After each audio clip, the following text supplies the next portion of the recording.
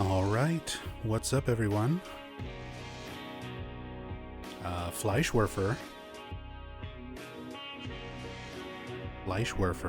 with the 17 months and the Prime sub. Danke. Thank you so much.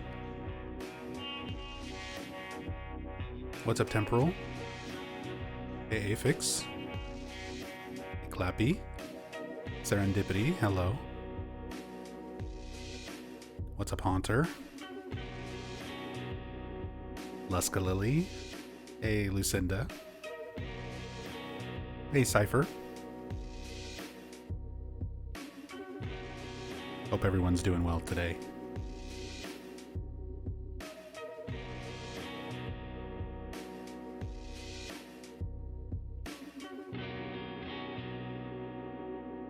Ancient Oleander, good to see you. Good to see you. Hope you're doing well.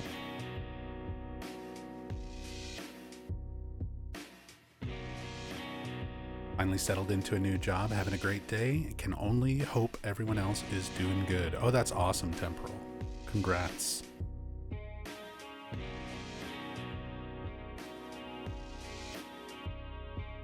I hope it all goes well for you. Hey, what's up, Newman?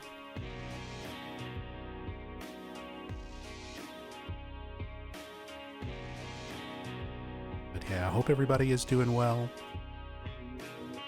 Things have been a little rocky for me lately.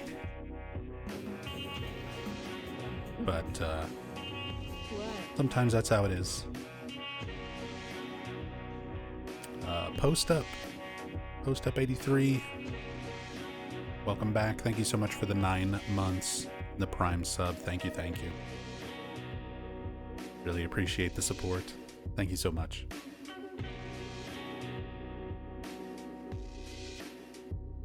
Hope you guys are feeling better. Yeah, for the most part. Throat is still a little funky. Rachel and I are kind of on the tail end of, like, when you're not sick anymore, but you're still just kind of like, it was a lot of sinus drainage and a lot of sore throat. So you still have the, like, residue of being sick, you know?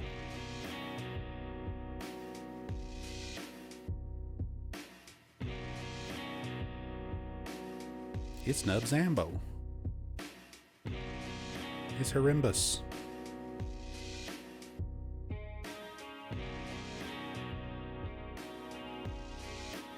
But yeah, Rachel and I are getting over being sick. We had like a little over a week there, or both of us were just feeling like crap.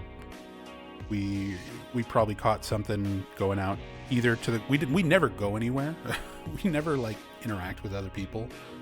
So the only opportunities we have to get sick are when we go to the grocery store or when our friends come over. So, and both of our friends, well, we've got like 2 regular friends that come by and hang out with us. And one is just as introverted, if not more so than us. And the other one is the social butterfly.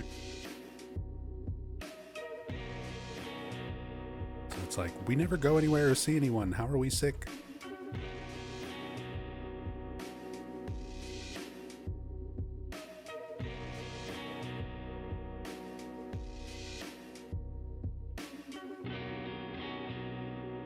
But aside from health, we also, for those who don't know, had a plumbing emergency. A plumbing emergency that we've had before, like 2 years ago. We had a problem where one of our main water pipes in our front yard burst, and we had to have somebody come out and fix it. And when they came out and fixed it, they were basically explaining to us, like, when our house was built and when like pretty much any property around here was built back in like the 80s and 90s. There was these just like really cheap, subpar PVC water pipes that are just not made to last super long, or wound up not lasting super long. So it wound up being a problem 2 years ago, and our water line broke. We had to have somebody come out and fix it, and we couldn't afford to replace all of it. Yeah, it's gray poly or gray poly B. But yeah, it's a known issue with like plumbing and piping. So we couldn't afford to replace all of it. Whenever we had the problem 2 years ago, and the guy was like, you know, we can replace some of it and fix some of it, and hopefully the rest will just last long enough until you can eventually replace it. Well, 2 years later, fast forward to earlier this week, and we had another pipe, the same pipe, wound up bursting again. Like a different section. Yeah, same pipe further back from the original problem. So, same deal. We called the plumber out to see if they could help, and same thing. They were like, hey, you're going to need to eventually replace all of this. Quoted us a price to replace all of it, and it was way more than what we could afford. Because we're already struggling right now. So we took the option that we were able to take, and thankfully Rachel's mother was kind enough to help us out with covering the bill so that we could get it taken care of, but still set us back like almost $2,000. Yeah, $1,800.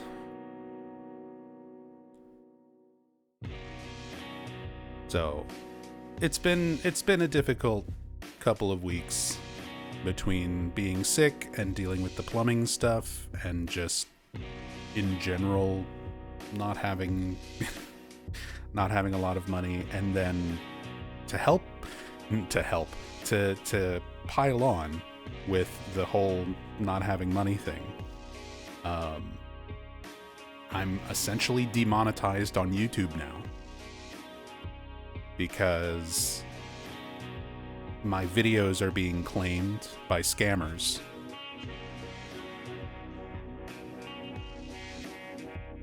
So there's scams that have been a part of YouTube for a long time, but it used to require effort before AI. Like, the scam, even before AI was a thing, basically people will do a cover of a popular video game song, or they'll take a popular video game song and like add a little bit of reverb to it or speed it up slightly, and it'll be the sped up version or whatever. And they get their edited version of the song copywritten through the YouTube copyright system, so that YouTube will automatically flag anything that it think matches their cover version or whatever.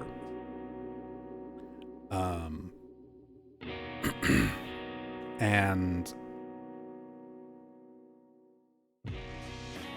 people have claimed my videos and stuff in the past doing that, but it used to require effort, like I said. Like, you had to still edit the song and or make a cover yourself or whatever.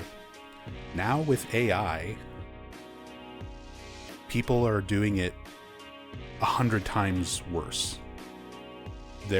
You can just AI generate vocals or lyrics, slap them over a song, which is what happened to me. There are AI scammers who are just like generating AI voice, AI lyrics, slapping it over Silent Hill music like the song Promise in Silent Hill 2, and then claiming that I'm using their music in all of my Silent Hill 2 playthroughs. Because no human is actually like sitting down and listening to my video versus what's being claimed against me. It's all automated systems on YouTube now. So there's scammers who take advantage of that and basically fraudulently claim videos as their own. So like all of my Silent Hill videos are being claimed. I'm not making any ad revenue on YouTube, and all I make through YouTube is ad revenue. I don't do brand deals. I don't do sponsorships. I never do anything like that. I rely entirely on ad revenue on YouTube. There's like memberships and stuff like that, super chats or whatever, but very, very little typically comes in that way. The majority of what I earn through YouTube is just through ad revenue. And now I can't earn ad revenue because my videos are just being constantly falsely flagged by scammers.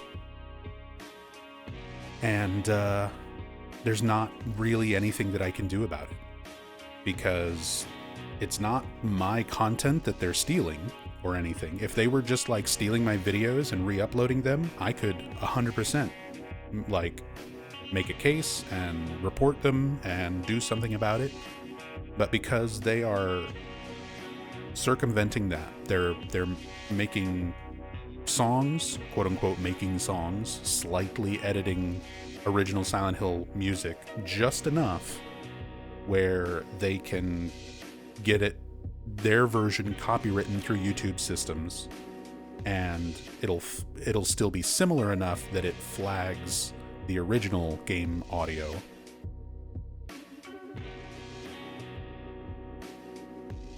So yeah, it's been a big problem. It's been a big stressful problem. How can that be legal? It's not, but the problem is nobody does anything about it. There's too many people pulling this scam, and Konami and Yamaoka and whatever, licensing companies that they have the music like licensed through, they don't care about that stuff. So they are not going out of their way to like shut them down or help creators like me. One of the few times you'd want Konami to interfere, yeah. One of the few times where I wish Konami or Yamaoka or whoever would actually step in and start copyright claiming their music, or being more litigious about people stealing their music and claiming other videos. But they're not. And there's nothing I can do. All I can do is try to appeal, and basically I can send a bunch of information to YouTube to try to like prove that my video is not using what the false claims are saying that it's using. And I literally show, like I put all my evidence together, I type up all the information, but the problem is no actual human looks at any of it. It all just goes through an automated system. So when I try to put in an appeal, it just goes into the same automated system that flagged my channel in the first place. So I put in the appeal, I provide all the proof, and my claim gets rejected. Like my appeal gets rejected. And you can try to push against that if they're like, oh, if you feel like the rejection was not correct, you can basically try to appeal again. But if you try to appeal a second time, it requires you to fill out a form that is viewable by the scammer, the person who is trying to claim those videos or is claiming all of my videos falsely. You have to fill out a bunch of information that is viewable by them. And it's like my full name, my address, it's like everything. So it's basically like, oh, if you want to push the matter further and everything, you have to give all of your information to a scammer. You have to dox yourself. Which obviously I'm not going to do that. That puts me at an even bigger risk for worse scams. So it's a mess, and YouTube is garbage. And I basically had my revenue and my income sliced in half thanks to bullshit music scammers on YouTube.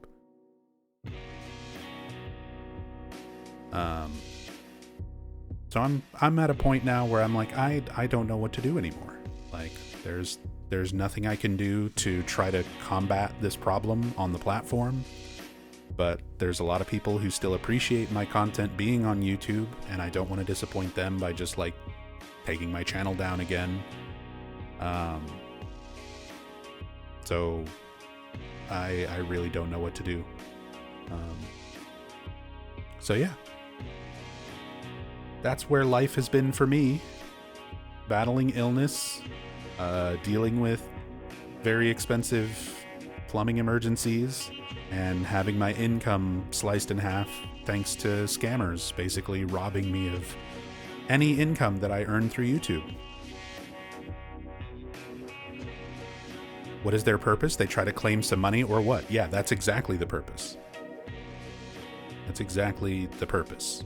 They normally, if I post a video and it doesn't get claimed, you know, like ads will play during my video and I make the money from the ad revenue from the people who watch those ads. Normally that money goes to me for the video that I worked on. These people, because they claim my entire video over, you know, this false audio match, they are basically saying, you know, falsely claiming that their audio is in my video when it's not. But again, because all the systems are automated, because you don't actually have a human being looking at my video and looking at their content and seeing that it's not the same, like, there's nothing that can be done about it. I try to appeal, but it goes through automated systems that just reject the appeal. And if I want to push it further to where a human would actually look at it, it requires me to hand over all of my personal information to a fucking scammer in Russia. Like, it's not an option. I can't do that. For larger channels where they have like legal representation, they have lawyers who can, instead of the YouTuber themselves putting up their information, their lawyer would put up their information instead as a representative. So for bigger channels, they don't have to worry about that because they can afford like a lawyer. They can afford to do all of that legally. They can push the matter further. For small channels like me, like, I can't afford a lawyer. I don't have a representative, a legal representative who can put their information in instead of my personal information to fight that. So it's just a mess. It's just a complete mess.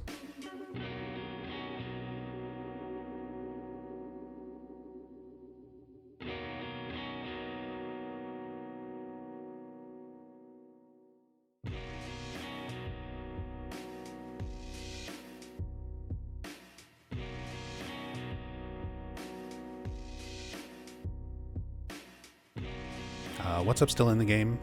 You're back. I'm new to Twitch and have been here already 2 weeks. Already thought you might have been gone forever like Fungo. No. Been sick, been dealing with a lot of bullshit in life. Fungo seems to be gone for good? No, Fungo's actually going to be coming back.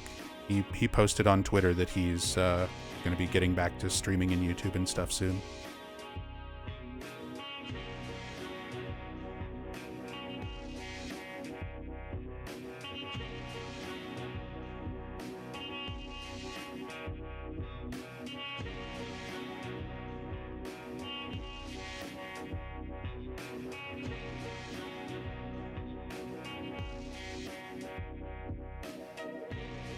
Even if you have a lawyer, they still require the actual person's info. Instead, they're able to get a real person instead of just AI.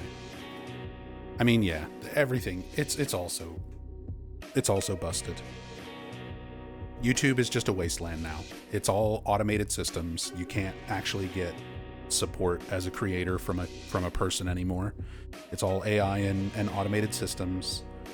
The platform is being dominated by AI generated videos or scammers who are stealing revenue from people, like my situation.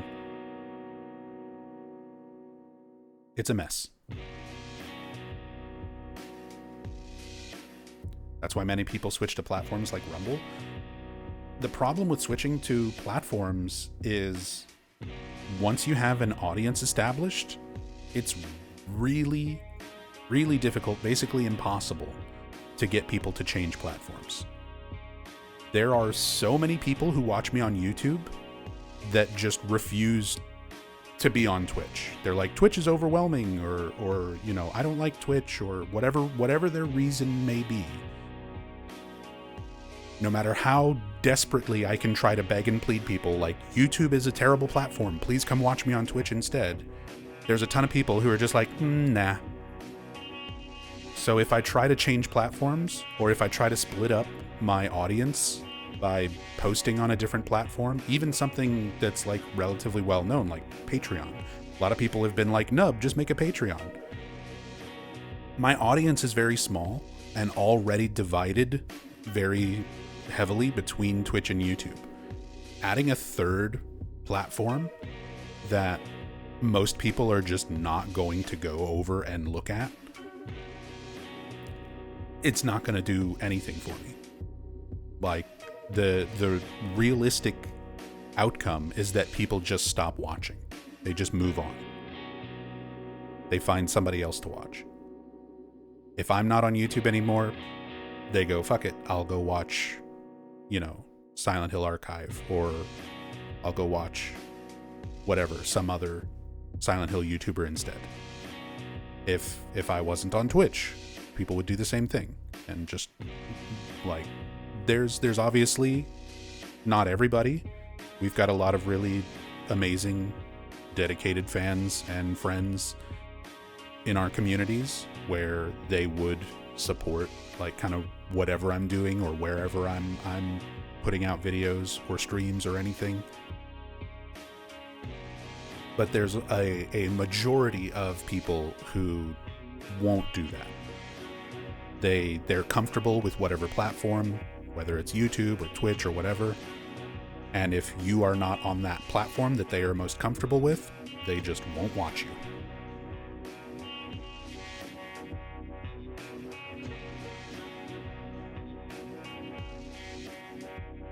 Yeah, Twitch wouldn't be so bad if not for the archive change. If I was able to at least... If Twitch hadn't made the archive change where I could have kept all of my stuff backed up on Twitch the way that it was for, like, years, more than a decade, that would be one thing. But Twitch changed it so that I can only have 100 hours worth of videos saved on my Twitch channel, which is like nothing. 100 hours is nothing.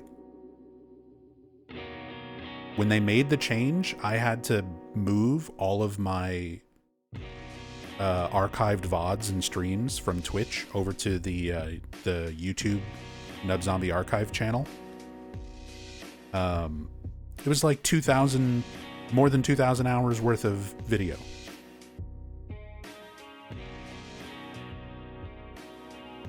It was thousands of hours of video. And Twitch is like, you can have 100 hours. Like, really? That's it? Even as a partner? 100 hours is nothing.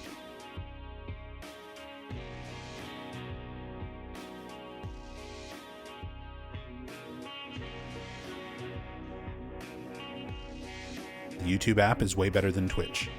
Yep. And at the end of the day, that's all it comes down to. Like, it doesn't matter if I sit here and tell you all of the ways that YouTube as a platform is absolutely horrible and killing creators. You know, people are like, well, the app runs good on my phone and it stays on while I sleep. So too bad, I guess. That's all people care about, is their own personal convenience. This app works better, and it does what I need it to do. So if you as a creator don't want to make stuff on the platform that works for me, on the app that I prefer, then too bad. I just won't watch you. That's ultimately what it boils down to.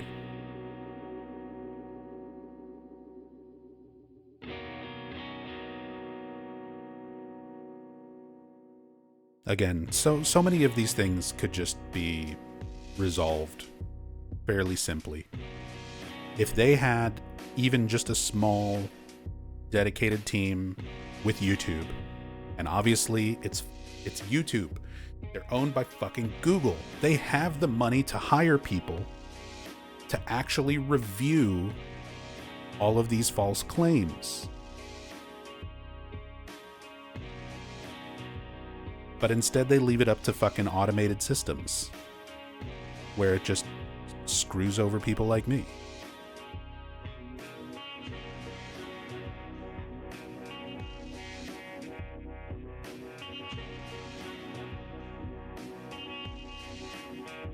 So I don't know. I've not been in a very good headspace because of that. I've been dealing with a lot. I'm trying to figure out what to do going forward. If things don't get fixed on YouTube and things continue the way that they are,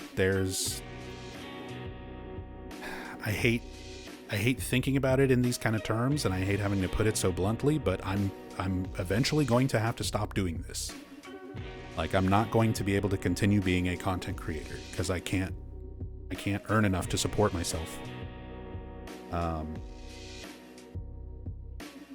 And like, I got to take care of myself. I got to take care of my family. I got to make sure that we can pay our bills and eat. And if that means like going and getting a regular 9-to-5 again, like I've got no problems doing that. But I know that I'm not at a point in my life where I could handle working a full-time job and then also streaming and stuff anymore. It would have to be like one or the other. So I'm struggling to keep doing this. I'm doing everything in my power to figure out what I can do to like keep making this work, because I love doing this. I love our community. There's so many amazing people who've been supporting me for such a long time now. Again, I've been streaming on Twitch since 2011. For October this year is going to mark 15 years that I've been streaming. And we just celebrated 9 years of being partnered on Twitch, which is pretty much when I started doing this full time. And relying on Twitch and YouTube as like my sole source of income. It's been 9 years. And it just sucks. It sucks to see all of that sort of stuff flushing down the toilet. And still in the game, that's one of those things. I saw your comment on YouTube, and I was trying to think of a nice way to respond, and I couldn't think of a way to put it that didn't sound harsh. But like, the way you were talking about it made it seem as though like, oh, I just started becoming a full-time content creator with no backup plan. No, I built everything up since 2011. From 2011 through 2017 was busting my ass and getting to a point where I was earning enough to support myself. And I've been doing that for the last 9 years. This is not like some recent decision of like, I'm gonna live my whole life off of YouTube. I've been doing this for almost a decade and supporting myself. It's being ripped away from me now by scammers.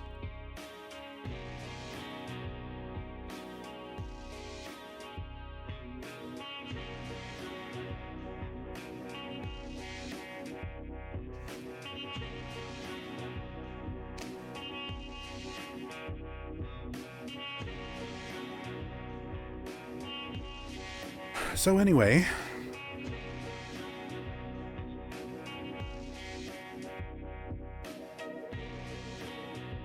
willing to do another job. Understand the allure. Yeah, of course I'm willing to do another job, but I'm also very hesitant to just throw away this audience that I've built up over 15 years and be like, sorry guys, the whole internet thing's not working out, so goodbye. Realistically, I'm hitting a point where that is likely going to be the case if we don't get like some kind of major change. But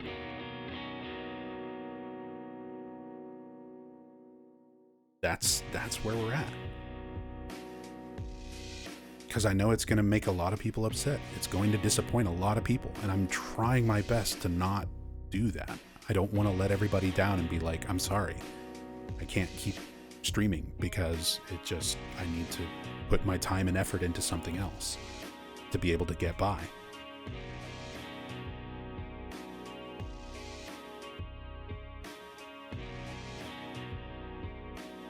But things were already a struggle. Like, views have been down, support has been down.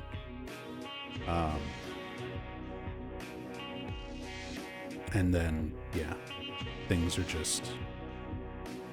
been a mess. And comments like, hey, it's just going to get worse. AI is just getting worse. Just throw it all away and be responsible. Comments like that don't help. I understand you were trying to do the like dose of reality, but trust me, I'm aware. I'm aware of the situation in a realistic sense. So stuff like that really doesn't help.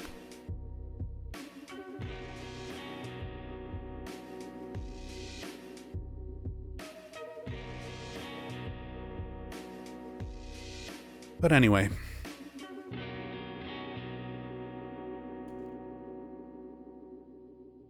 we're just going to be doing other stuff today.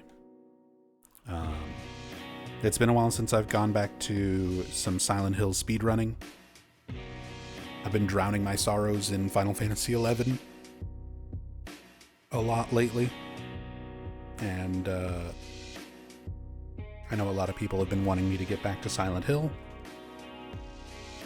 I've been wanting to do some Silent Hill speedrunning again.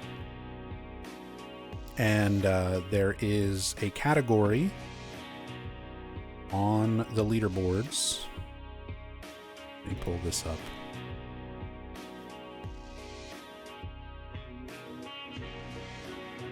But there is a category on the Silent Hill leaderboards called Team Silent any percent.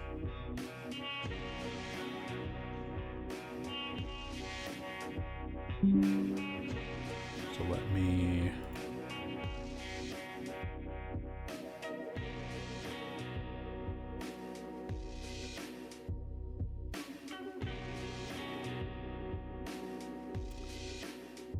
So yeah, we're going to be doing Team Silent any percent today. It's a back-to-back speedrun of Silent Hill 1 through 4.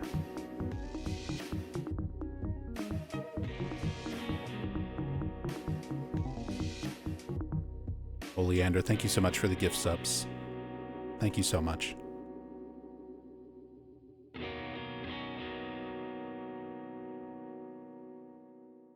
Thank you, Oleander. Gifting out some subs. Ultima Weapon, Gestelt, Afix, FM Bearden, and Otterfam. Enjoy the subs, courtesy of Ancient Oleander. Thank you.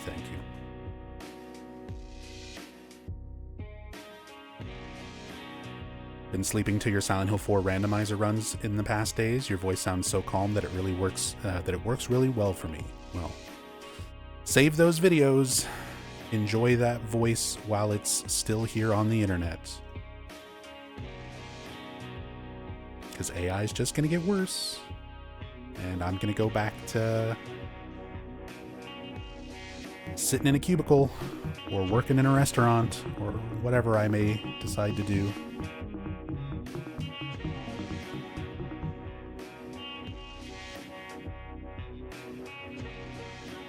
Haunter Noir, thank you so much. Thank you guys very, very much. Haunter with another 5 gift subs going out to the community. You guys, thank you very, very much. Again, all of your love and support. It's what is keeping me here as long as possible. Hollow Hymns, Ental, Miss Vector, Lightning Hawk, and Isla Doodle.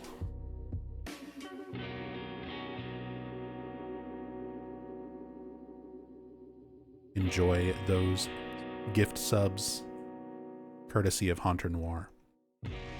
Enjoy the stick bugs. Thank you. Thank you all so much.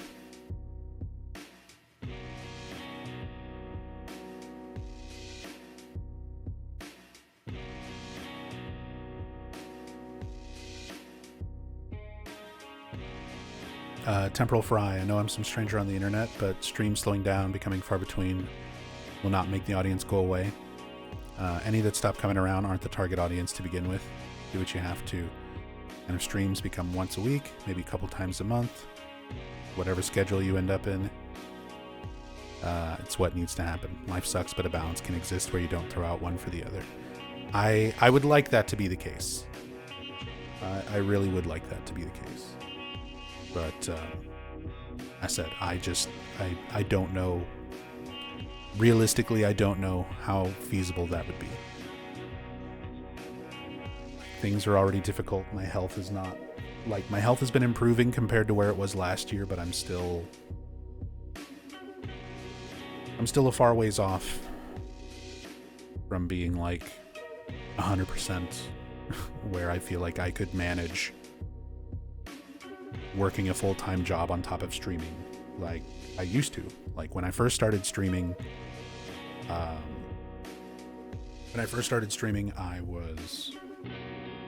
that was 15 years ago. I'm 38 now. So I was still in my mid-20s, early to mid-20s. I was working full-time. I was a manager at a pizza place, at a pizza restaurant. I was also working part-time as a session studio musician on top of streaming full-time. I cannot handle that type of schedule anymore. What's with your health, if I may ask? A lot of things. I went to the emergency room March last year because I thought I was having a heart attack or a stroke. The entire left side of my body had gone numb. I was struggling to breathe. So my wife took me to the emergency room. They went through and checked a bunch of things. They weren't sure what was wrong. They thought that it might just be severe anxiety. So they treated me for anxiety and sent me home, told me to go see a regular doctor. Went and saw a regular doctor. Had blood work done. Saw that I had like vitamin D deficiency and some other things through that. Had high blood pressure. So they started treating me for those things. And then while I was put on medication for those things, I was having a bad reaction to some of those medications that wound up giving me really bad heart palpitations. So like, last year I was just in and out of doctors constantly. I was I had to go see an ultrasound specialist to see if there were blood clots and things like that. I had to go and see a cardiologist, and I had to wear a heart monitor when my heart was just going crazy. I had to go and have an MRI to see if there was anything wrong with my spine, to see if there was anything wrong that way. And it's like all these things. I had to go and see a nerve specialist. We did a nerve conductivity test twice on my lower body and on my upper body. It was just constant in and out of dealing with doctors and specialists to try and find out what was wrong with me. And there was never any major like diagnosis or discovery. They basically just kind of kept treating me for anxiety and sending me home. And like I definitely pushed me to like try to improve things in my life. try to start eating better, try to start exercising more, taking vitamin supplements, you know, basic things, which have put me to the point where I'm at now, where I'm at least feeling well enough to get by day to day, but things are bad. Things are still bad. I still get panic attacks, or what I think are panic attacks. There's, again, still no official diagnosis if it was anything else going on, because I got different information from different doctors, different specialists. When I had the nerve work done, like the nerve conductivity stuff done, the doctor who was doing the nerve conductivity tests, when I was giving them all of my information and telling them all of my symptoms and going through the results of the test, they were thinking that I had a transient ischemic attack, which is essentially sort of like a mini stroke. And there's just, I never got any final word, no final say-so from any of the doctors that I saw, who were like, well, here's the problem, here's what's wrong, here's what we gotta do. No, it didn't wind up being blood clots. So, yeah, I was supposed to be tested for sleep apnea. My primary doctor was like, we're going to send a kit to your house to do a home test for sleep apnea, and then we can move on from there. And it just never showed up. It just never arrived at our house. Yeah, insurance probably didn't approve it or whatever, So yeah. It's just been a big mess.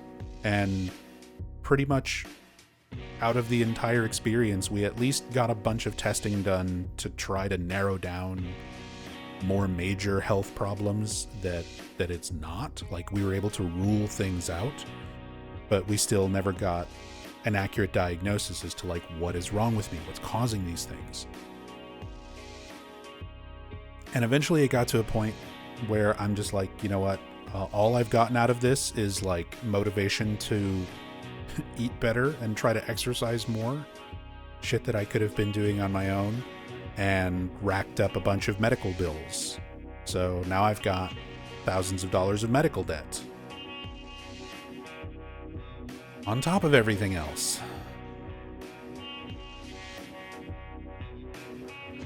But yeah, when I got taken to the emergency room last year, that was where I had to take months away from streaming and from making videos and stuff, because I was having these attacks like every day, sometimes multiple times a day. My whole body would just seize up and shake.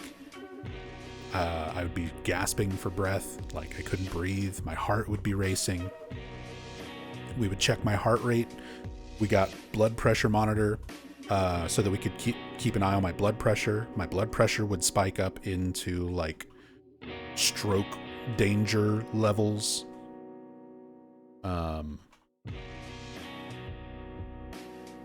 It's just been a mess. It's just been a mess.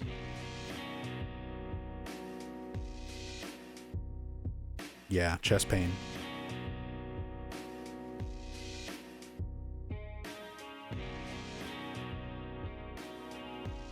Anyway, that's kind of where we're at now. Like, that's life as it is. I've got health problems. I'm doing my best to try to continue providing entertainment for you guys. Working on videos. I'm working on some stuff for YouTube. I'm going to be putting together my audiobook readings of the Silent Hill novelizations. So that's going to be the next sort of like bigger project of things to work on for YouTube. And streaming as much as I could.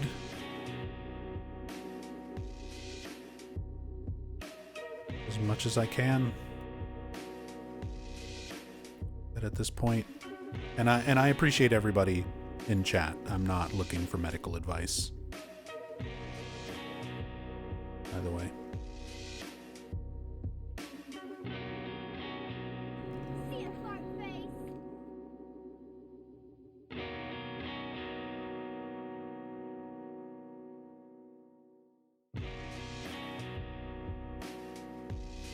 Repoison. Thank you so much for the 12 months. Thank you for that full year. Thank you for all the content. Please open a P.O. box so everyone can send you nice things. I can't afford it, dude. P.O. boxes are not free. And I'm barely making ends meet right now. And it's not worth it so that people can send me, you know, send me whatever.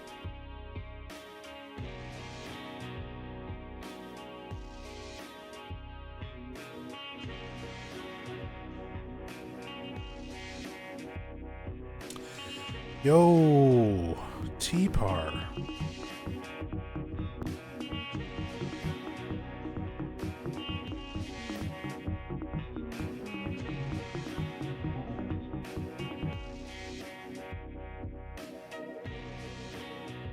T-Par, thank you so much for 25 gift subs. 25 gift subs. Out to the community. EMP 900, Giant and Shaven, Fen 6, Lettuce 1K95, Vembro, Rabid Ducky, Xanderkins, Axentoix, Kabisama, Nick, Gillies, Black Indie Dev, Solistair, Var, GSM Dylan, Pablo, Full Metal, Hope Keto, Viking Nordland, Heat Gamer, Ryan, Signalis, Lazy Tiger, Iam, Clappycoon, and Xenix. Everybody getting subs today. Thank you so much, T-Par. Thank you, thank you. That is incredibly generous of you guys. Thank you so much for all the love and support. Again, you guys are keeping me going. You're literally keeping me alive. I don't want to undersell how appreciative I am for everybody who is supporting me now. Like, you're literally keeping me alive. You're helping us keep going. You're helping us be able to pay for groceries and keep our lights on.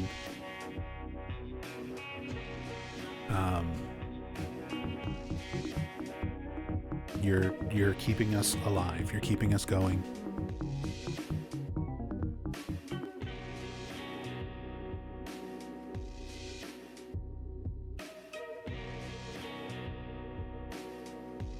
Long-time lurker and watch your YouTube VODs pretty frequently, so just want to say appreciate all the content over the years. Thank you so much, T-Par. Thank you, thank you.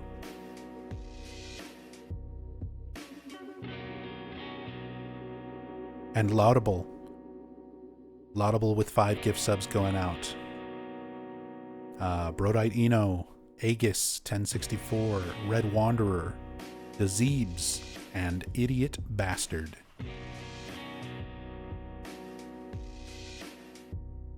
Enjoy those subs from Laudable Halo. Thank you.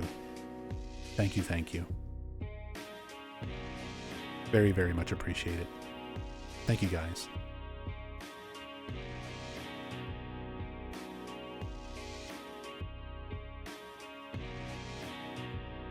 Tried to casually check out on YouTube what you thought about Silent Hill 2 Remake as well as Silent Hill F. You played them, but I couldn't tell if you liked them. Did you really watch those playthroughs then? I feel like, look at the last part, like usually at the ending of each of those playthroughs, I tend to kind of give all of my consolidated thoughts.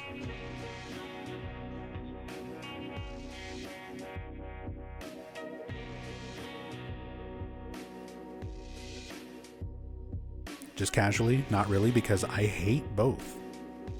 Damn. I mean, that's fair. Everyone's got their own opinions. I thought Silent Hill 2 Remake was very good. I don't I feel like a lot of people who hate it are viewing it as though it is trying to be a replacement for the original Silent Hill 2, which it's very clear it's not, and that's not what Bloober Team was trying for. I think it is a wonderful love letter to the original game. There are so many references, so many little details that are not even from official Silent Hill stuff, that are taken from fan theories and fan discussions from over the years, that are incorporated into Silent Hill 2 Remake, that as somebody who's been a fan, who's been following all of those theories and stuff since forums back in like the early 2000s, around like 2000, 2001, those early internet days of sharing forums with other, sharing thoughts on forums with other Silent Hill fans. The fact that they incorporated so much of that into the Silent Hill 2 Remake, I appreciated it a lot for what it was. I thought Silent Hill 2 Remake was a wonderful love letter made by people who clearly are big fans. It's not perfect. It's got a lot of flaws. There's definitely issues with the Silent Hill 2 Remake, but none of them were like big enough to make me dislike the experience.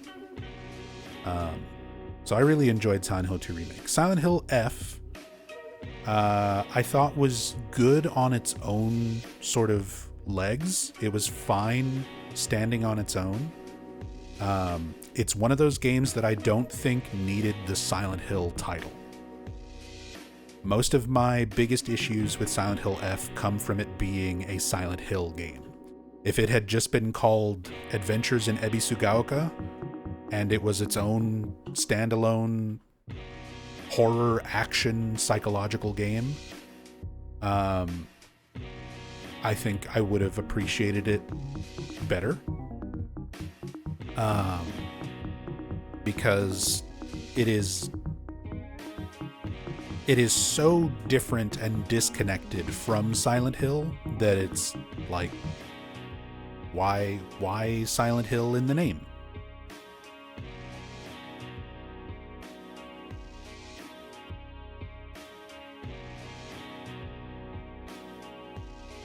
Var, thank you so much for gifting out a gift sub to Acer Tonic. And Sale and Armo, thank you so much for the 26 months.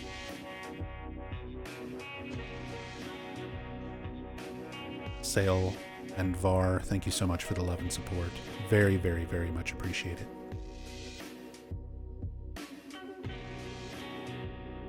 Thank you, thank you.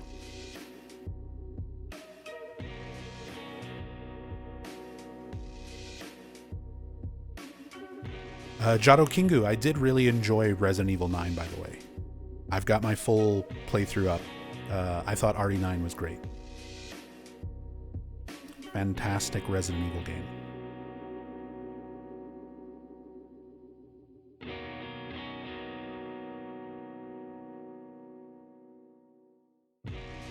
Sorry, just catching up on some of chat here. 2 Remake got you into the franchise. I'm very new, but so involved with the original games too. A lot of people. The fan base has grown exponentially thanks to Silent Hill 2 Remake. It's sold over 5 million copies. It is the best-selling Silent Hill game of all time, the Silent Hill 2 Remake. And again, even if you're not a fan of the Silent Hill 2 Remake, it got literally millions of new people into Silent Hill who were not previously playing these games. And they're going to go and check out the other ones. They're going to go a lot. Like, it's unfortunate that the original games are so difficult to come by. You can't just like get the original Silent Hill 2 on your PlayStation 5.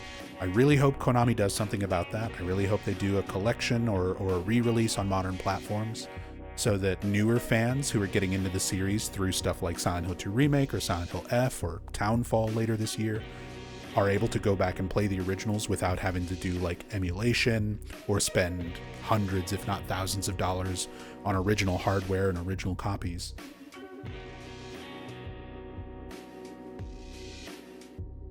But yeah, it's gotten so many new people into the fandom, which is amazing.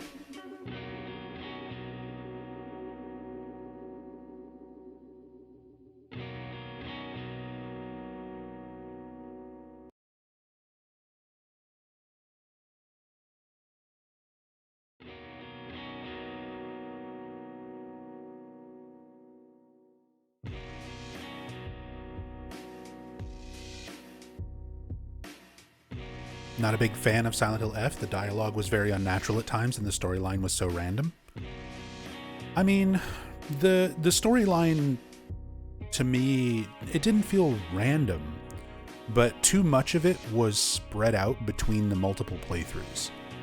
There should have been a lot more information, and I feel like more endings available for a first playthrough. I think that there's stuff like that I think really hurt the way that Silent Hill F got received. Also, the fact that it is just a very intrinsically Japanese game. If you are not yourself at least a little bit familiar with Japanese culture and language, there's a lot of stuff in Silent Hill F that you're just not going to get, you're not going to understand, and it's just going to come off as like strange or unusual, that won't seem that out of place if you have a little bit more understanding of like Japanese marriage traditions and things like that. So there's also that sort of cultural divide where it can be very difficult to appreciate a lot of the stuff that's in Silent Hill F if you don't have that knowledge of Japanese culture. So I definitely know that's been a problem for a lot of people, kind of digesting that game. Anonymous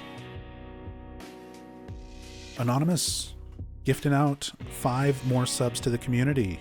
Anonymous, thank you so much. Ozumath, the Detourist, DMC 0343, President Kendo, and Blue Blood Blues. Thank you so much. Thank you, Anonymous. I appreciate the love and support.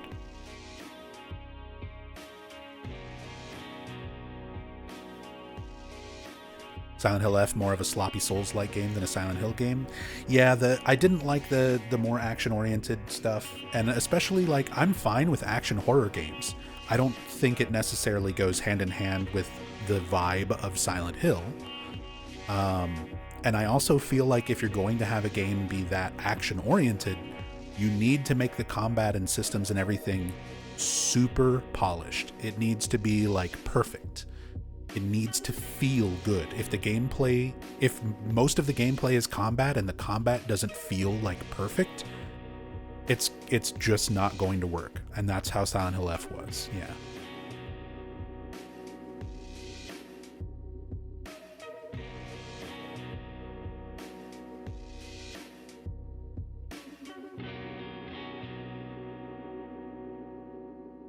Okay. I'm going on record right now, still in the game. I 100% disagree with that sort of mindset of it's too woke, anti-male, anti-marriage, anti-birth. You're allowed to have stories that are not male-focused, that are not anti-male. It's telling it from a very specific viewpoint that I think you are misinterpreting. Try not to be so closed-minded towards those sorts of things. It's the most I can try to say.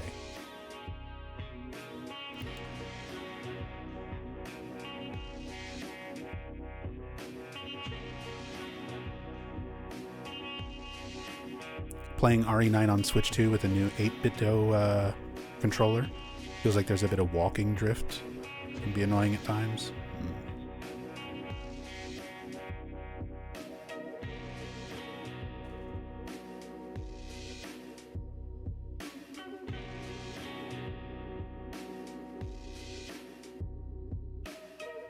Hey, what's up, Deus Ex?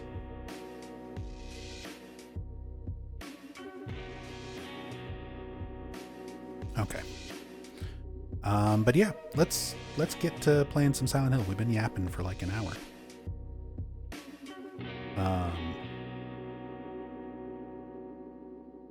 So this is what I'm going to be doing today.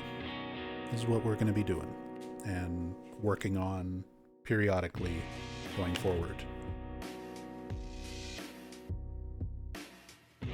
So these are the rules for the Team Silent Any Percent category on the Speedrun.com leaderboards.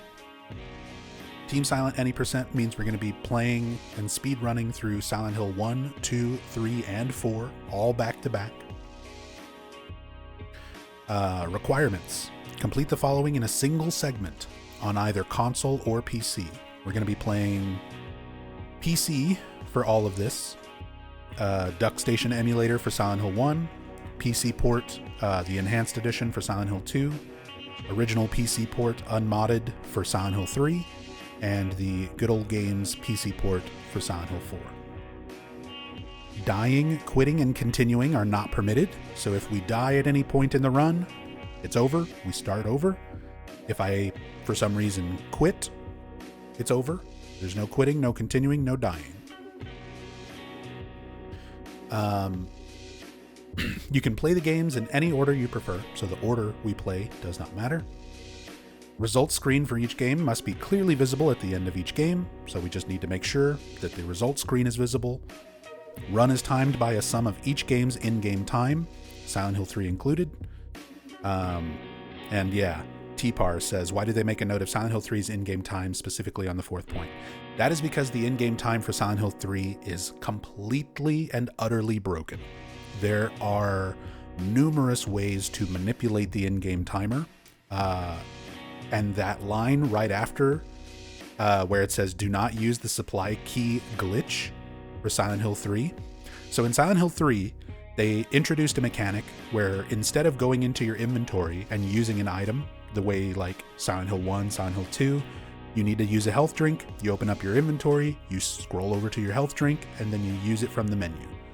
With Silent Hill 3, they made it so that you can equip supplies and basically just hit a hotkey to use them instead of opening up the menu. Well, there's a problem. Whenever you press the supply key button, for a fraction of a second, the in-game timer just stops. It just straight up stops for a fraction of a second. And it doesn't even matter if you have supplies equipped. Even if there's nothing equipped, if you're just pressing that button, every time you press it, the in-game timer stops for a fraction of a second. So if you do a Silent Hill 3 run and you're just constantly mashing that supply key the entire time, it will shave off literal like minutes, not just like a few seconds, minutes, several minutes worth of time from your final in-game time on the results screen. Because that was discovered, we had to completely change the way that Silent Hill 3, like if you do a speedrun of just Silent Hill 3 by itself, you don't go off of in-game time. You go off of real time with loads removed. So basically you just take your real time, however long it takes you to get through the game, and then subtract load times for your final run time. But for the sake of this multi-game category, everything is still using the in-game time. We're just not allowed to abuse the supply key glitch to modify the in-game time more than it already is.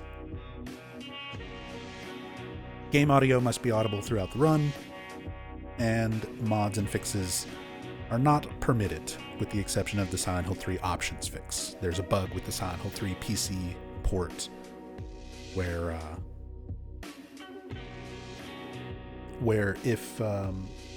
if you're booting up the game and going into the options menu, it tries to scan all of your possible monitor resolutions.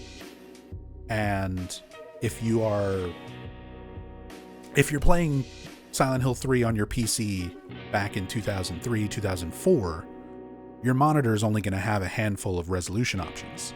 So normally that scan to see all of your monitor resolutions goes very, very quickly. And you go to your options menu and the options menu just opens up instantly. On modern systems, there are so many different variables for what your monitor resolution and refresh rate and all of that can be, that when Silent Hill 3 tries to scan all of that, the game basically freezes up and stops working because it gets overloaded with all of that information. So the Silent Hill 3 options fix is that. That's the only thing that's allowed. What order am I going to do? Just release order. 1, 2, 3, 4.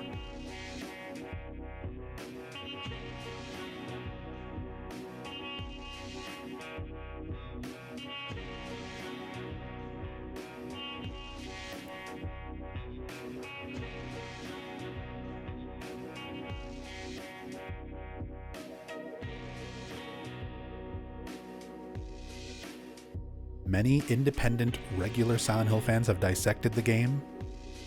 She doesn't just say that her father is a bad man. Oh, okay.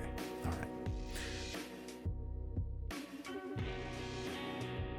right. So I am not an independent, regular Silent Hill fan because I disagree. Also, as somebody who is, like, spent time in Japan and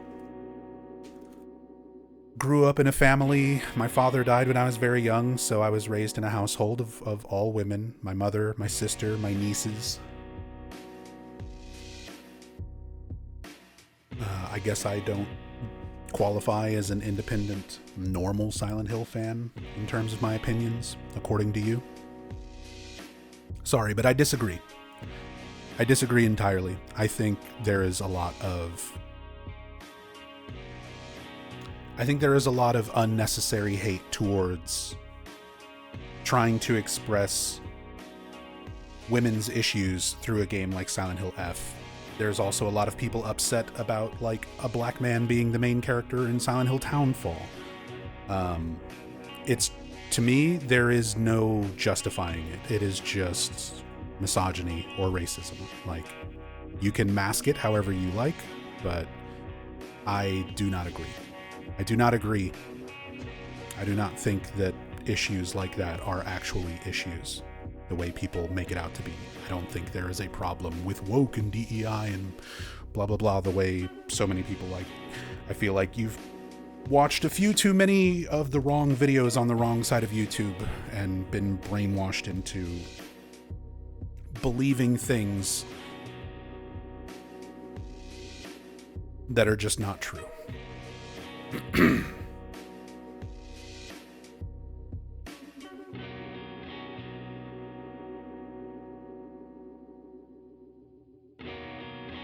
See where you might be politically, but that's not for this stream. It's not even politically. It's my life, dude. It's life experience. It's not like a political decision. I come from an ethnically mixed family. My mother is white. My father was Hispanic. When my father died, my sister's biological father, who is a different man, stepped in as my stepfather. He's a black man. My sister is mixed, black and white. She married a black man. My nieces are both black. I come from a white, Hispanic, black family, raised by predominantly, again, women, because my dad wasn't around. My stepdad wasn't around all the time. So it was mostly my mother, my sister, my nieces. So I've got a lot of direct life experience of what it is like to be a person of color, to be a woman in society from the 80s up until today. Woke is bullshit. It just is. Bullshit. DEI is bullshit. It's complete bullshit. People are upset that someone other than themselves is being represented. And that's fine. If you don't want to consume that sort of media, that's entirely your opinion. That is entirely your choice. If you feel you are not being represented or that something is being represented in a way that you don't like, you don't have to consume that media. You don't have to play those games. You don't have to watch those movies and things. But I think the mentality behind that decision is intrinsically flawed.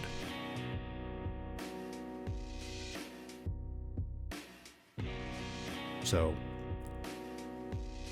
We don't need to make the whole stream political, but if you need to know where I stand politically, I am an ally. I am for humans. People. Because no families are all the same. No cultures are all the same. Everybody deserves love and representation. You don't have to agree with it, but those people still exist and deserve to be in things. They deserve to be represented. They deserve to be supported, just like everybody else, whether you like it or not.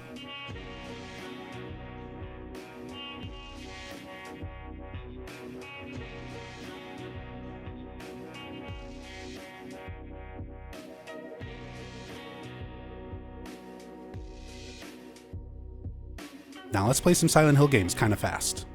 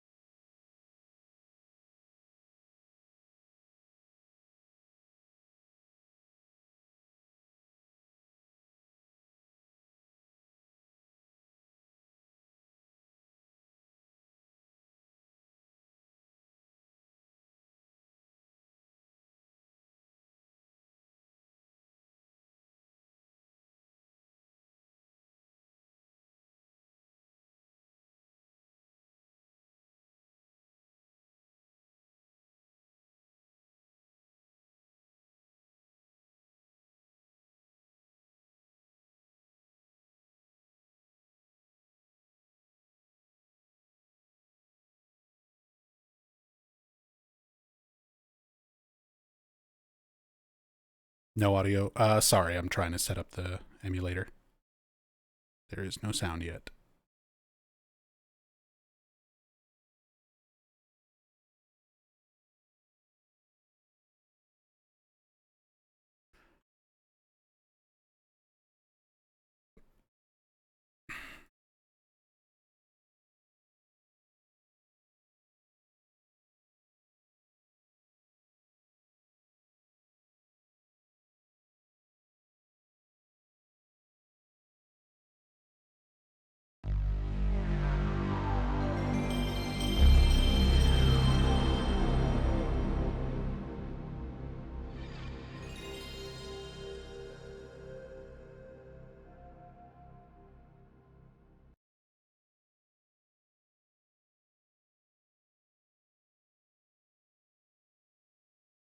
Would be interested in your thoughts on Resident Evil 9 Japanese voice acting. I haven't heard it. I've only played through the game once, and it was in English.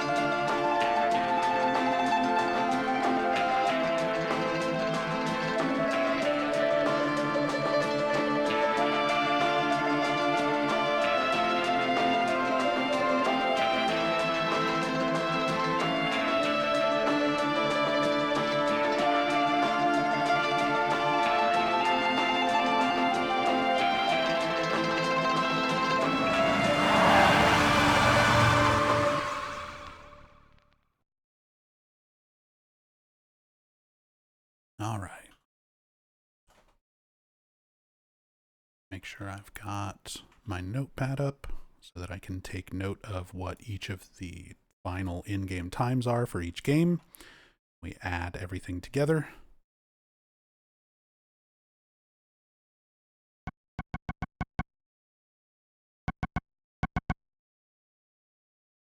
Did Akira Yamaoka do the soundtrack for F? He did like half of it.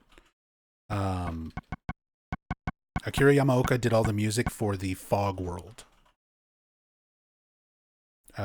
The Otherworld music, like the Dark Shrine music, was all done by Kensuke Inage, who's done music for like the Yakuza games and Tekken and a bunch of other stuff.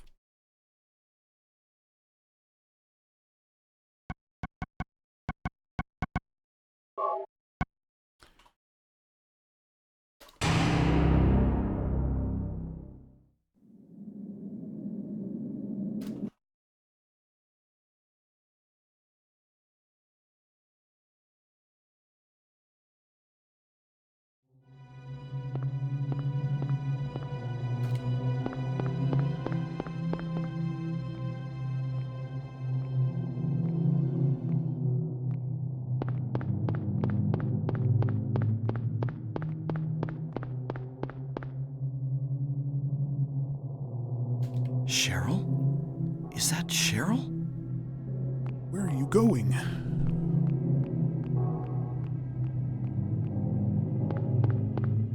Where are you going? Hey, wait! Stop!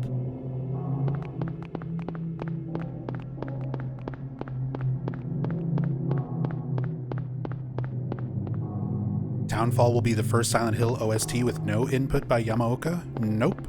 Silent Hill Downpour and Silent Hill Book of Memories and Silent Hill Ascension. Yeah. Downpour, Book of Memories, and Ascension.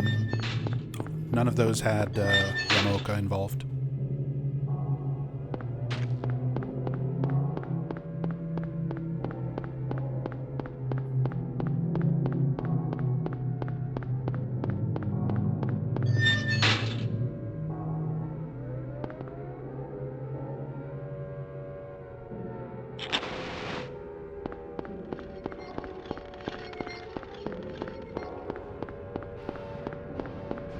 Okay. Multiple people have told you to drop it still in the game. At this point, you're just asking for trouble.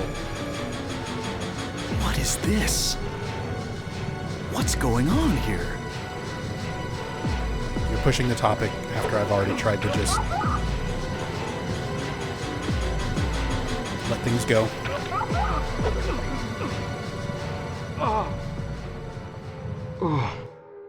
Last warning. Set the differences aside and enjoy Silent Hill with everyone else, or be gone.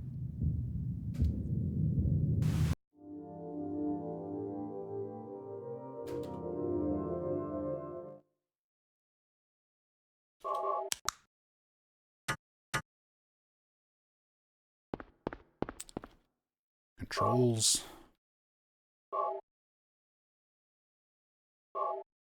Am I excited about the Silent Hill 1 decomp? Yeah. We're gonna get an actual functional Silent Hill PC port without emulation. What's that? It's gonna open up a lot of opportunities for mods and things like that. With that radio? Silent Hill randomizers and potentially other fun things.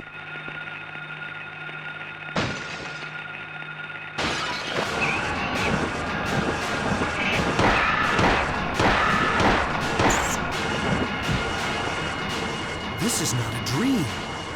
What's happening to this place?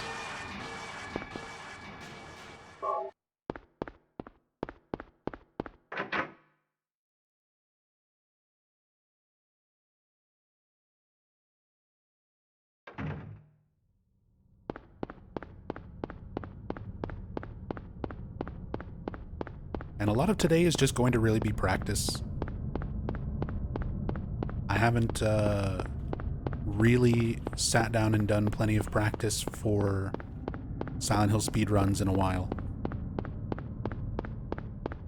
So these are not gonna be very good runs. But this is one of the things that I'm gonna be working on as far as speedrun categories go. See if we can get a nice time, a nice submission for Team Silent Percent.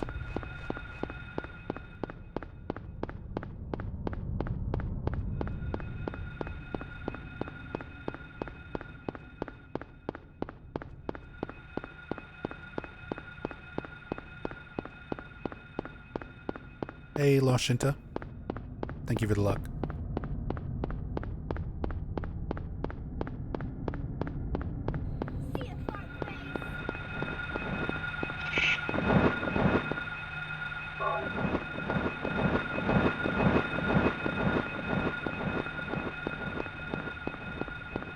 Presume you'll be using whatever other glitches you're able to. For the most part, yes. There is an in-game time exploit for Silent Hill 3 using the supply key. That is pretty much the only glitch that's, like, not allowed. So for Silent Hill 1, we'll be doing the romper out of bounds and the amusement park skip.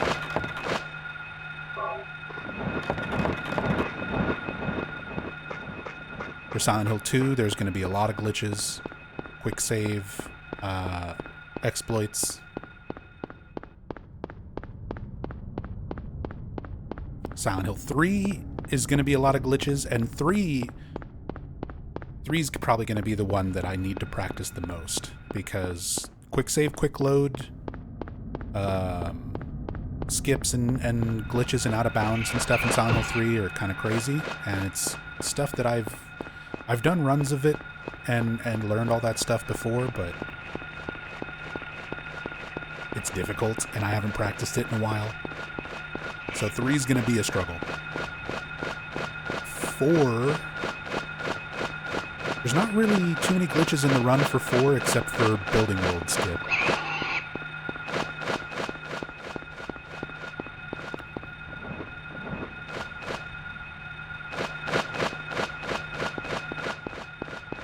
That's the main thing with 4 is building world skip.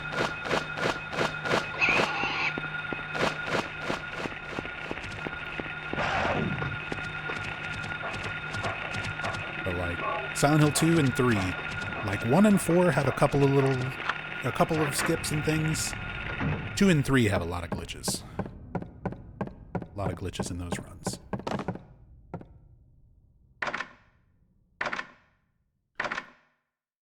In very barred taste, by the way, thank you so much for the 23 months.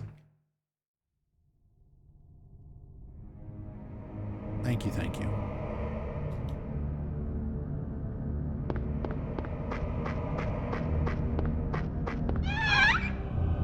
Let me know if the audio and everything is okay, by the way. If the game is too loud. I think the game might be a little bit too loud.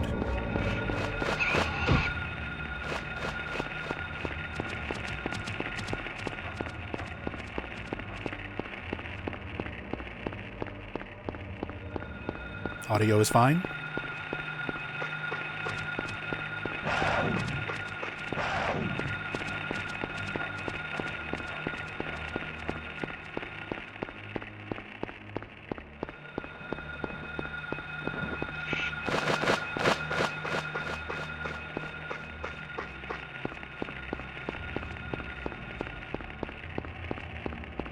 I'm a bit quiet to you, but it's fine.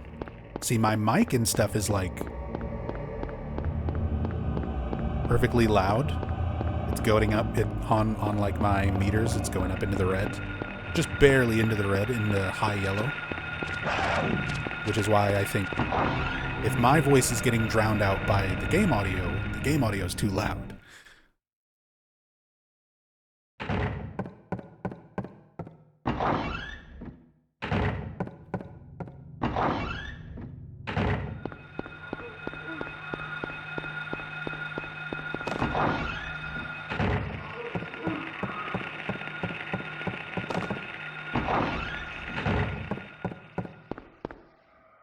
All right.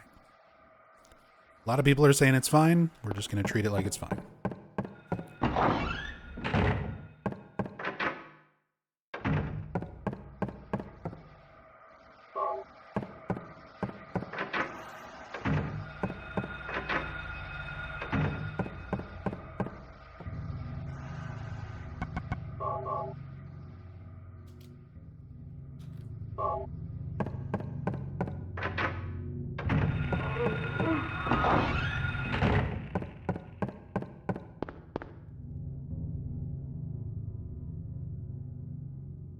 All right, gold medallion going in.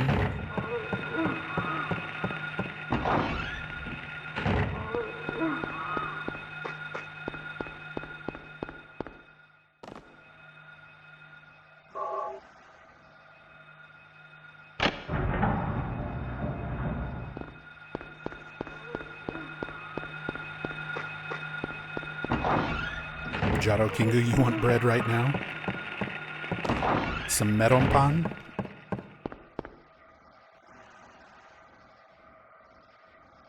Meron pan?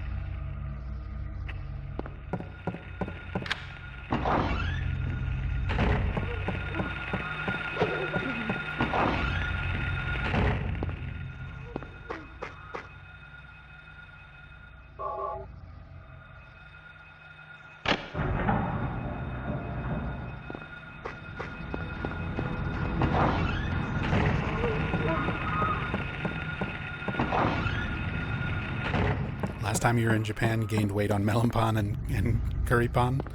Meron pan, curry pan. Yeah, same, to be honest. So good.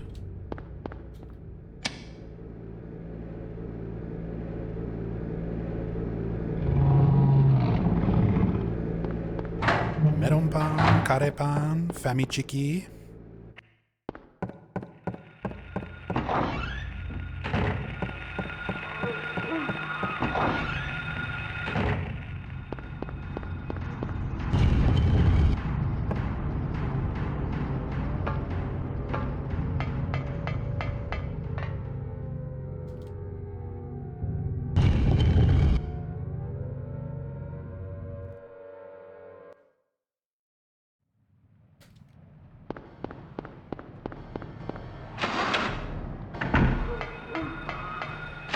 Losing weight this time by resisting the pan.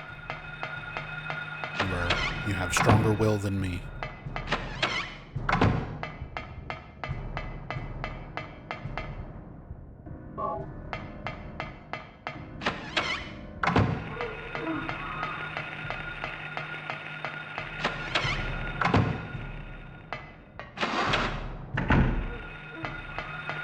I just realized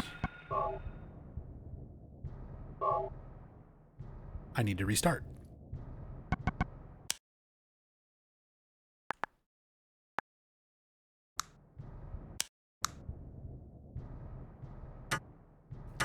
I don't have the right settings.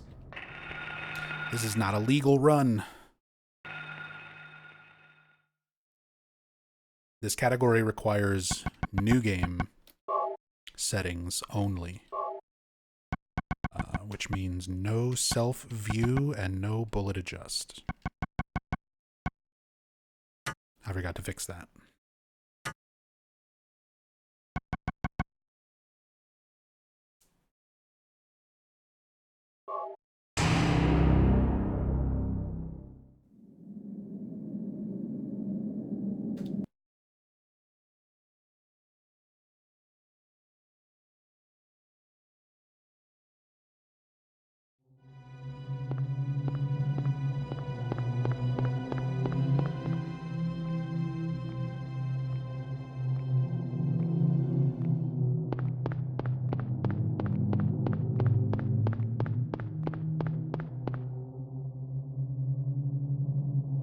Cheryl? Is that Cheryl?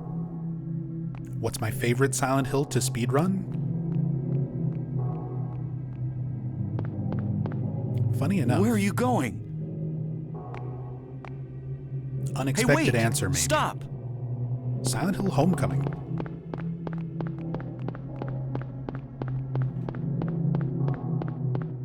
I've done speedruns for almost every game in the series, except for the newer ones. I'm still learning I still need to learn the speedrun for Silent Hill F. I need to finish learning the speedrun for Silent Hill 2 Remake. I need to properly learn, like, PT.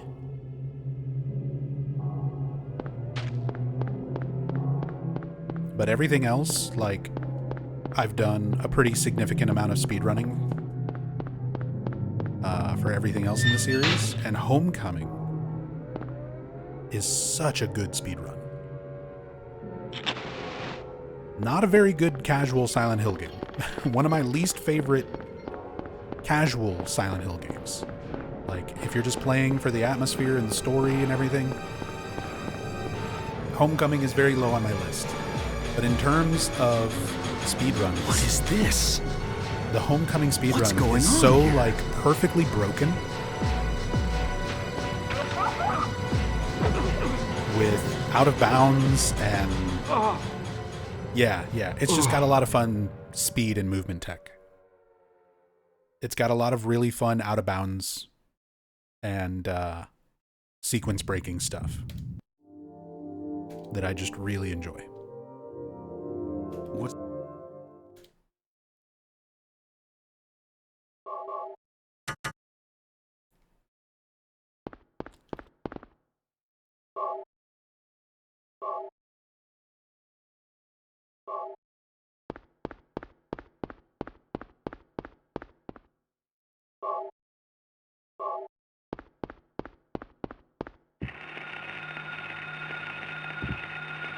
What's that?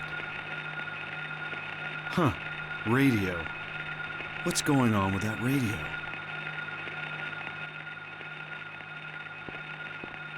Can we expect a Western % stream? I mean, one of the reasons why I'm doing this Team Silent % category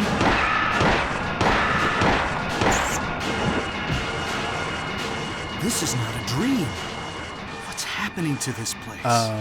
one of the reasons why I'm doing this category is just to brush up and practice on 1 through 4 in kind of a fun way. And to give me something else I can submit to the leaderboards. But this is all going to be building up towards doing another full series speedrun. Because I did a full series speedrun back when the series ended at PT. And it took me 18 hours and 34 minutes in real time. 18 hours and 34 minutes to play through, to speedrun through Silent Hill 1, Play Novel, Silent Hill 2, Silent Hill 3, Silent Hill 4, Silent Hill the arcade game, Origins, Homecoming, Shattered Memories, Downpour, Book of Memories, and PT. All back to back, all in one sitting. I did that in about 18 and a half hours. So now I need to learn short message. I mean, I've already done speedruns of short message, but I can improve it. So I need to get better at short message. I need to finish learning the speedrun route for Silent Hill 2 Remake. And I need to finish learning, or begin learning, the speedrun for Silent Hill F. And hopefully, before Townfall comes out, do another full series run. Because I think I can do all of those games in around 21 hours. If I really work on all of my individual times. And then just have some good luck, some good runs. And then whenever Townfall comes out, we can add Townfall onto that.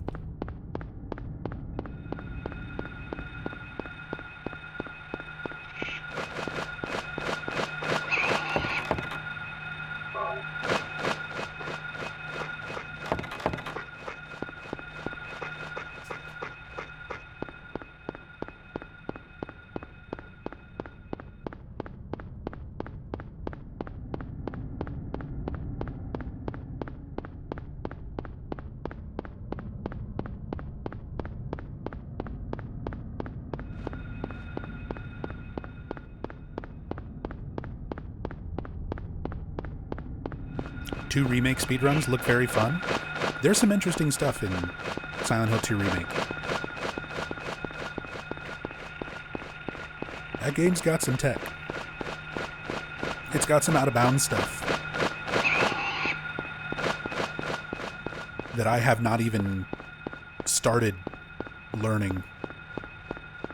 Like, I'm still in the process of learning kind of like the glitchless speedrun route through Silent Hill 2 Remake.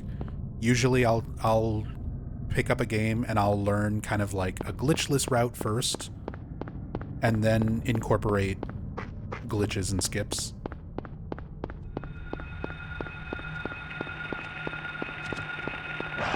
So I'm still in the process of learning the normal glitchless route through Silent Hill 2 Remake.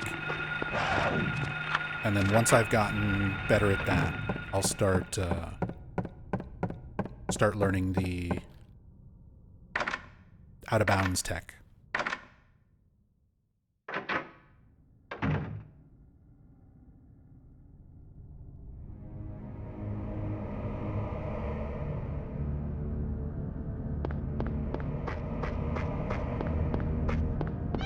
Funny that Sybil and Lisa made it into Dead by Daylight before Harry. Dude, Harry never gets any love.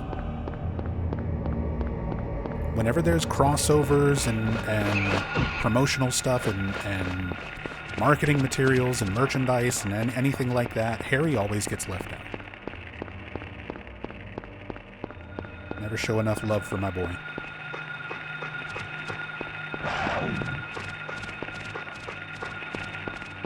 Like, we just got new Silent Hill 1 merchandise. And it was not Harry. It was the Split-Head Lizard. We got a Split-Head Lizard plush. Where you can... It's got a zipper on it, and you can zip up its mouth.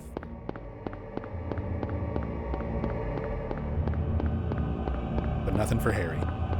Hopefully, yeah, whenever the remake comes out, I'm very curious what Harry's going to look like in the remake. What he's going to look like, what he's going to sound like.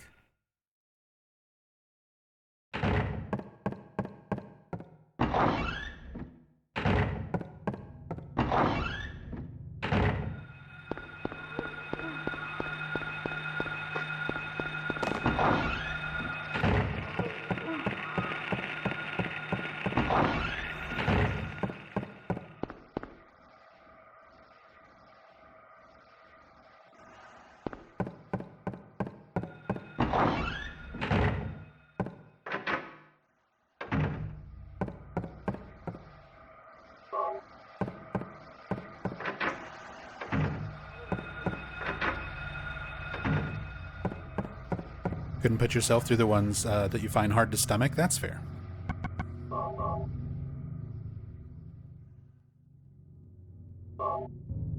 Like, even the Silent Hill games that I don't like, for the most part,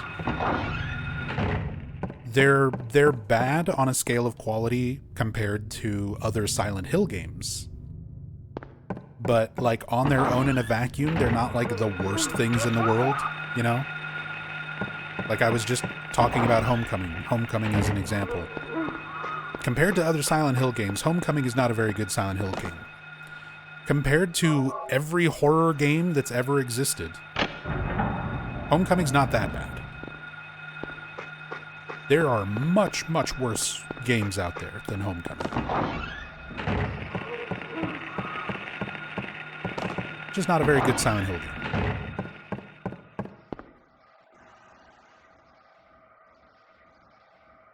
Downpour's the same way. I think Downpour, not a very good Silent Hill game, but compared to a lot of other garbage that is out there, it's far from the worst.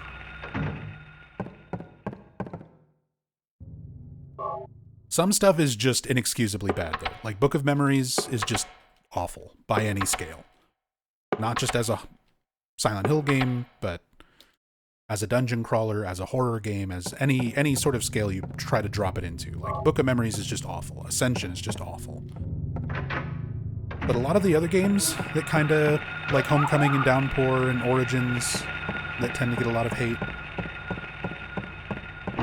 I don't think they're very good on a scale of Silent Hill, like compared to other Silent Hill games, but compared to everything out in the horror genre in general, they're not the worst.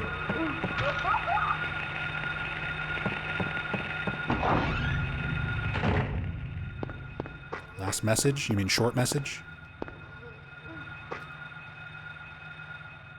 Yeah, short message wasn't very good either. I think I'm about to die. Nope. How am I in green?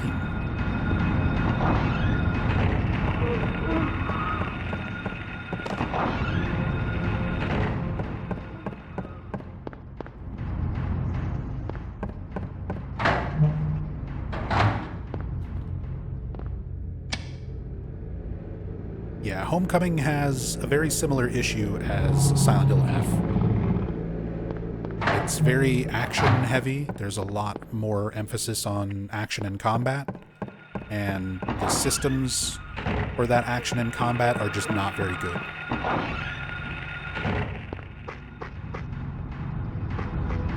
Homecoming's also really boring.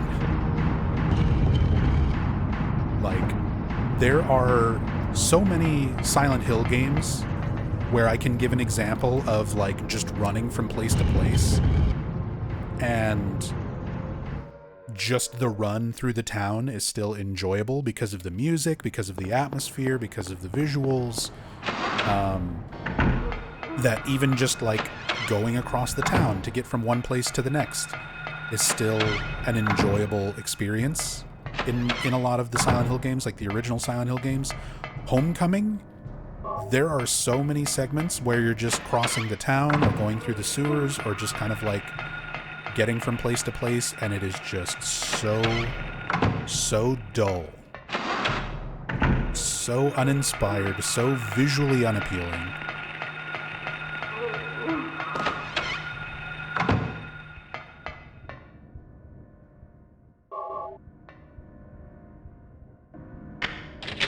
Just not very good. Excellent speed game, though. Perfectly broken in the ways that makes for a good speedrun.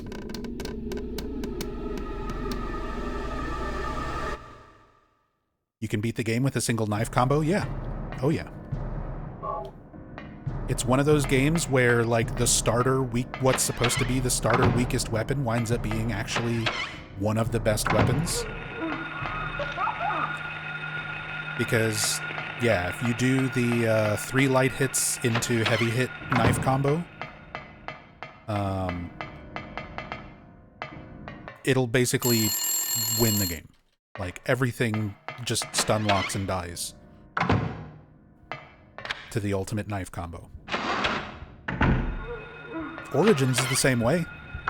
For all of the weapons and items and everything that you can get in Origins, you can beat that whole game just punching things. You can use your fists, and it's not even that bad.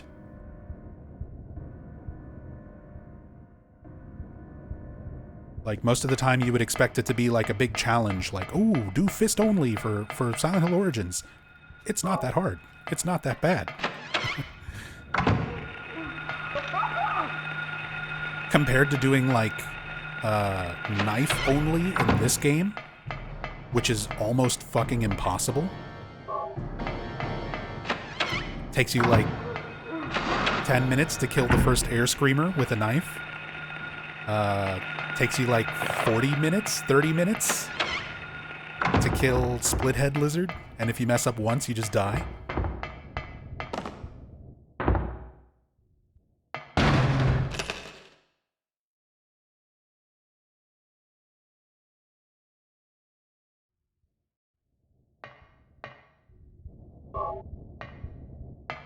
Yeah, like, knife only in this game is super difficult. Plank only in Silent Hill 2 is pretty difficult. Whoops.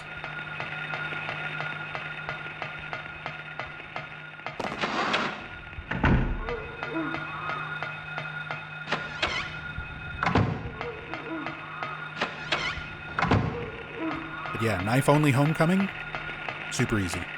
Fist-only Origins, very easy. I'm injured. I heard Harry's breathing change.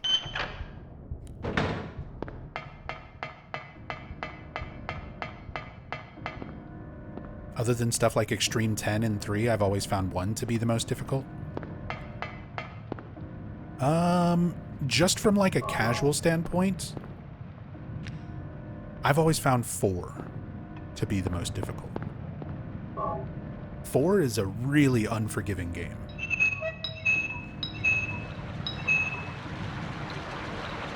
Because 1, 2, and 3, the ability to just avoid so much combat, to just be able to run from basically everything, makes them feel a lot easier. Silent Hill 1, this is the hardest part of Silent Hill 1 right now, is the school. You've got a lot of enemies in narrow hallways, so it's like, this is kind of the hardest part of the game. Once you can get past Midwich, the rest of the game is not nearly as bad. You've got a lot more room for avoiding things. Like Brookhaven is a bit, or Brookhaven, Alchemilla is a bit of a challenge. But otherwise,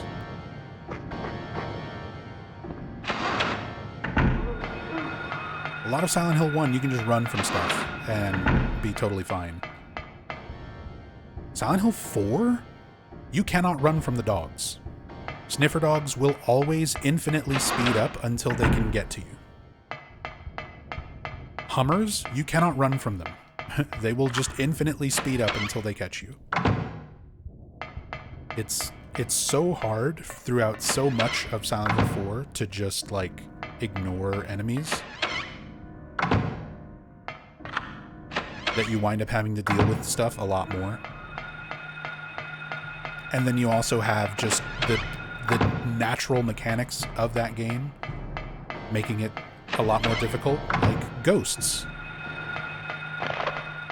Here is an enemy that you cannot kill.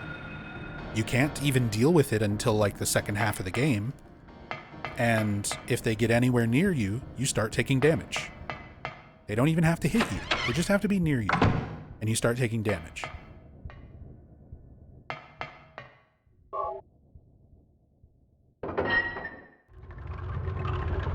So there's a lot of stuff in 4 that is like, it makes it pretty challenging. That's always been, out of the original games, that's always been one of the most difficult ones for me. I didn't do that right.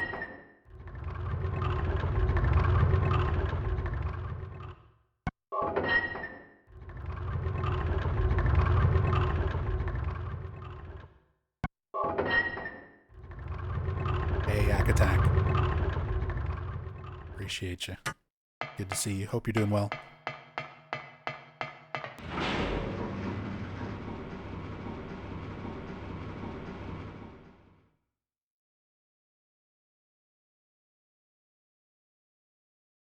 Oh, I forgot to equip shotgun. A lot of little efficiency things I've been doing wrong for this run. So far, I've gotten grabbed a lot. And some bad menuing there. I should have equipped my shotgun when placing the rubber ball.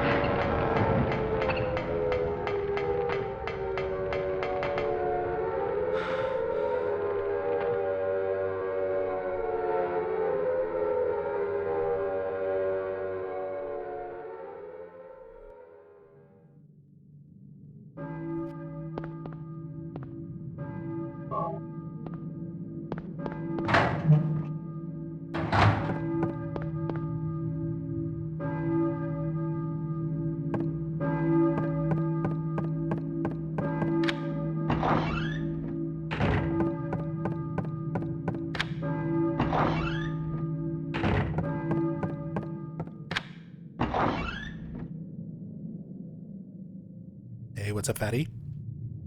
Let's go, Silent Hill 1. So excited for the remake. Beat the original last month. Nice. What did you think of it?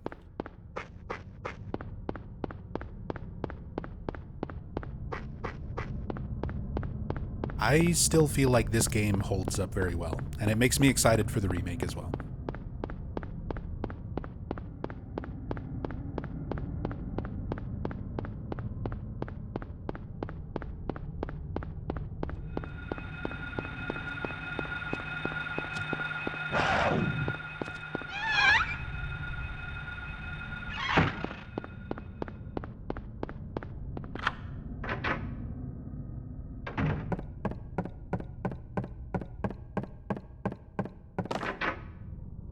Like, in a lot of ways, I'm very excited about it. I'm always still cautious when it comes to remakes, but I've got more faith in Bloober Team after Silent Hill 2 Remake. I think if they approach it with a similar design philosophy and learn from some of the things that didn't quite work for Silent Hill 2 Remake, I think the Silent Hill 1 Remake stands a chance of being an incredibly good game.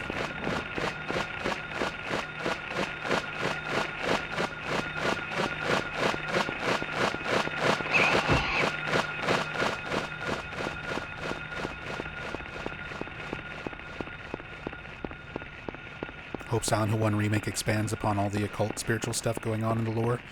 I mean, they're definitely going to have to expand on some aspects of the story and the characters.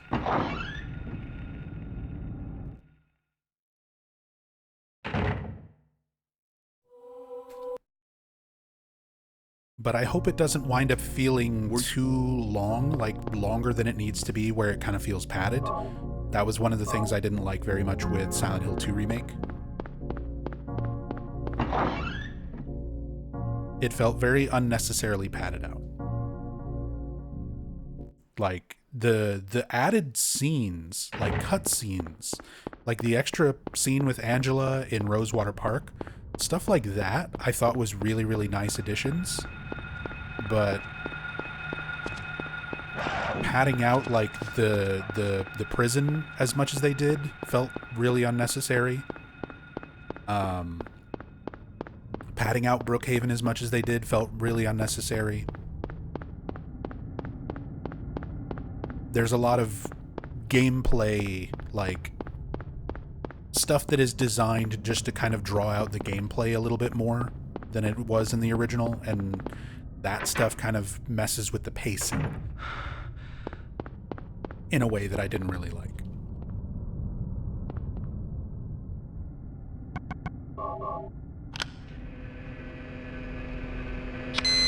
I like a lot of the places where they expanded on the story. I don't like a lot of the places where they expanded on areas and gameplay.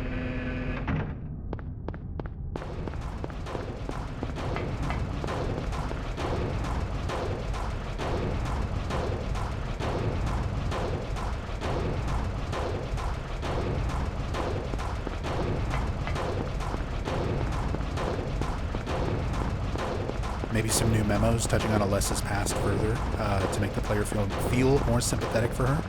One thing that I kind of hope that they include, and I'm curious if they will or not, will they retroactively add plot points and story elements from Silent Hill 3 into Silent Hill 1 Remake? Like, are we going to see notes referencing Claudia? Because Claudia and Alessa grew up together. They were friends. Claudia would be a part of the story going back to Silent Hill 1, like, after the fact. Obviously, Silent Hill 3 wasn't written when the original game was made.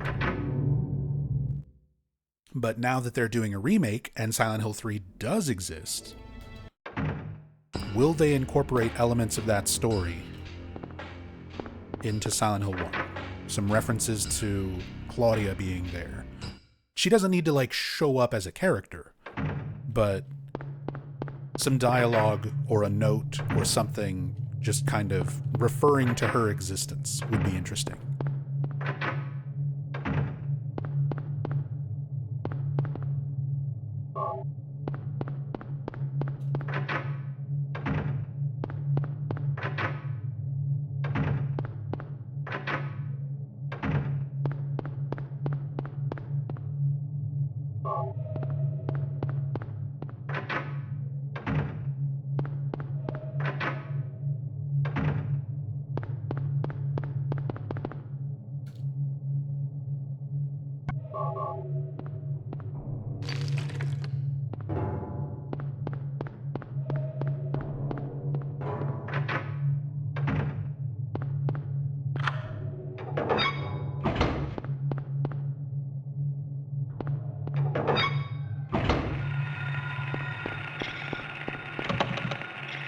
Shit.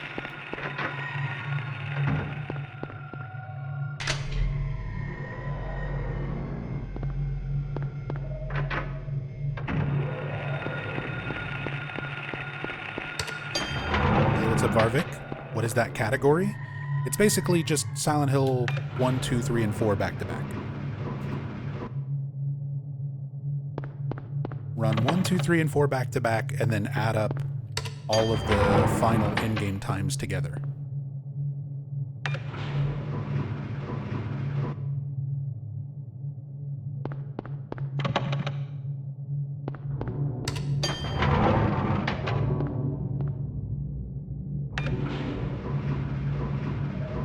That's a marathon for sure. It's not as long as you might realize.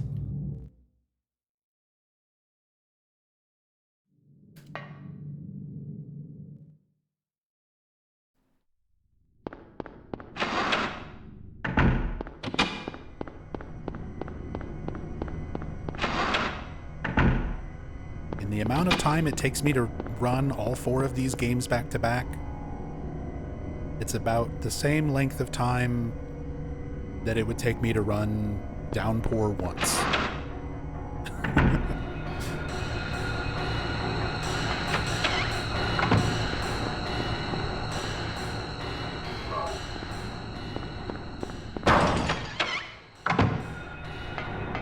Oops.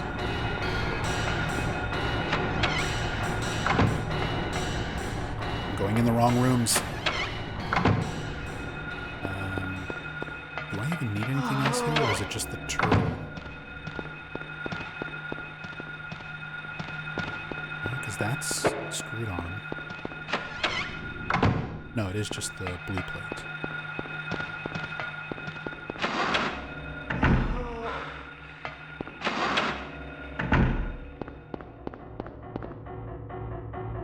The bag.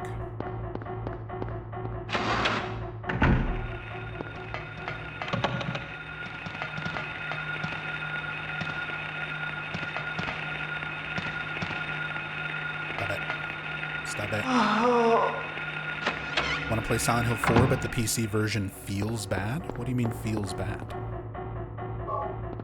The Good Old Games PC port is, like, pretty decent. It had some issues for a little while with one of its updates was not playing nice with Windows 11.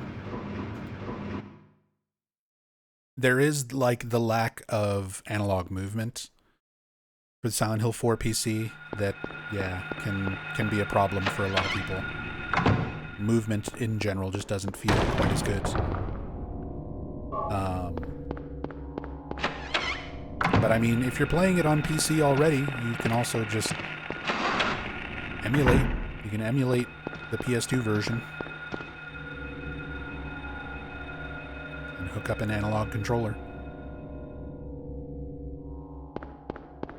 If you want a little bit better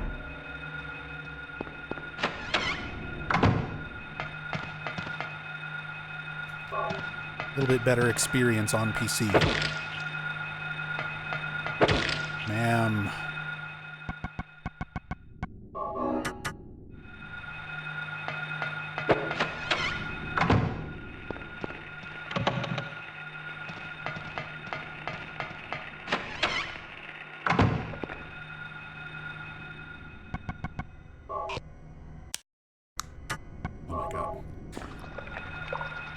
My brain keeps trying to do Final Fantasy XI inputs. That is not the menu button.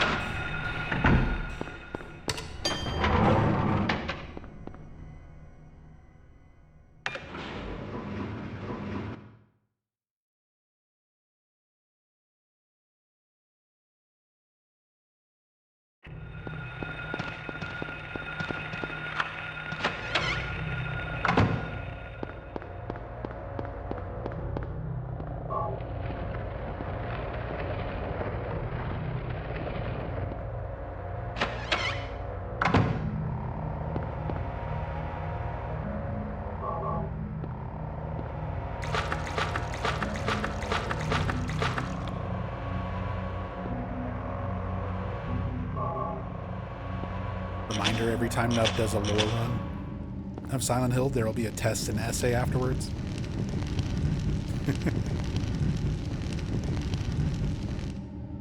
I would love to do something like that. Maybe not like a test,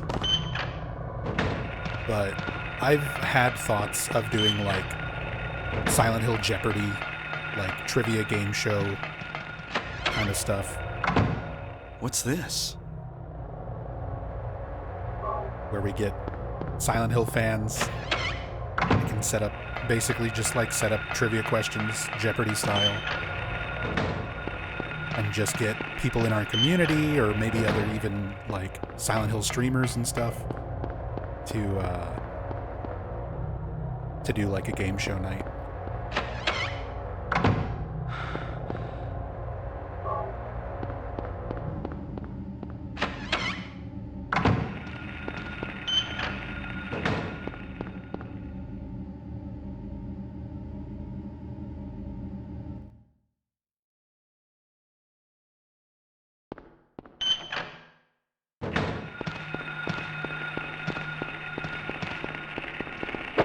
Ouch.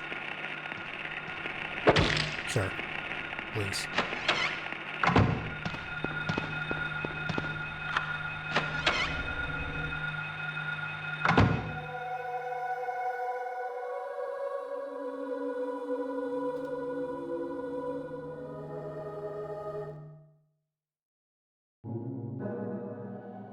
Was I dreaming? You were too late.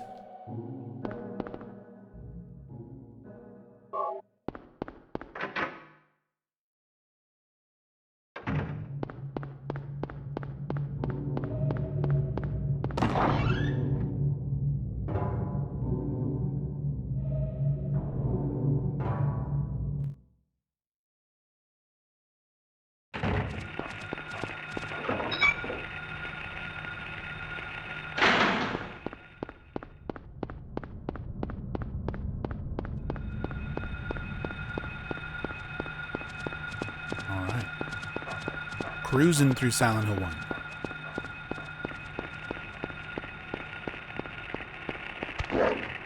Really?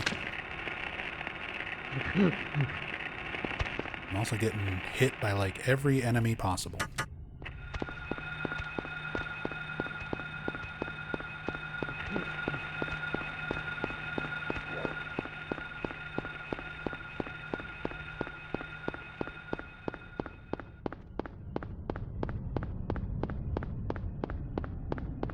What's my fastest time on Silent Hill 1?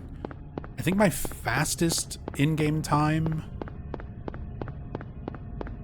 is like 36 or 37 minutes.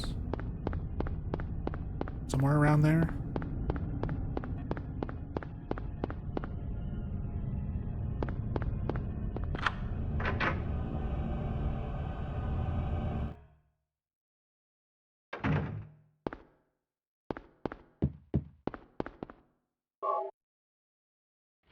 You've probably touched on this before, but did you not find the lack of cinematic angles in the Silent Hill 2 remake to be heavily off-putting? What?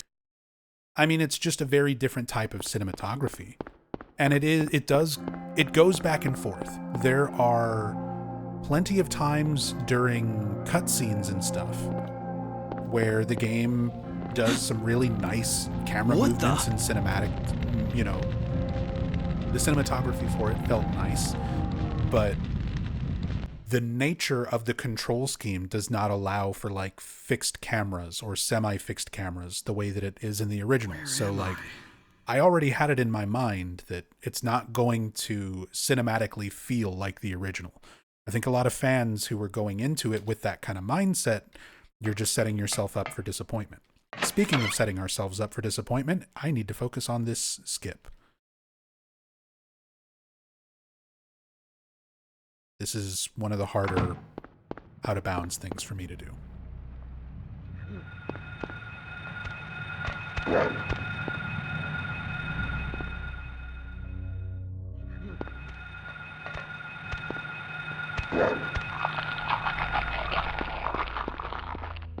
And then we absolutely nailed it second try.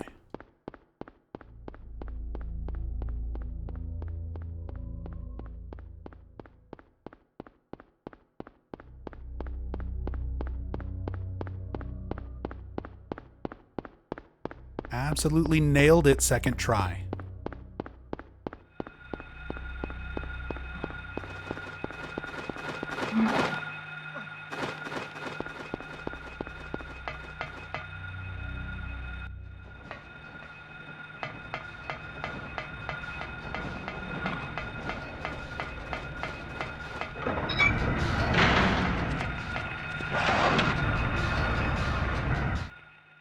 So there we go. That just skipped the whole mall sequence and fighting the twin feeler caterpillar boss. Harry!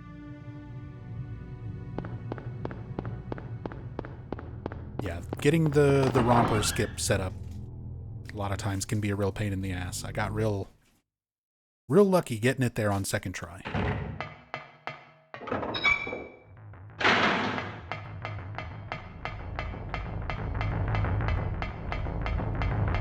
Okay, let's get Float Stinger killed.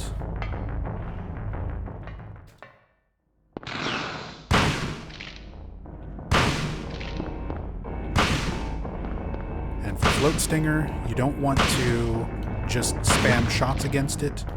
It has a lot of iframes, so you kind of want to shoot and then move and then shoot. You want to kind of lure it over here towards the stairs so that once it's dead, we're right next to the exit.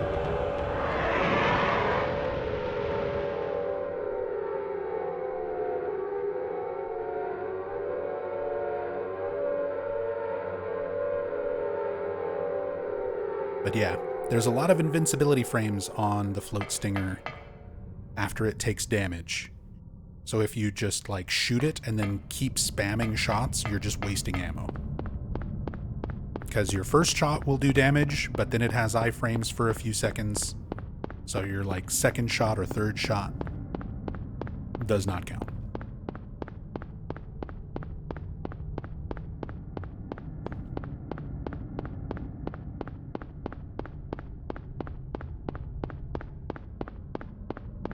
Yeah, I even talk about that in the iceberg video.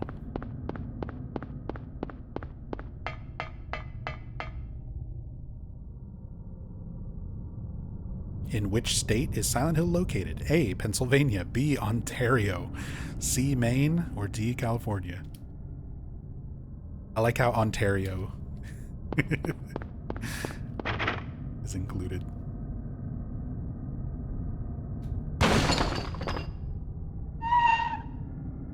You gotta throw West Virginia in. Gotta throw West Virginia in. Throw people off. Because that's where Silent Hill is in the movie. It's based on Centralia, Pennsylvania, the movie. But the movie Silent Hill is in West Virginia.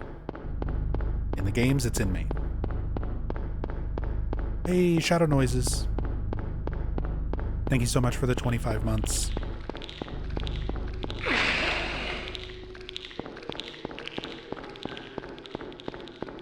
Thank you, thank you.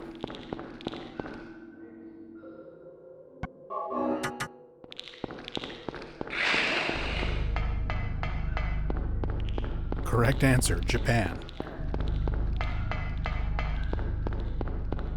Chigao.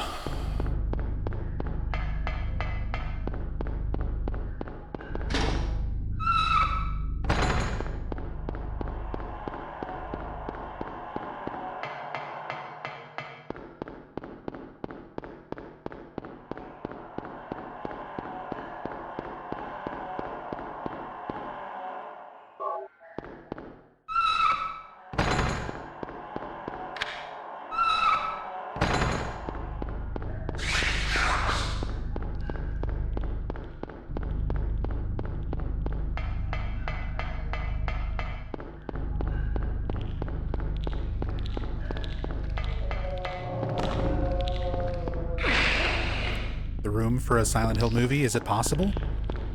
That already exists. Just, it's called 1408.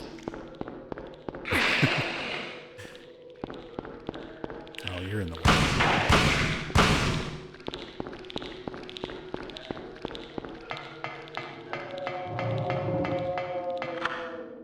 Just watch 1408 with John Cusack and Samuel L. Jackson.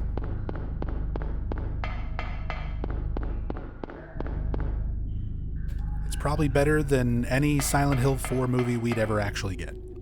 Because if we ever got a Silent Hill 4 movie, it would probably be done by Christoph Gans.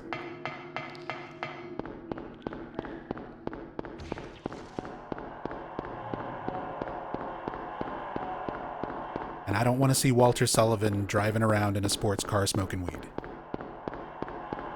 I mean, I kind of want to see it because it would be hilarious, now that I say it out loud.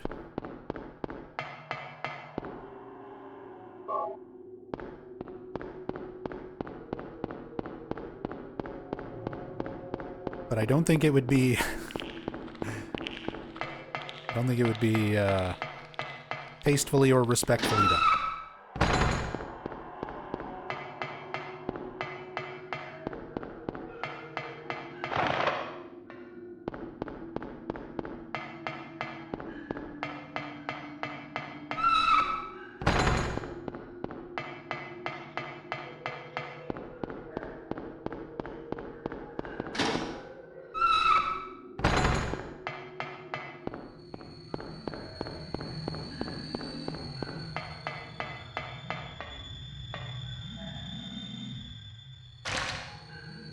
Got done tattooing.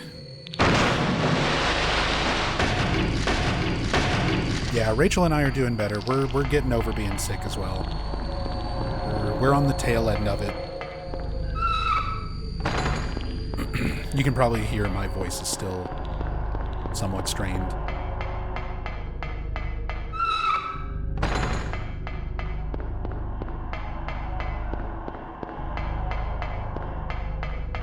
It's also just been really stressful lately. A lot of dumb shit going on. We had a big plumbing emergency. It was very costly and very annoying to deal with.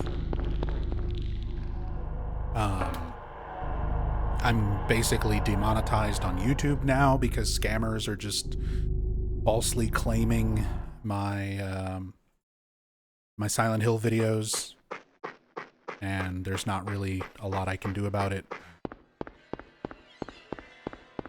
So it's been stressful on top of being sick and stuff.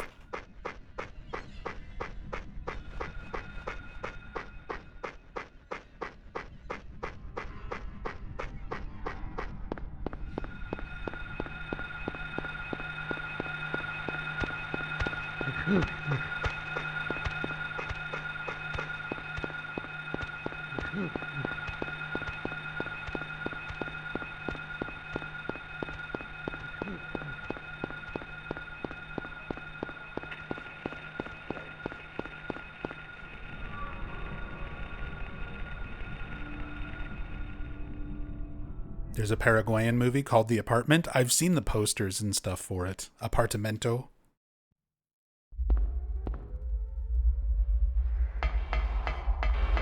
I haven't actually watched it. Because the posters and everything you can see, it's like clearly Silent Hill 4 inspired. Very heavily Silent Hill 4 inspired.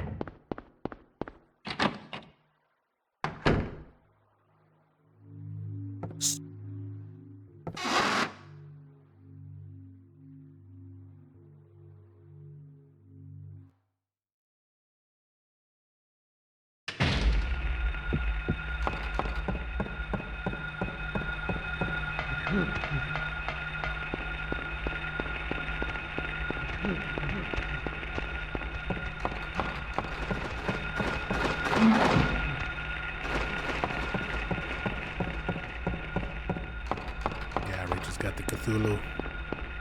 How long did my mimic take me? That one wasn't as long as yours. But it was still like, what? 2.5, maybe almost 3 hours? My mimic tattoo? Yeah, he took care of both of us the same day, and was it that long? Was it like 4 hours?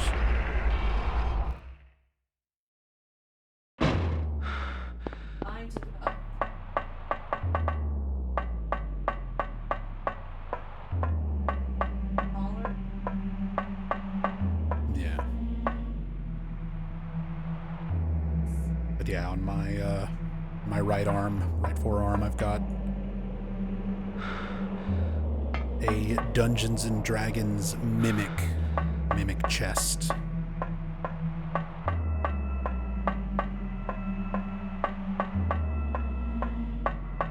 I would love to get more tattoos. Would love to. Money we just don't have right now. But yeah, I've got on my right arm, I've got a mimic chest from Dungeons and Dragons, and I've got a Triforce from The Legend of Zelda. And then on my back left shoulder, I have the Joestar birthmark from JoJo's Bizarre Adventure. That was my first tattoo. Literally when I turned 18 on my 18th birthday. 20 years ago. Got my JoJo birthmark tattoo. 20 years ago when nobody outside of Japan really knew what the fuck JoJo's Bizarre Adventure was.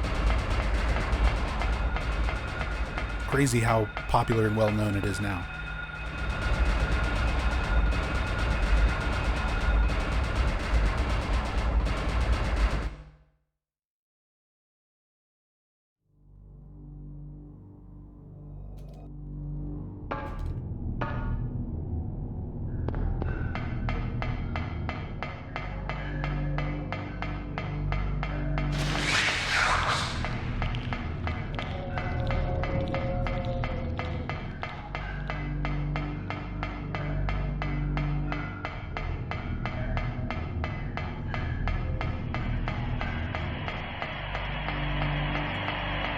Giant sewer rat.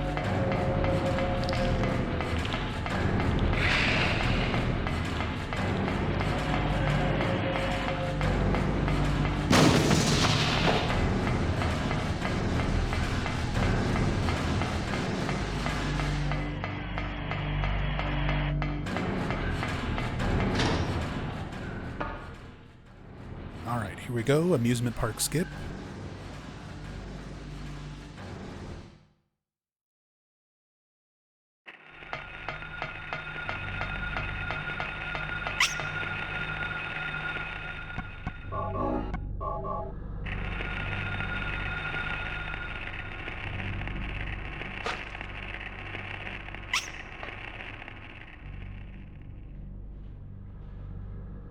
Finally got the nerve up because of me.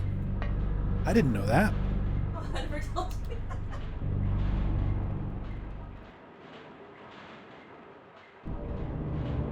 I mean, when I met you, just the general style that you already had, I'm surprised you didn't have tattoos already. Harry.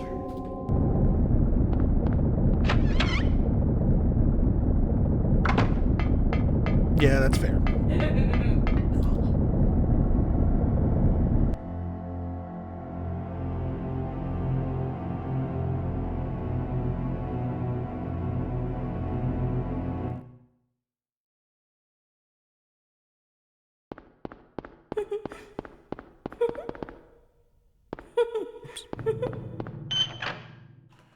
Hey, what's up, Mom? The sound effects are really popping tonight. I'm imagining how they are making the sounds. Just the game sounds? Is that Mom's way of saying the game's too loud? Also, hey Mom, I love you.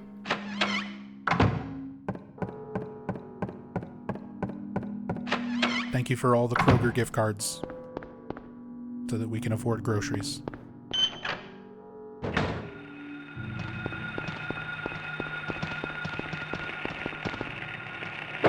Mom's been hooking us up.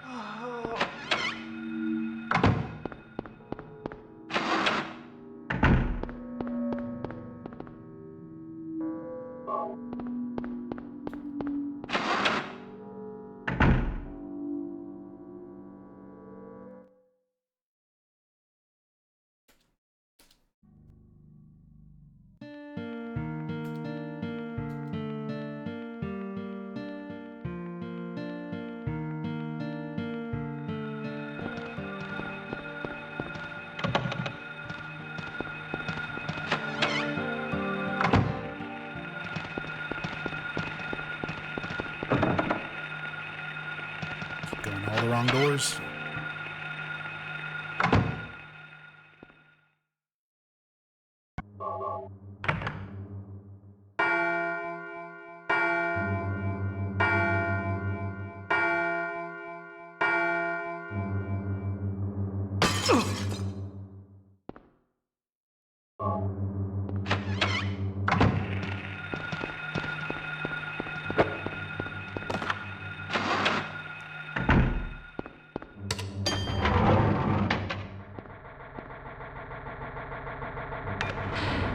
That Bloober will turn that cutscene into a real tearjerker. I mean, it already is. It already is. They've got their work cut out for him to like live up to some of those more impactful cutscenes.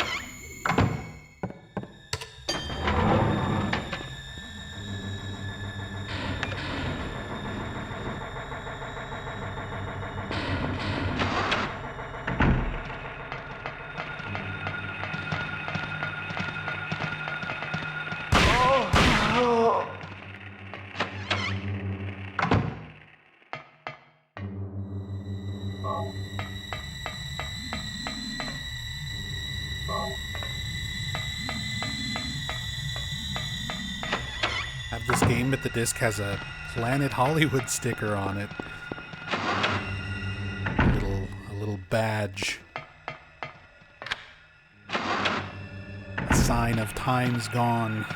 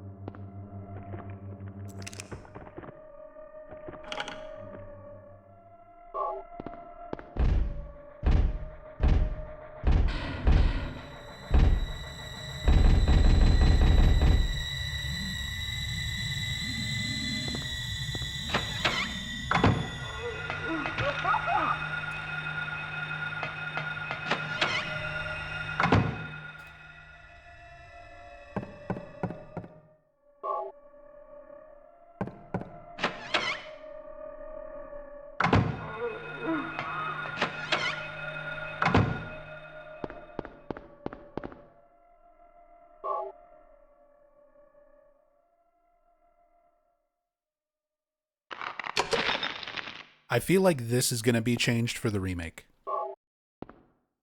I feel like they're not going to have Harry just open up jelly beans.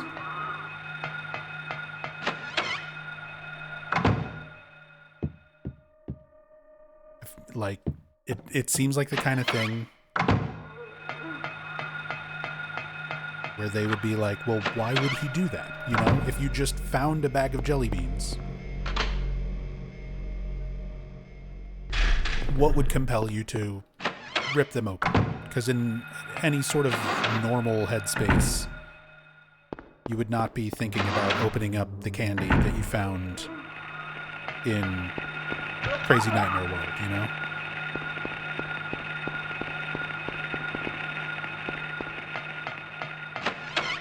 I feel like they're going to change it. That'll be our... That's going to wind up being our candlelight bulbs. Where it's like, where's my jelly beans?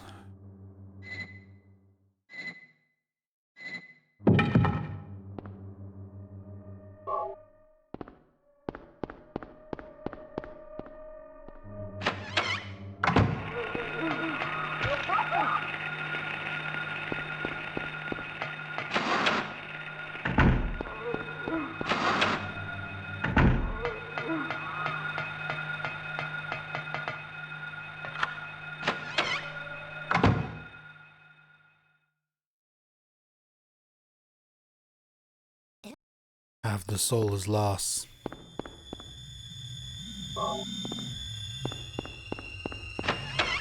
The power we could draw now be very weak.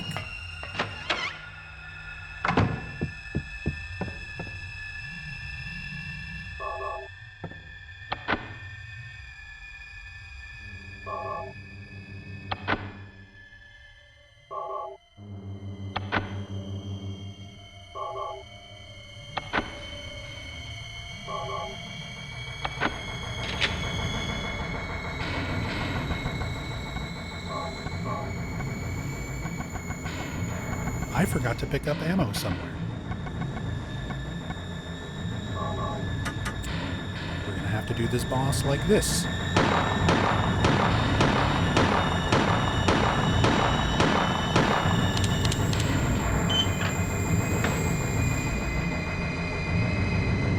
It's much faster to kill this boss with shotgun. But we could do the no ammo strat. You can do the no ammo strat.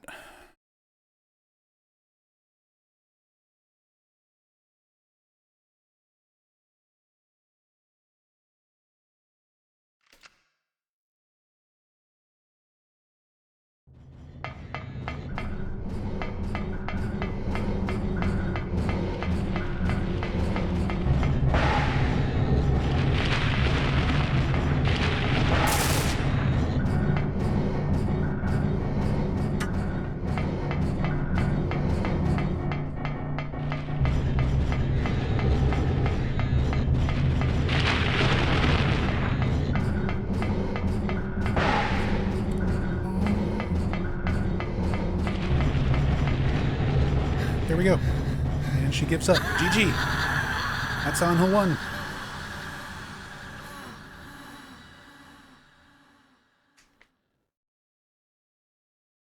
Daddy. Cheryl! Thank you, Daddy. Goodbye.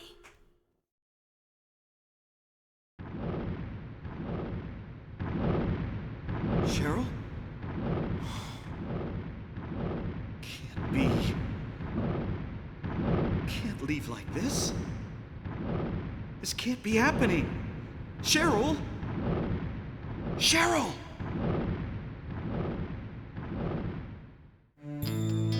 We gotta skip the song. The scammers will get me. Sorry.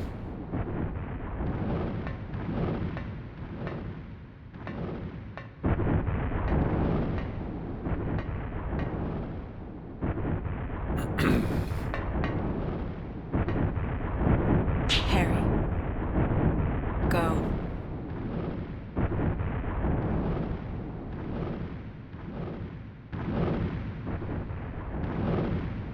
And then they just stand there. I love it.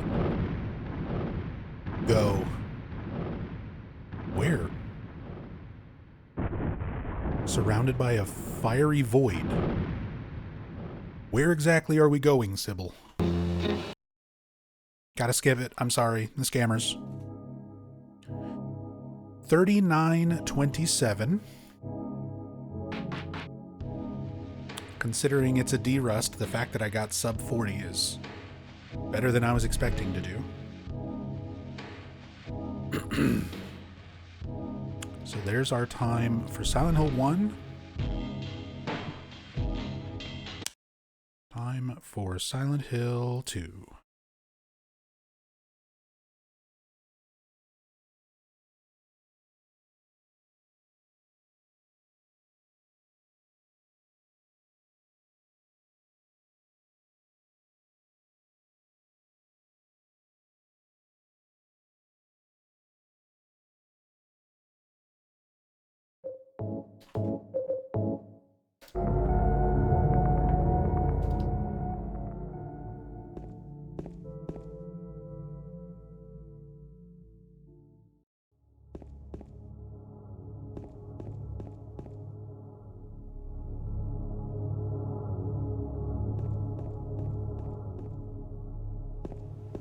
Is there a way to out-scam the scammers?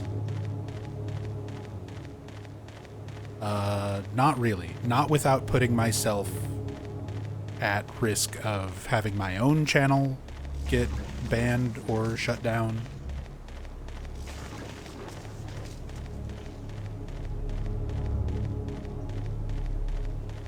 Basically, it's up to Konami and whoever holds the rights to all of their music from the games.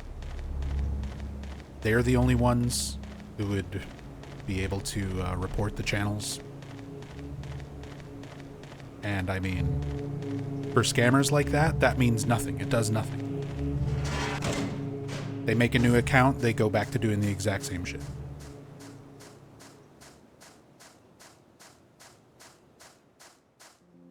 Do the same scam yourself and claim your own video. It does not work that way.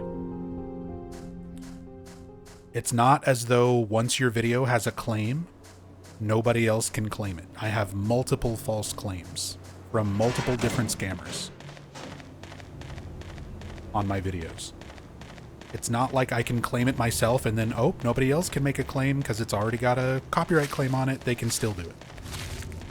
It does not work that way.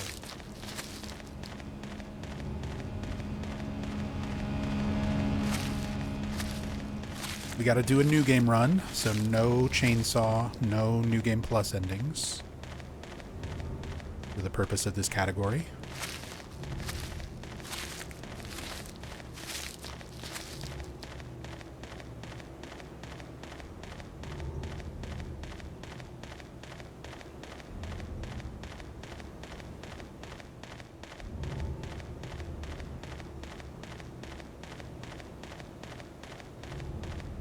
Hey, Wex. Good morning.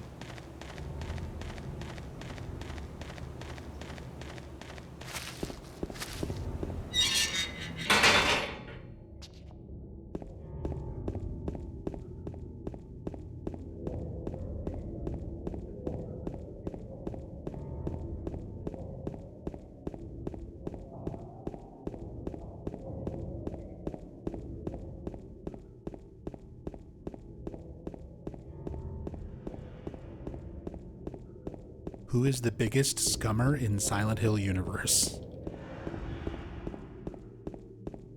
Vincent.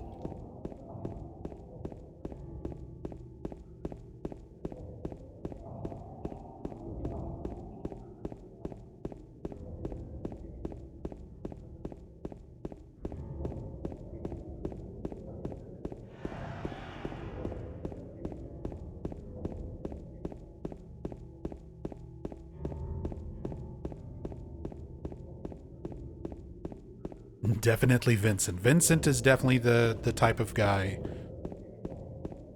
who would use AI to make false copyright claims and steal revenue from people.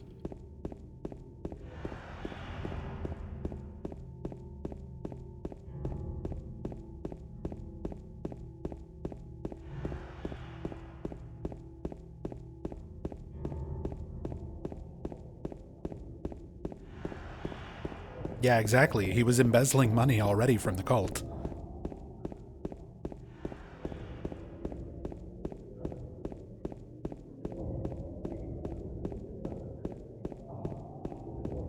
That's his power. I built it with my power. The power of money that you view with such scorn.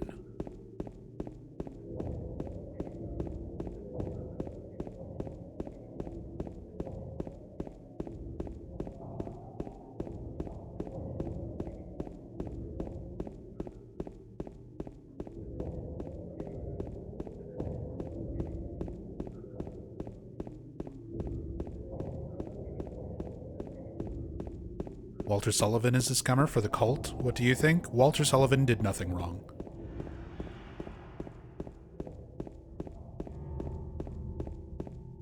My boy got brainwashed. And he just wants an apartment. He just wants one shitty apartment and he'll be happy. Just let him have it.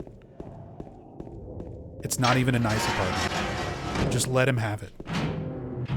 My boy did nothing wrong.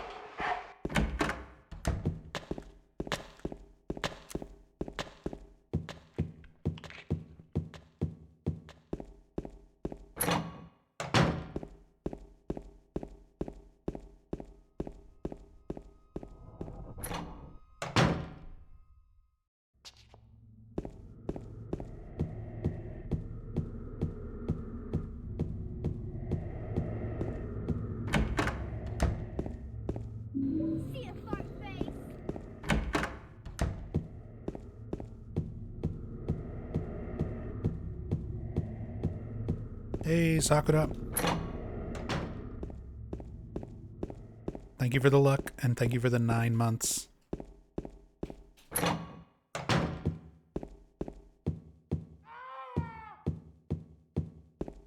Thank you, thank you. 9 whole Silent Hill games.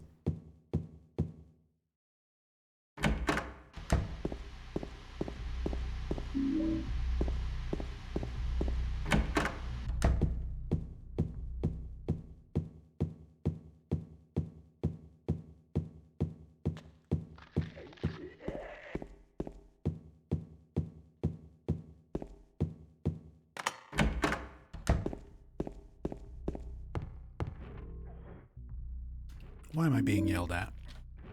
Vinny.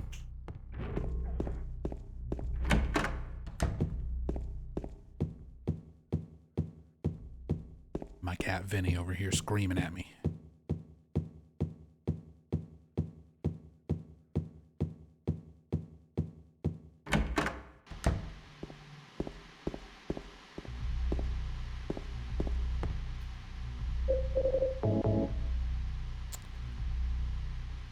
Ugh, my controls are slightly different from Silent Hill 1.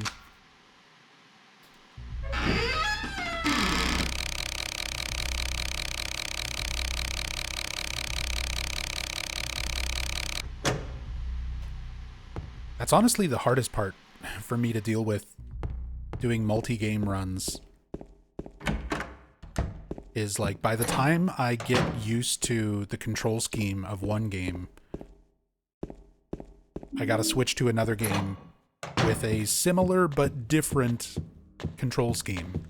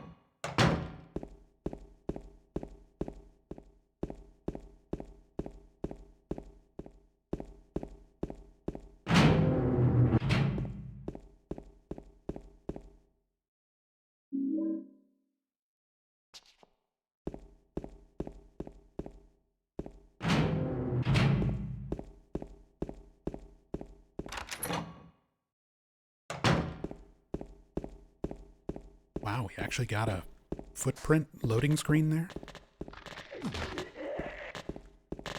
That doesn't usually happen.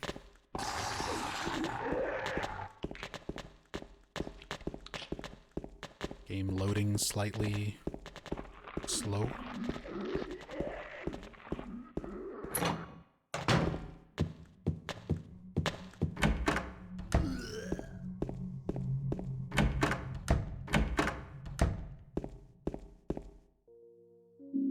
Don't worry, we don't have to deal with Eddie puking for very long in this speedrun at the very least.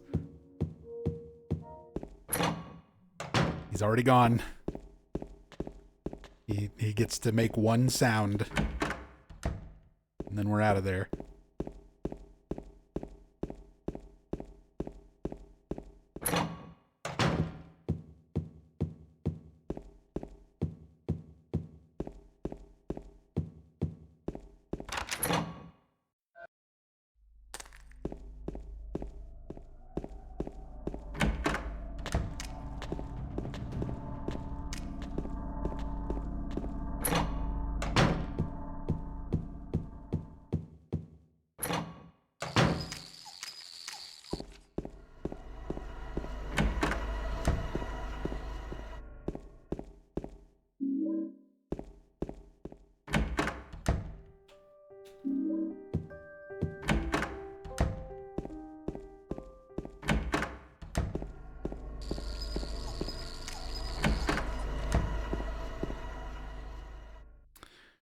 To examine it, I just need to do inventory.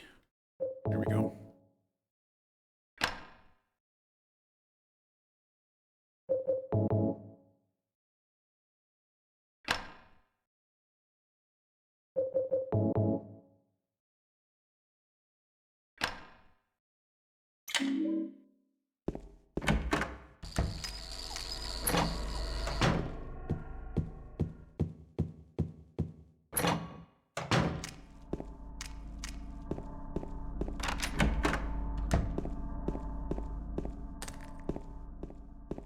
No whisper.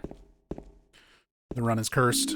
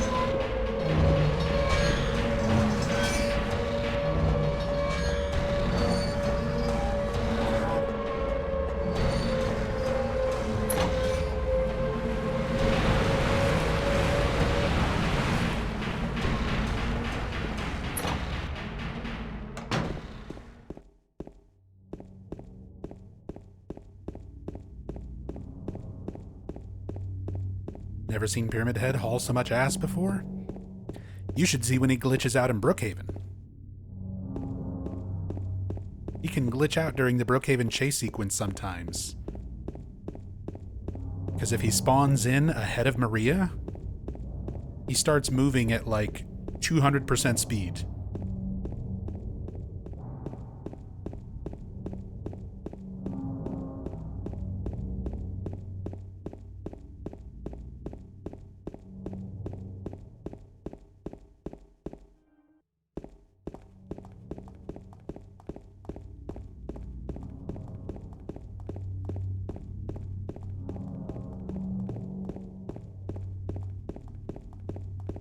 Sounds hilarious. Gotta find a video of this.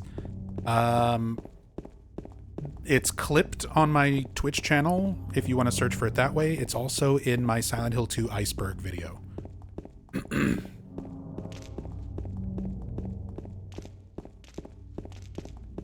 On YouTube, if you want to check that out.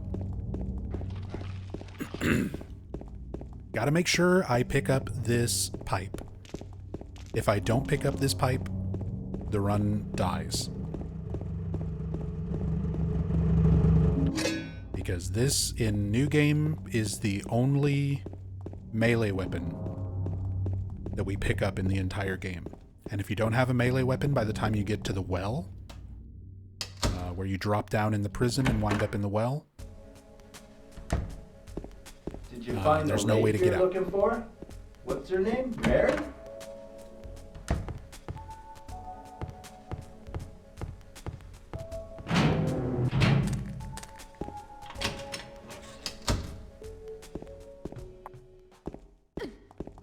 Out of the way. Out of the way, Maria. I'm speedrunning.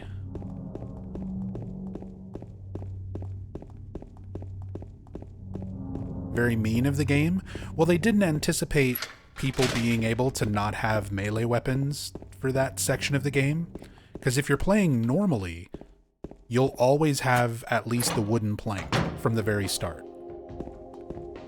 But because of glitches, we skip the wooden plank. And because we're doing a new game category, we don't pick up the chainsaw. So the only other melee weapon that we pick up in the run is, before the well anyway, is the pipe. Actually, because we're doing beginner, we also don't pick up the great knife later either. We only really need that for normal.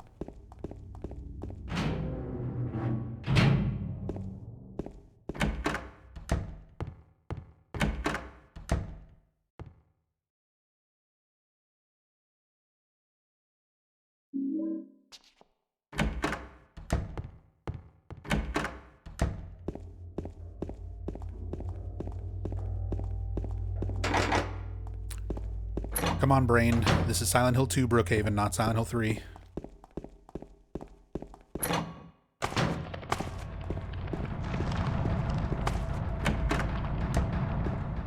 And not Silent Hill 2 Remake either. My brain has too many Brookhavens.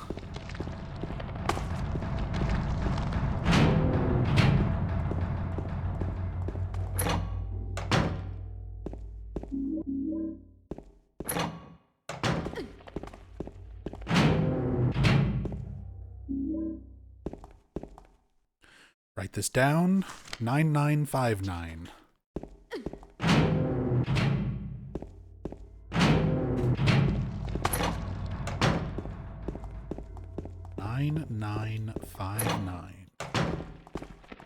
Not the hardest to remember.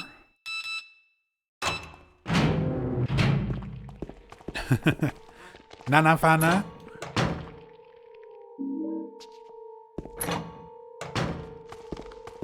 I'm glad we had the exact same voice in our head saying it too. Like,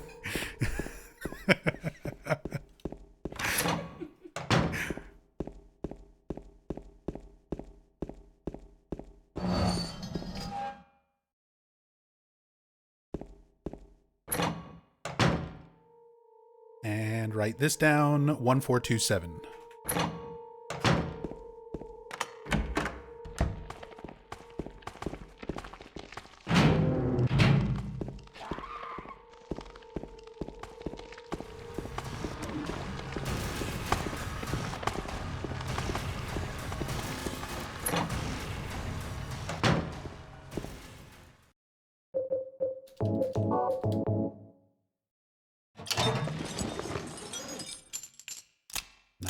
59. 1427.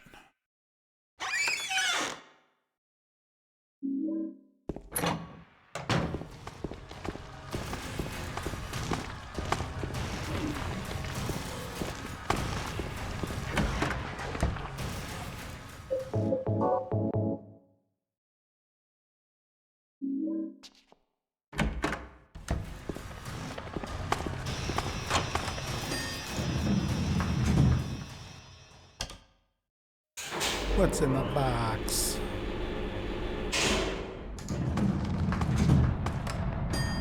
went to the wrong floor.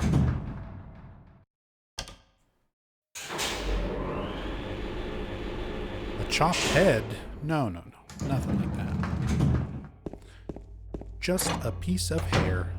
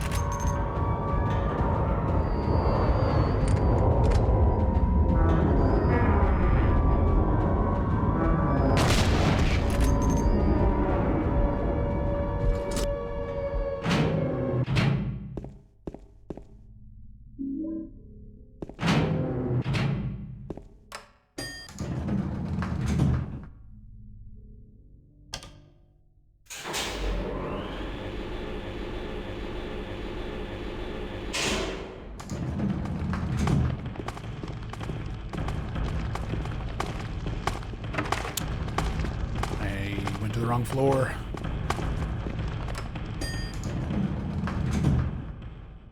Wrong Brookhaven brain. My brain has too many Brookhavens, and the quaint resort town has 2 entire other health establishments.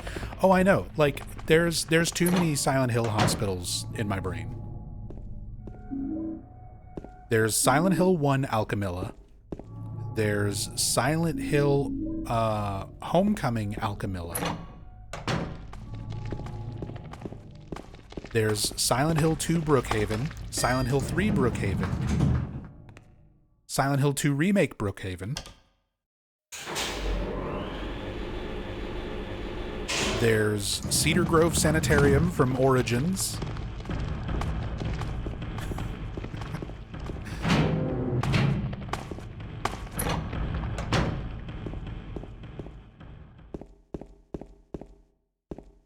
But yeah, when I'm trying to like speedrun, Brookhaven winds up being a big issue for me because there's too many different versions of Brookhaven in multiple games that are similar enough that my muscle memory wants me to do certain things. By the time I realize like that's the wrong way to go in this Brookhaven, it's too late.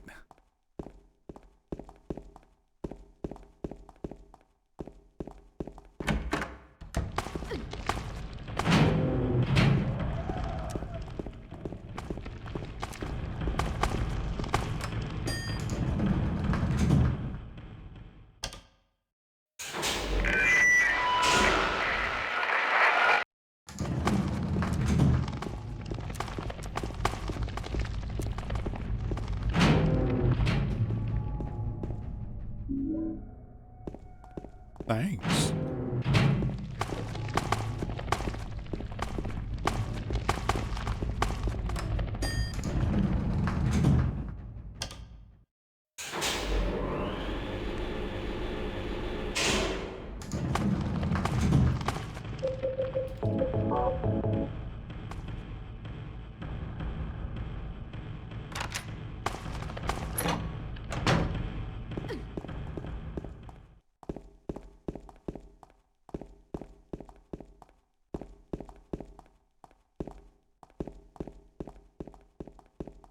Actually, there is another Brookhaven. There's also the Silent Hill Arcade Brookhaven. But thankfully, that is a rail shooter, so I don't have to, like, remember where I'm going. The game just goes.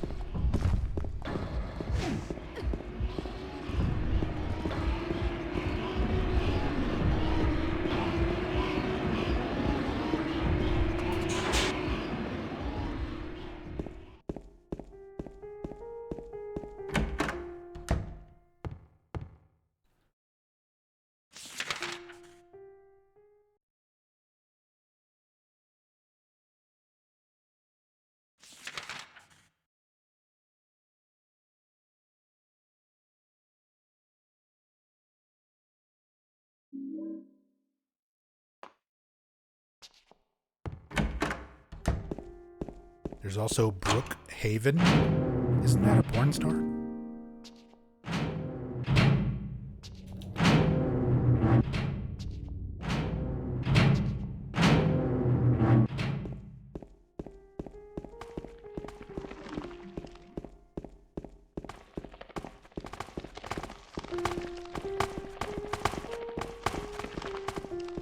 Was Maria killed here?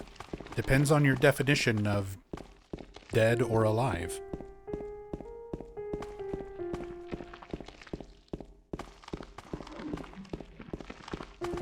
Maria was born from a wish. She's a manifestation. Just like Pyramid Head, just like the monsters.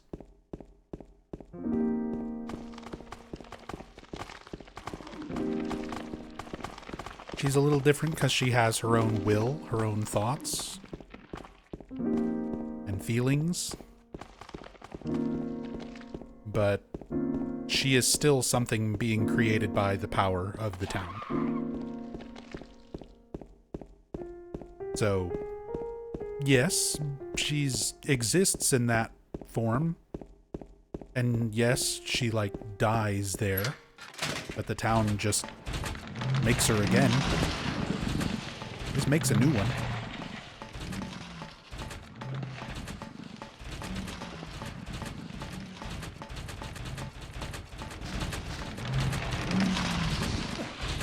My feet. They grabbed my feet.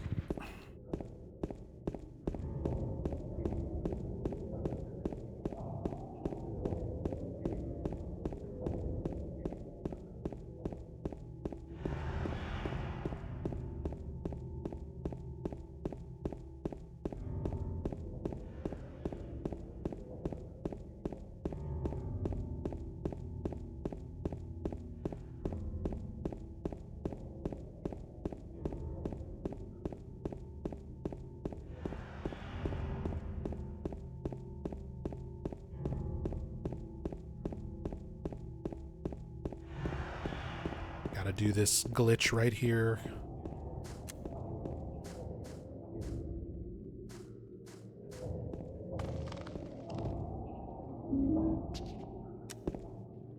This is the same area where, at the start of the game, we skipped the wooden plank by doing the quick save exploit to get past the cutscene triggers and invisible walls. Which means those cutscene triggers and invisible walls are still there, since I never triggered them at the start of the game. So since we have to run through that little section of the street again, I have to do the same glitch. Otherwise, it triggers the cutscene where you see, the first lying figure that takes you towards the wooden plank and stuff.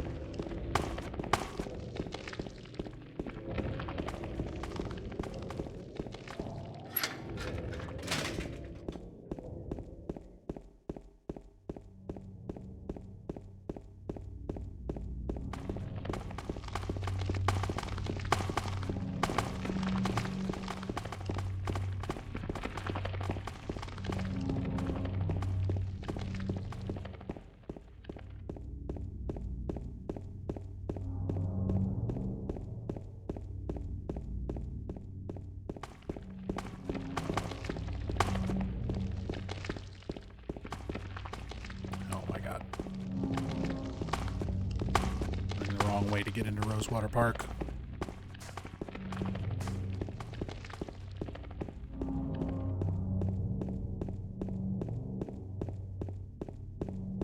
Placement of the stairs is a little different compared to Remake. Brain was like, go over here.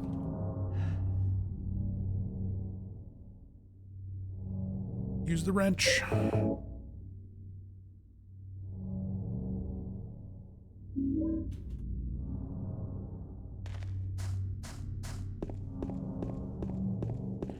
Diggy diggy hole.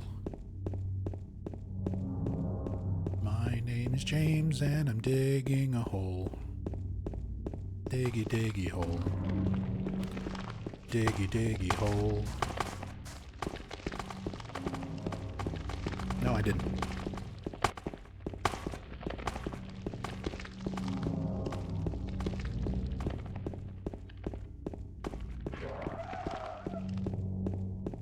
I did not hear anything.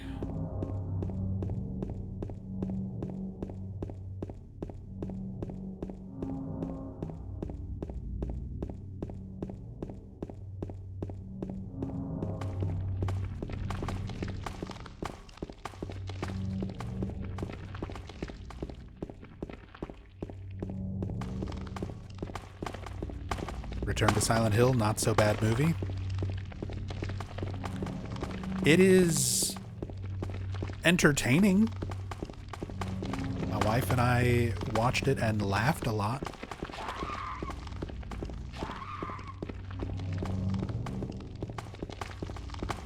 But it's a pretty bad movie. Objectively, it's a pretty bad movie.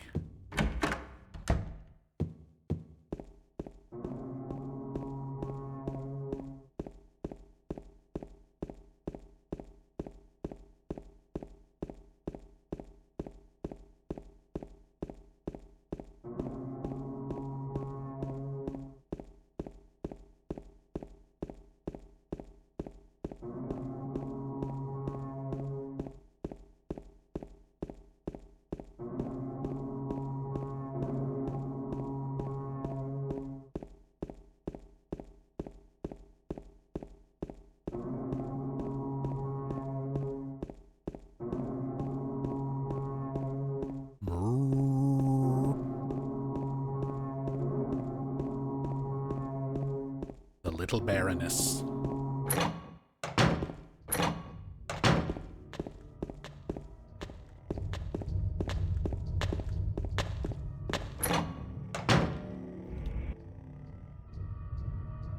And this is where we would be stuck if we did not pick up the pipe.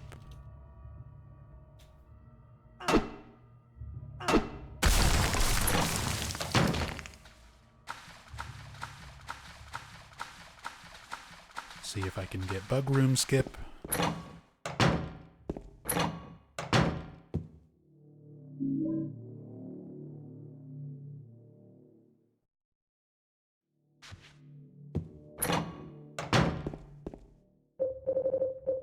Nice.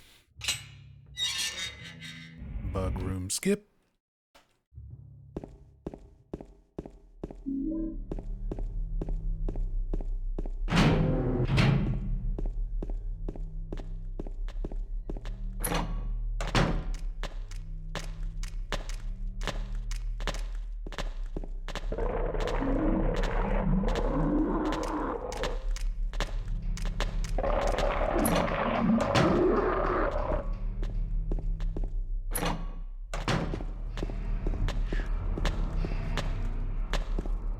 Wrong cell.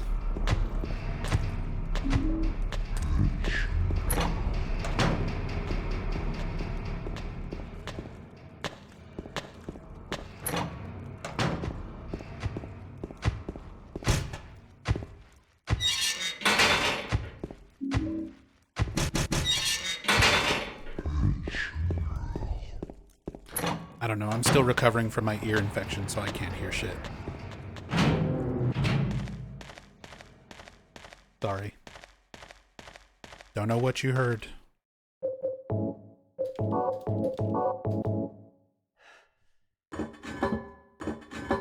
If the cats are accounted for, nothing is burning down, and the pipe didn't explode again, then I'm good.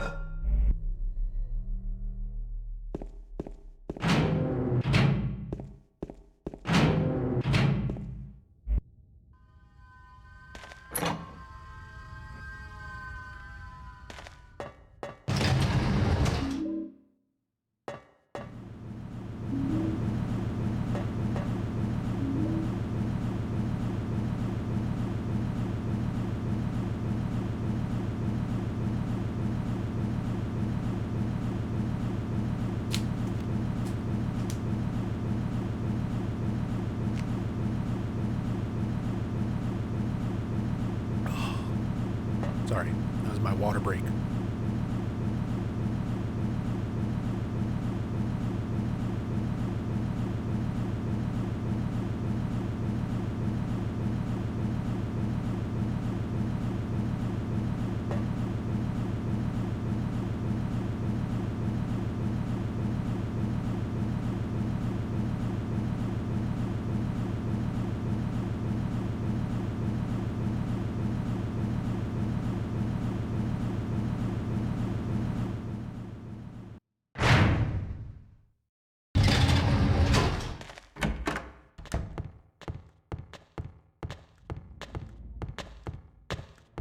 Is James dancing? Show some respect. He's got Parkinson's. How dare you?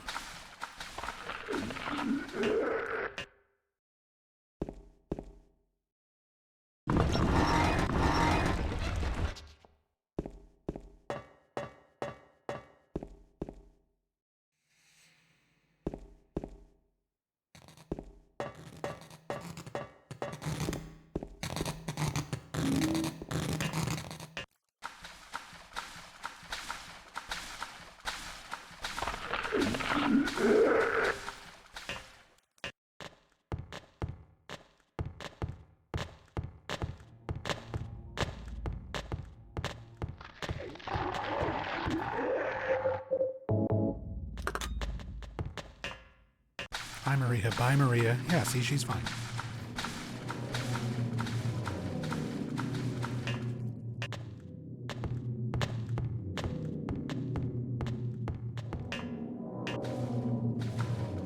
She's fine.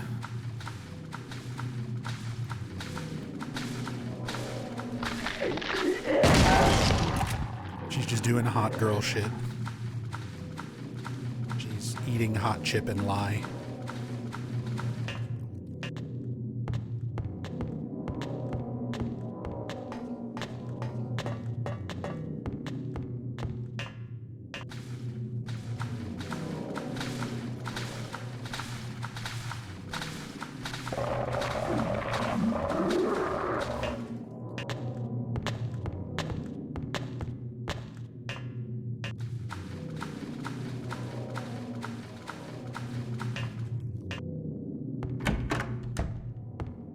We're gonna skip Angela. Don't worry, she's perfectly fine. I'm sure she can handle Abstract Daddy all on her own. She doesn't need our help. She's got a TV. She's fine. It's fine.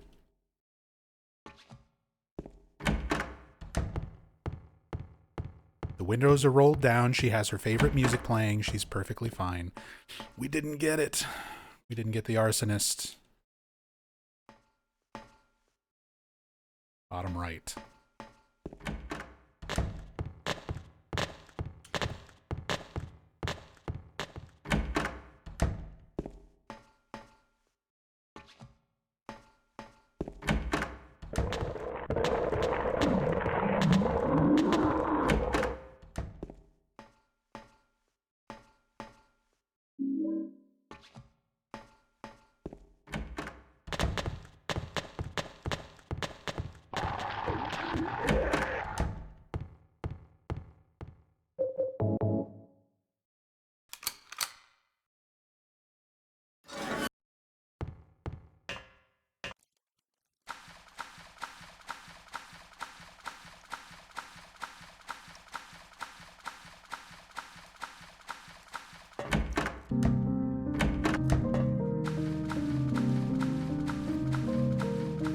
About how this works in the remake and crying. Yeah, I usually want to cry thinking about doing the remake version of the Labyrinth too.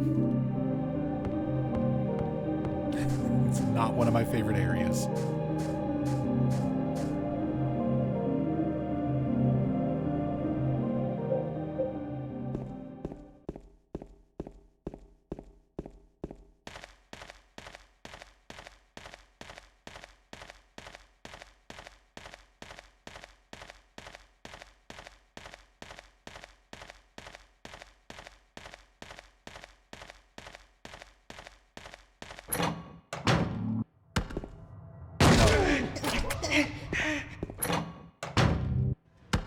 No. Bad Eddie.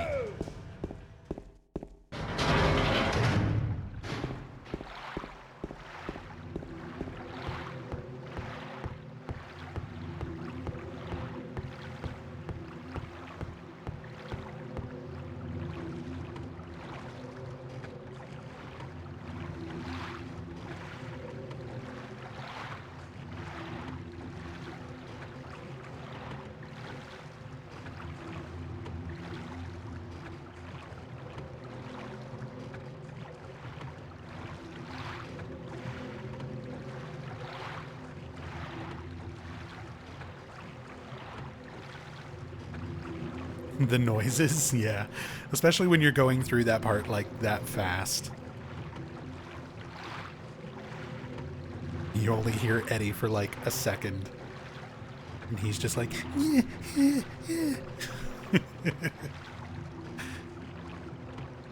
so funny.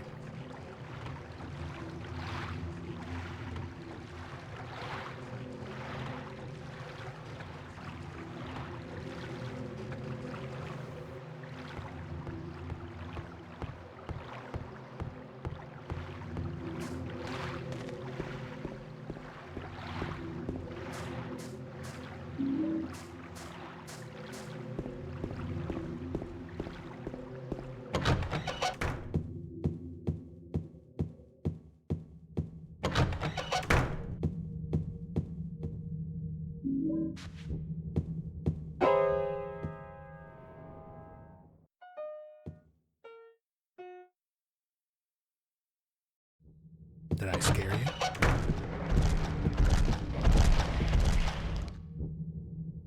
Okay.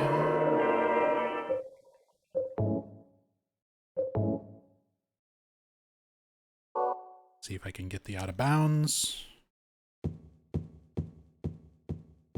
This one is tricky.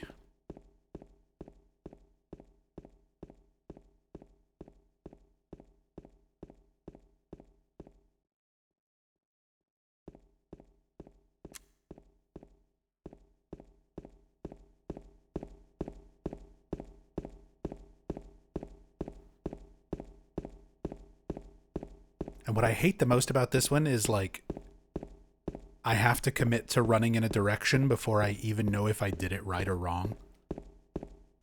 And it's just like a big empty void with no way to really know. Just like, I'm just gonna run this direction and hope we get where we're going.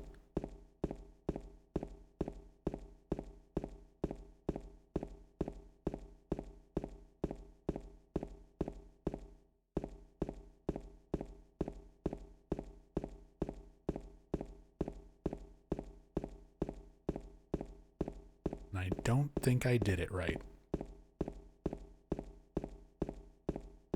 I need to find a more consistent setup for Enhanced Edition. Because the method that I use is based on strategies from the original.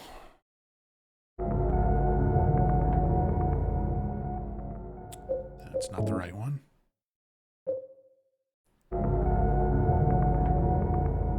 Strategies from the original PC port when the screen was 4:3 aspect ratio. So I'm using the text, the period at the end of It's Too Dark to Read the Map to try to line up with this like corner of the wall here, which was very consistent when the game is in 4:3 aspect ratio, the original port. But because of the widescreen for Enhanced Edition, it kind of throws off how I line stuff up.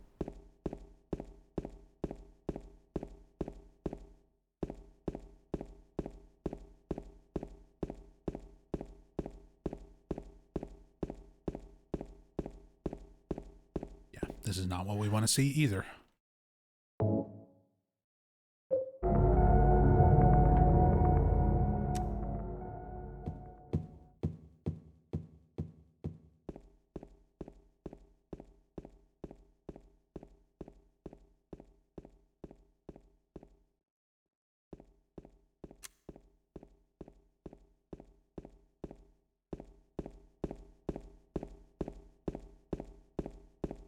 Yeah, and this breaks the game loading screens, which is why you keep seeing random cutaways of James.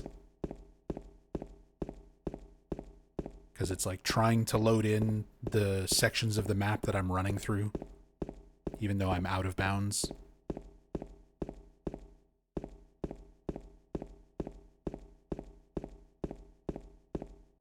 There we go.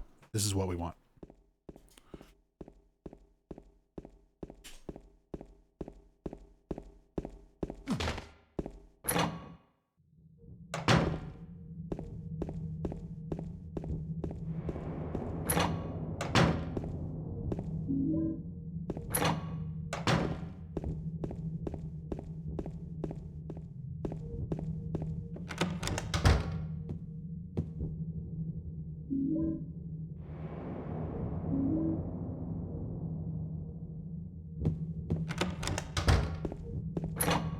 That's a lot skipped? Yeah. The biggest thing is that it skips having to deal with the elevator. We don't have to go to the elevator and spend the time, like, putting every single item in our inventory and then go back and get it once we're all done.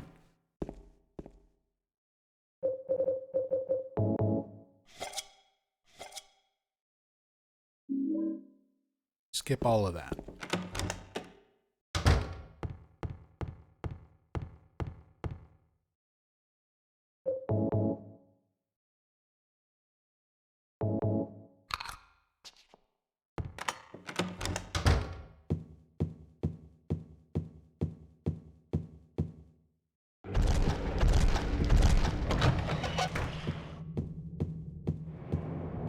At least we still got canned light bulb, yeah. Our beloved canned light bulb.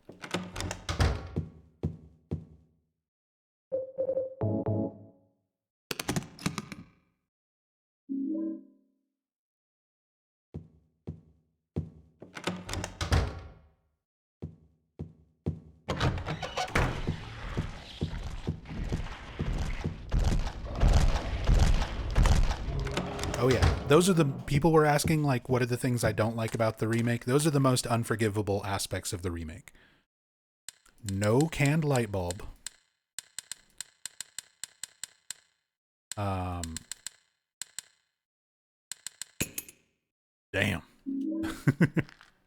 No canned light bulb and no hot dog cart.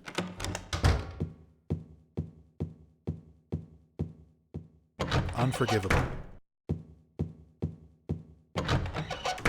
Second try briefcase is pretty good. My clicking through it was not very good, but we got good luck.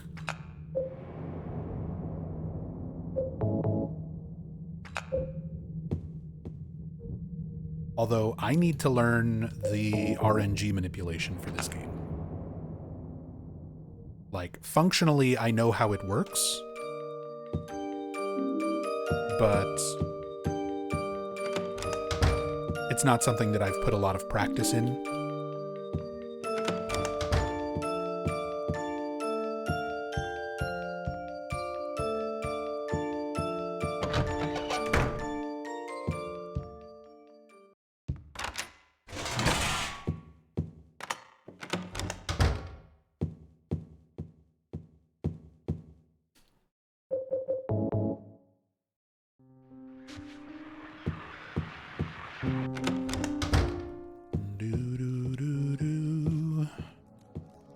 Go down the stairs.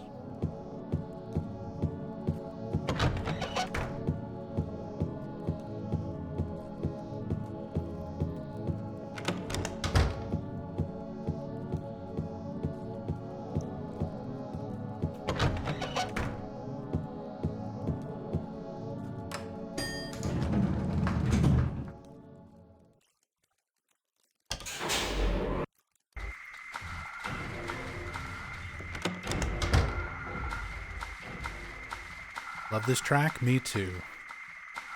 It's a shame we don't stick around to hear it longer during the speedrun. And whenever I do story playthroughs, it's just gonna have AI-generated Russian lyrics slapped on top so that they can falsely copyright claim my video.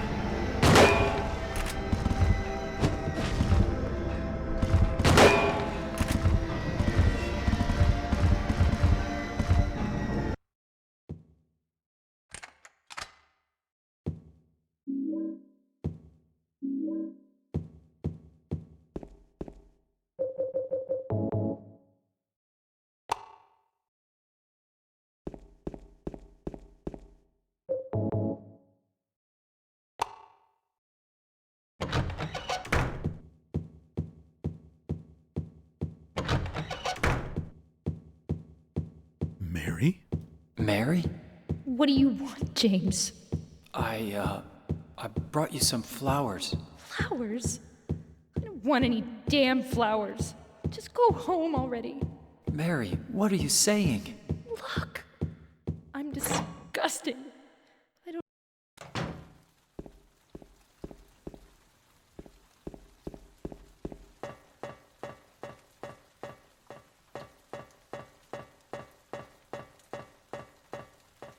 I brought you some prison toilets.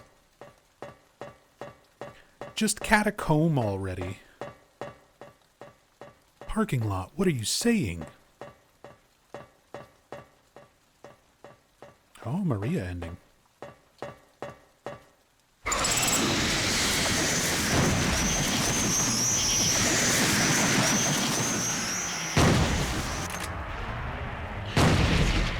James. There's Silent Hill 2. GG. 45 minutes and 23 seconds.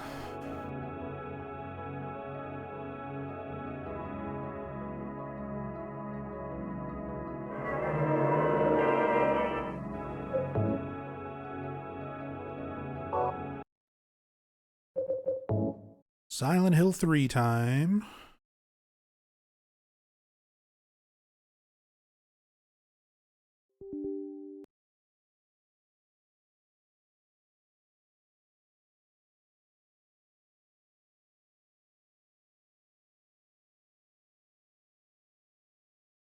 $666 saves.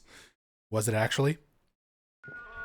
666, the number of the beast. Okay, so Silent Hill 3.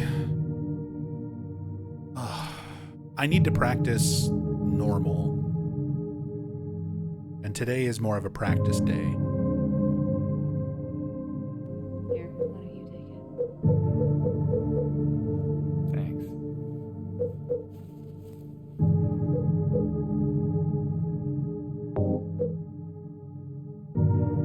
Yeah, we'll practice normal. We'll practice normal. The normal route is the faster route as far as in-game time is concerned.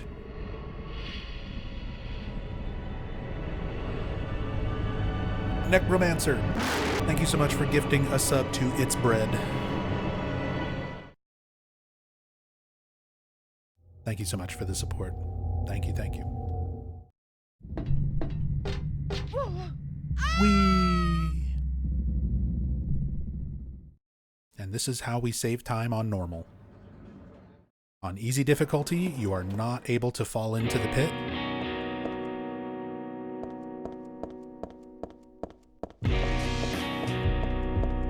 But on normal, you can fall in the pit. Normal also gives you the ability to teeter on ledges rather.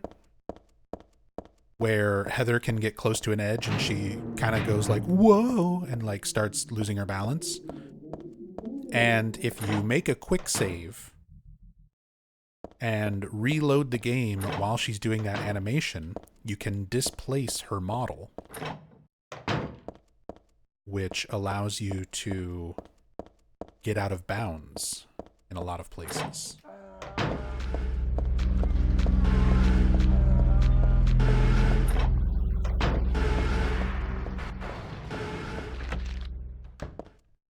There's the bread, and the bread's gone.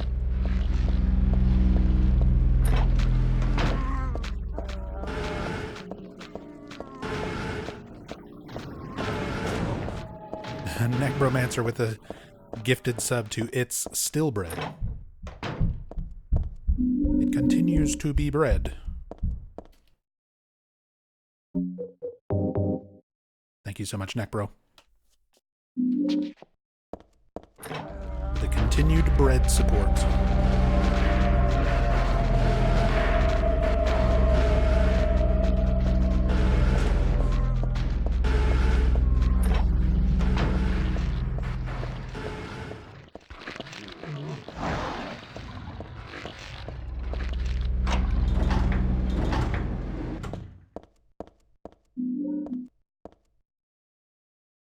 Seven 7021.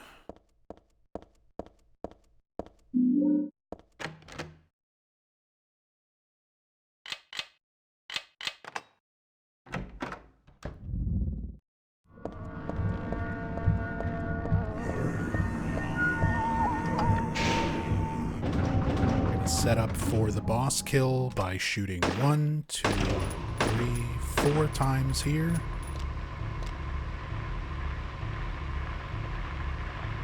That's gonna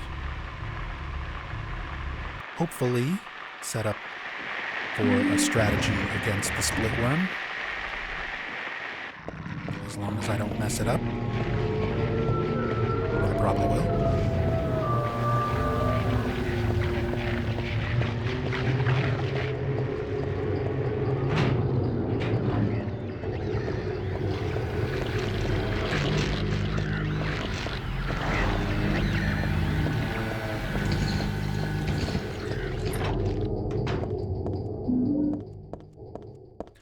Damn, this mall noisy as fuck. Silent Hill 3 is also a very loud game. I'm gonna turn the audio down on this one a little bit.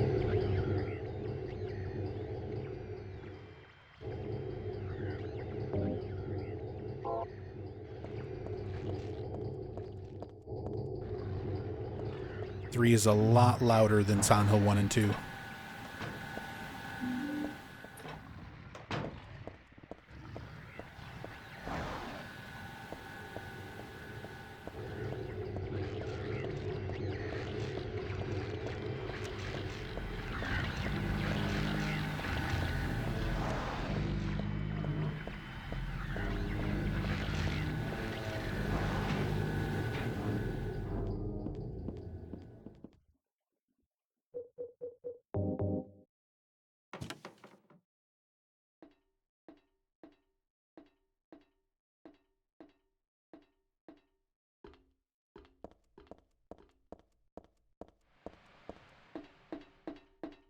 Here, why don't you take it?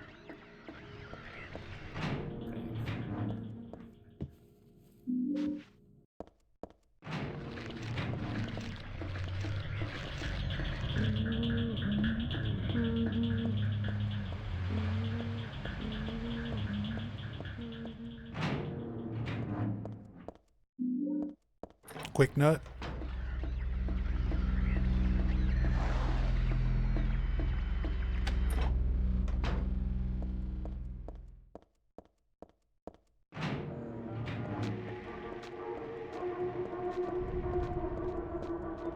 Picking up that walnut quickly is the entire reason that I have nut emotes, by the way.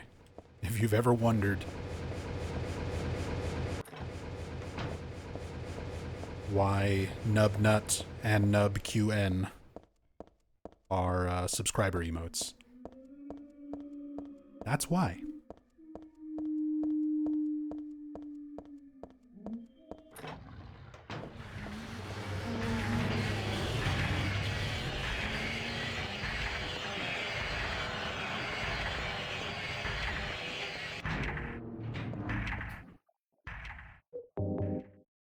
Neckbro with a gift sub to Existential Bread. Thank you so much, Neckbro. Making sure all the bread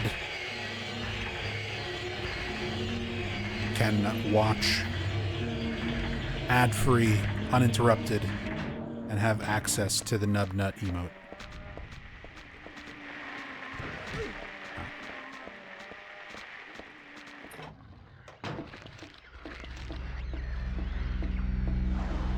Exactly. In this house, we respect bread.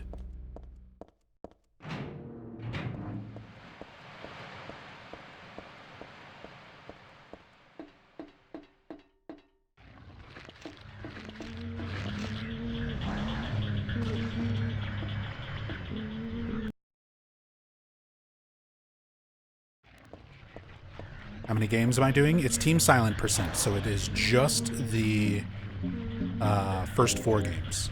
So 1, 2, 3, and 4.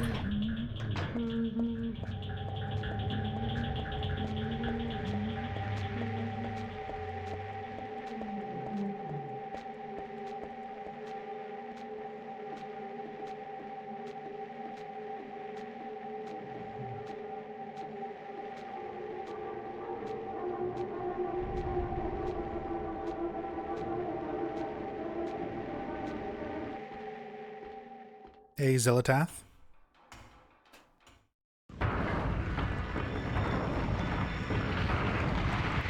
One, 2, 3. 1, 2, 3. Reload. No.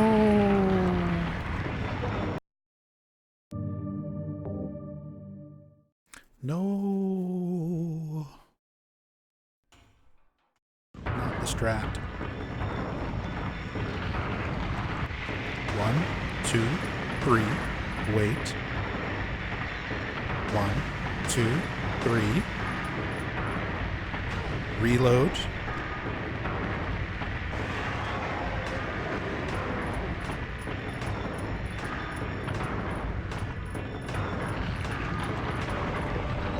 I messed up the reload time.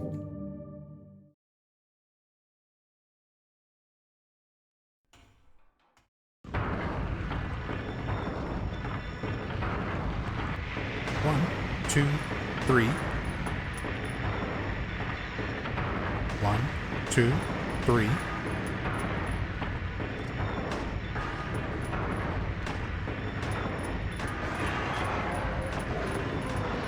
That's the strat. It's been a long time since I've done normal strats. I usually run easy with this game.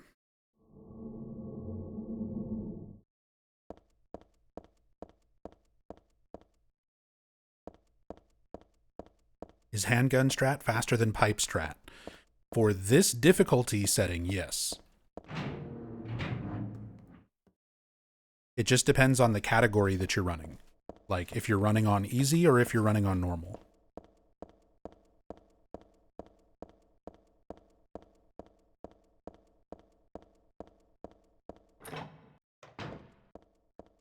Technically, even on easy, I think there is a pistol strat that's faster than the pipe.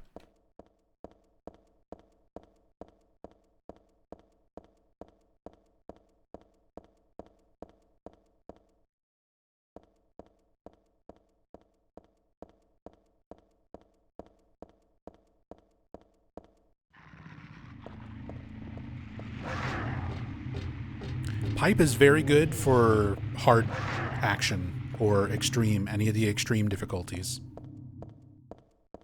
Pipe is definitely the way to go.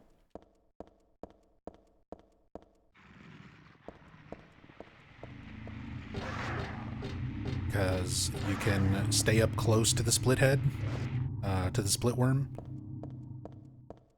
and just block whenever it tries to bite. But it'll never run away or go back into any of the other tunnels or anything like that, which is the main thing that you're trying to avoid in that fight. You just don't want the worm to go anywhere.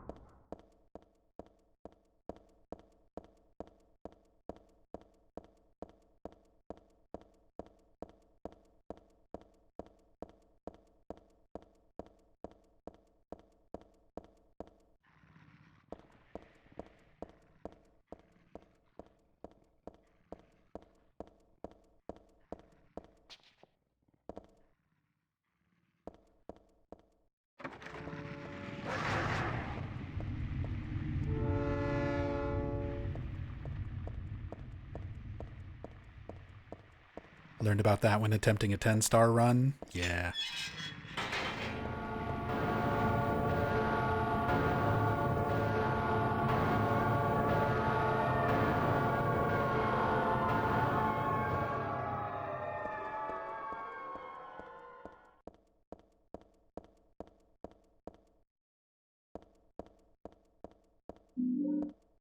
Grab that health drink for a little backup.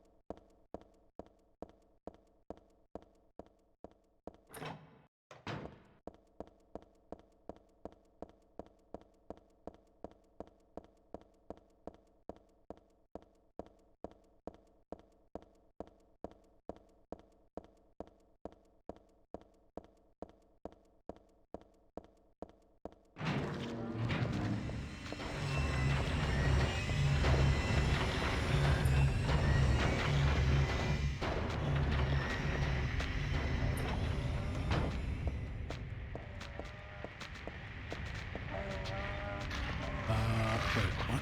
Did I?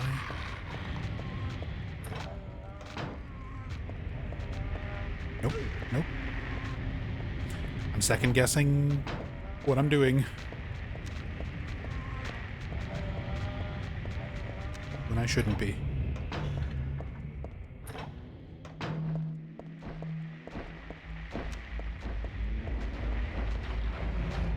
I thought I missed this room right here.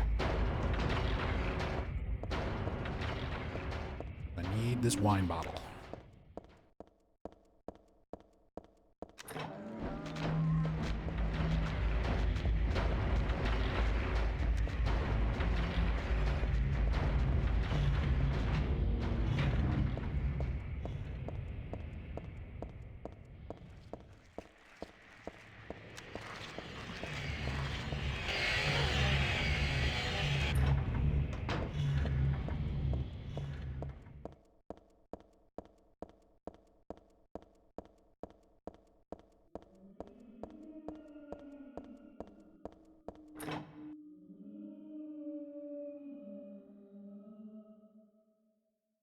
Thank you. See if I actually get a chance to stop and eat.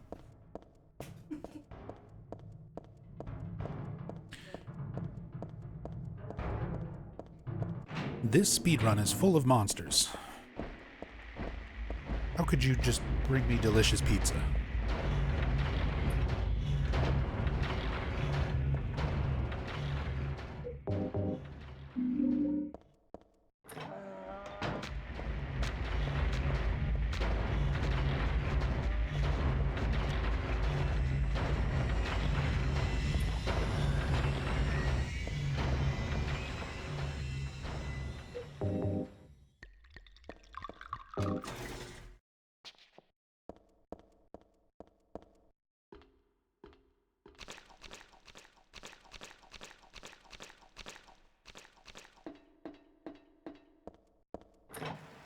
It's not All Stars, it's DiGiorno.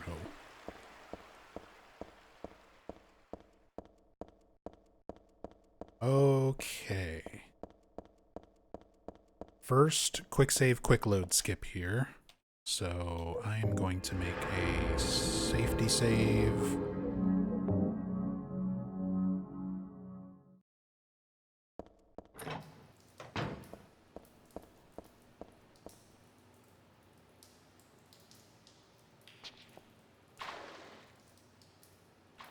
That ain't it.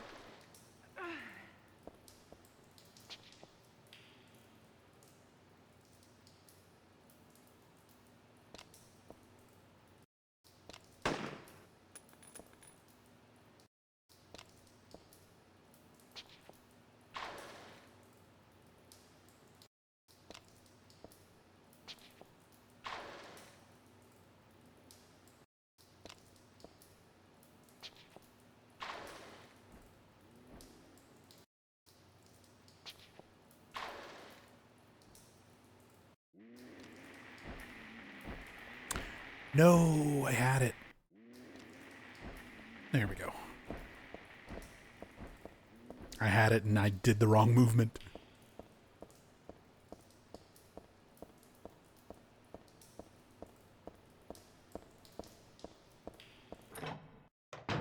So there we go. There's an example of quick save, quick load skips. Save right as Heather is about to like jump down off the ledge. Reload, and then while you reload, you're holding the ready weapon button. It displaces Heather's model so that she's clipped partially into the wall. And then we can move to finish clipping completely out of the wall and then just completely skip underpass.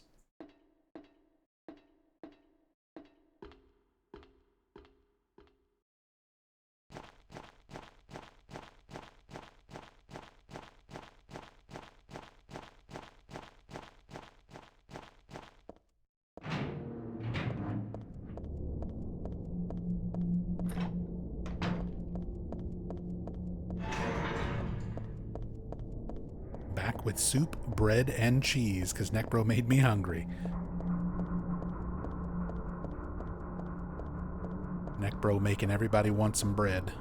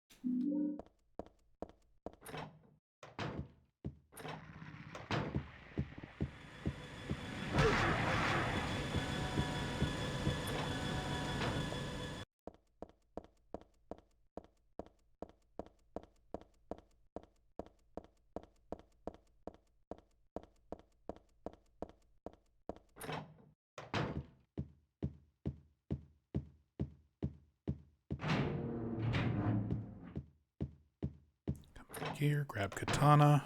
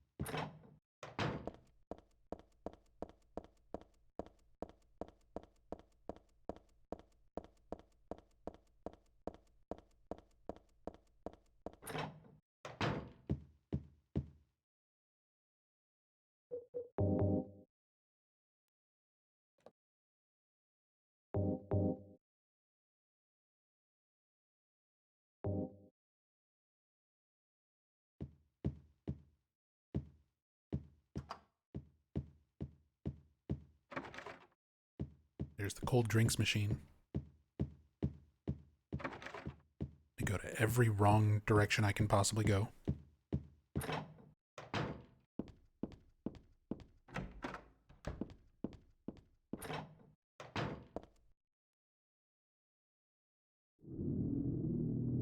It's being invaded by the other world.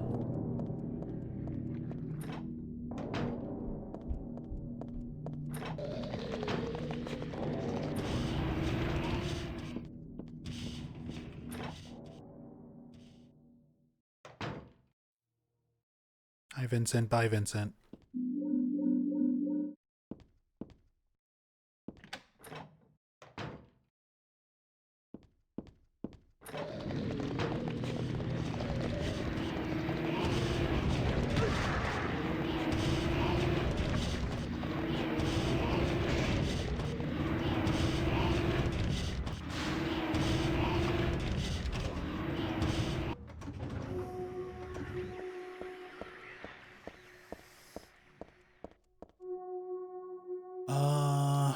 I'm trying to remember because there's another out of bounds thing here.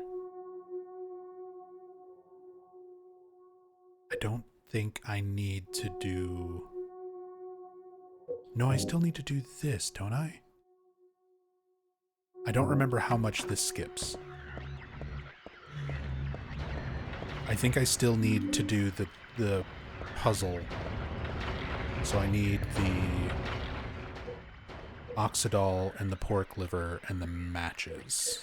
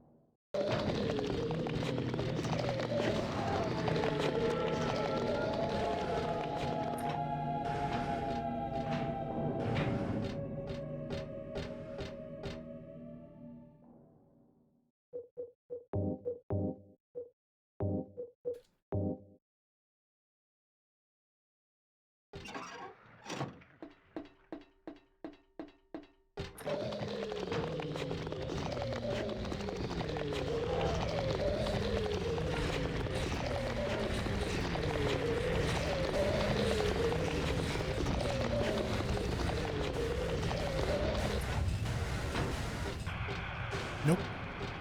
I misremembered. I could have skipped all this.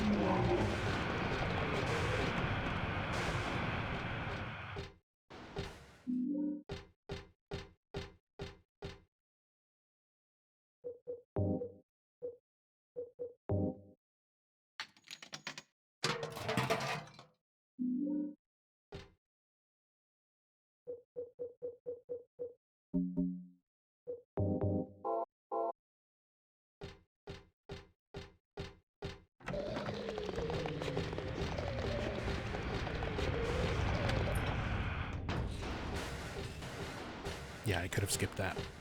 Oh well. Misremembered it's Jover. I need to practice this category for sure.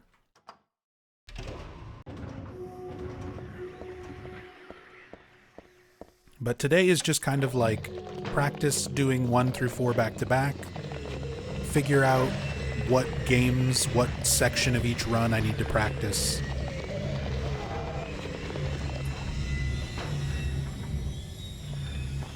Like Silent Hill 1, I just need to get better at in general, but as long as I'm getting like the romper skip and stuff, those are kind of the biggest things that I struggle with. I also need to make sure I do my ammo routing correctly, since my run got to the last boss with no ammo. Silent Hill 2, I need to learn RNG manipulation. because that drastically changes puzzle routing.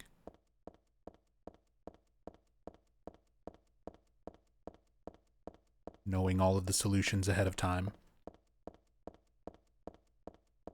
This game, in general, I just need to practice the normal action route with all of the quick save, quick load, skips. And then Silent Hill 4, that's another one where I just need to practice getting better at that game in general. It's not one of my favorites to run because it's extremely random.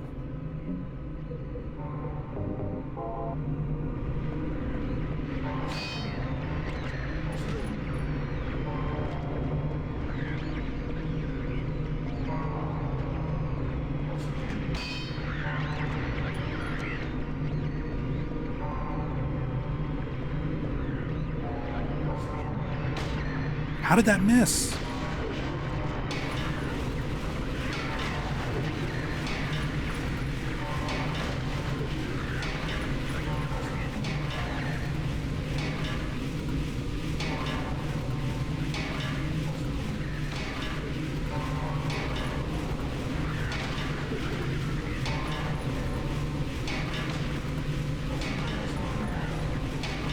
Oh my god, this boss is such a troll.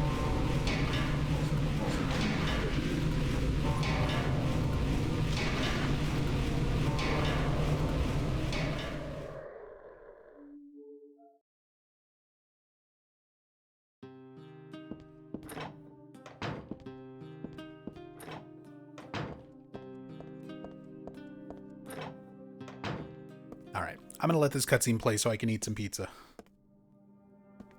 I just met some guy named Vincent. Vincent? He's a friend of yours, right? I'm not sure.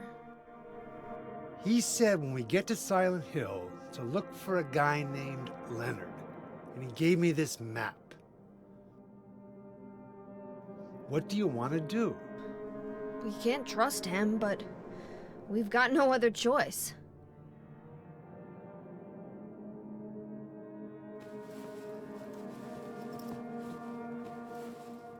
Here, take this too. What's this? Your father was holding it.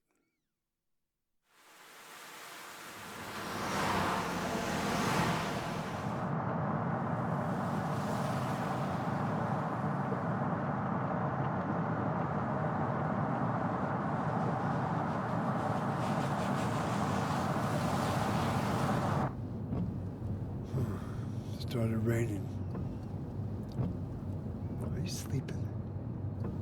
I'm awake. You cold? What's the deal with Silent Hill anyway? It used to be a nice, quiet little town. But now... You've been there? Once. On a missing persons case. Never did find him.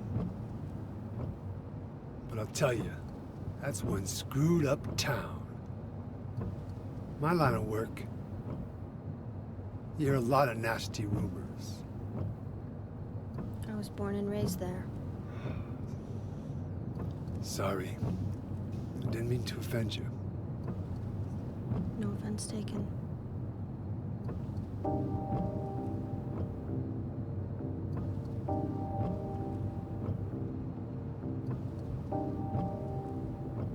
Anyway, I thought you grew up in Portland.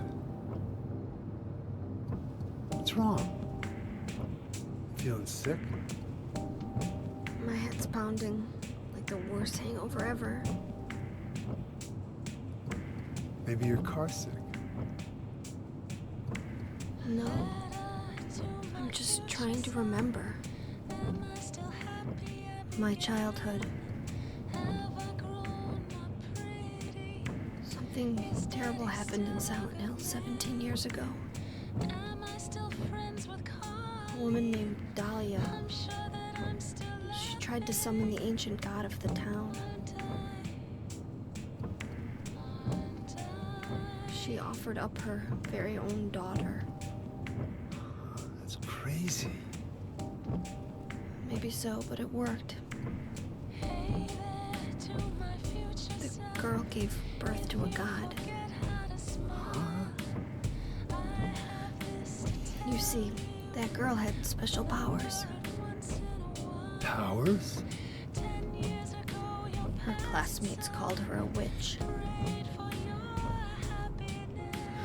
She could make things happen with her mind.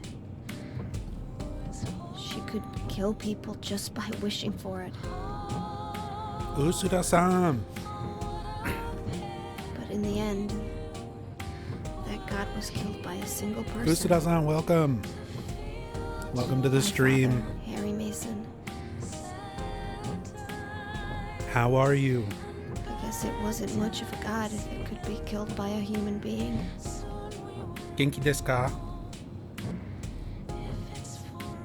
But I think Claudia's trying to do the same thing again. And I've been chosen as the sacrifice. You've got some kind of power in you two? Yeah, shoutouts for Usuda-san. After the That god is was the killed, Hiro Usuda the girl of Team reappeared. Silent. She was holding a baby in her arms. Environment artist for Silent Hill 3 and 4. Before she died, she gave the baby to Very, my very father. talented artist. Who also streams right here on Twitch, making beautiful, beautiful artwork. And thank you so much, Me just Usuda-san, like I was his very own daughter, for the birthday artwork that you made for me even though he didn't know who or what I was. earlier this year.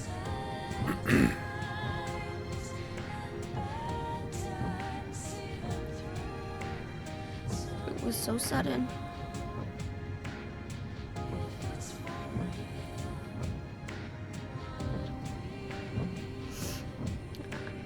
I never had a chance to tell you how happy I'm you doing made well. me. It's good to see you. Always good to see you.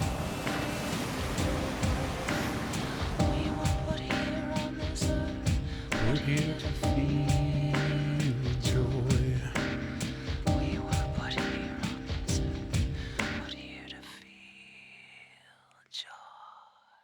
Okay. I've had some pizza and some water. Back to going fast. We are speedrunning.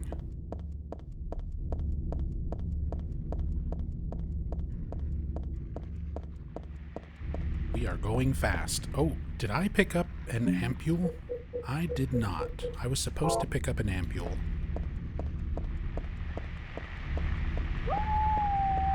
So that we don't lose time while running through this section.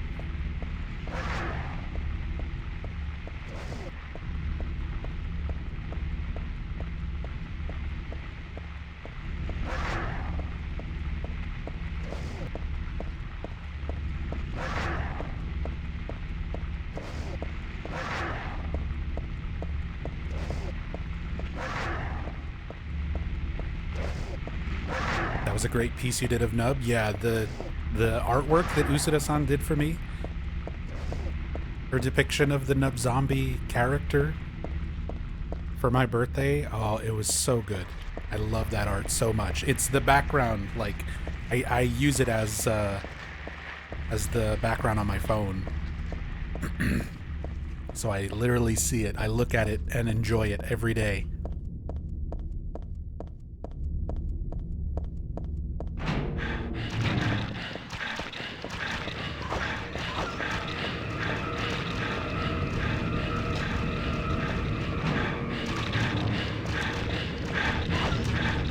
Time for my brain to figure out which Brookhaven we're in.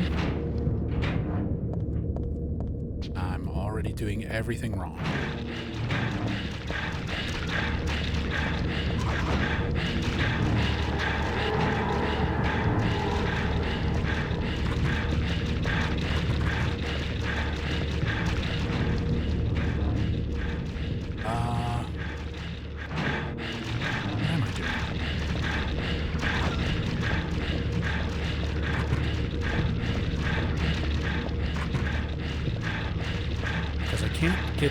that key until I have the...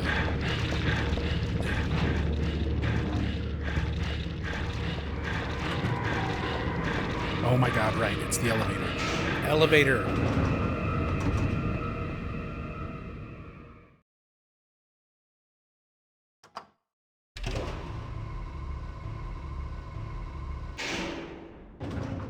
I really just need to practice Silent Hill 3.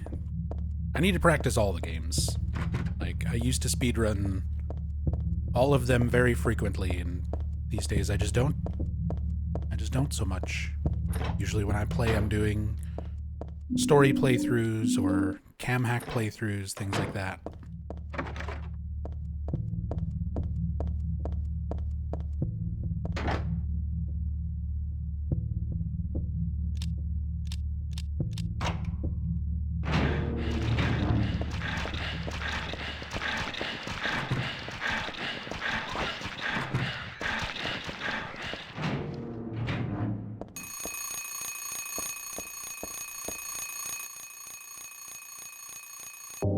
$12.14.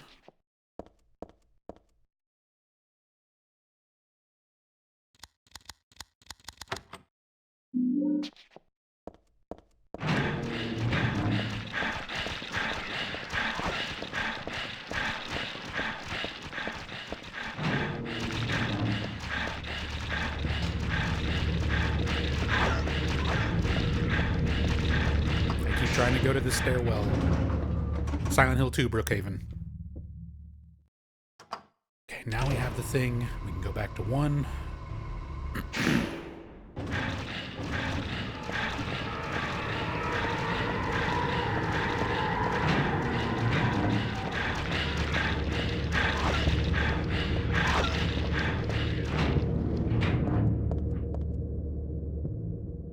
I don't think I'm close enough. There we go.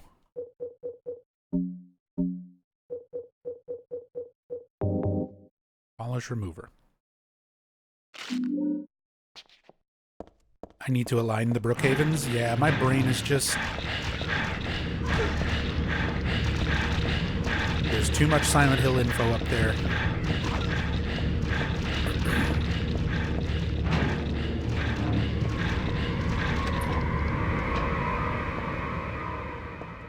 And when there's so many different Brookhavens...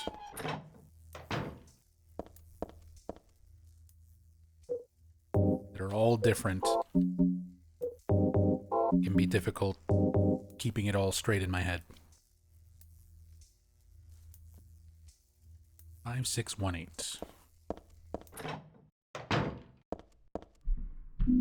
Can't remember if I used this submachine gun strat for Leonard on this category or not.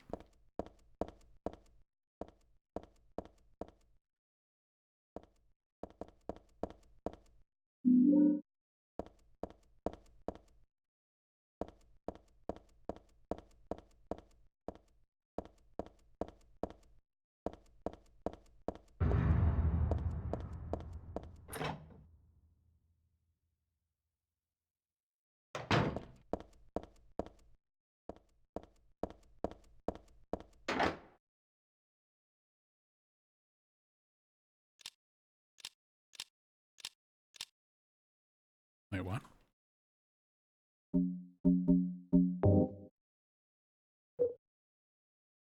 Five, 6, 1, 8.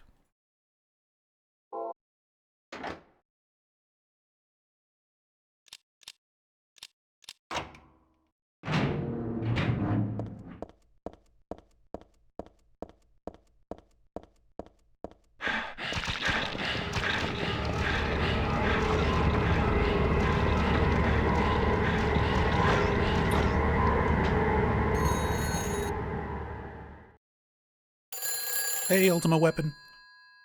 Caught a gift sub earlier. Hope the runs are going good. Nice. Glad you got one. Yeah.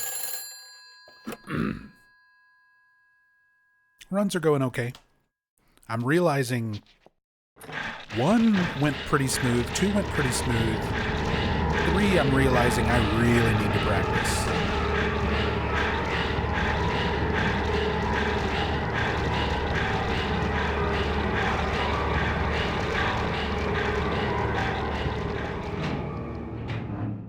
I really got to practice this one a lot better.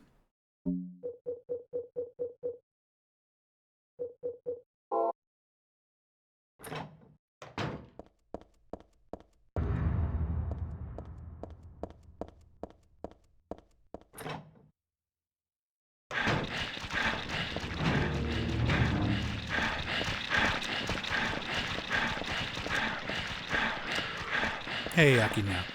Popping in to say, saw the recent YouTube videos and Discord announcement. Hoping things take a turn for the better for you soon. Thank you. Yeah, it's been a little rough lately. Between being sick and having a big financial setback with our water pipe in the yard exploding.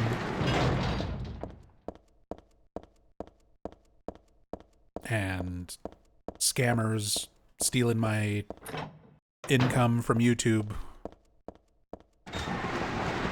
It's been a very difficult couple of weeks.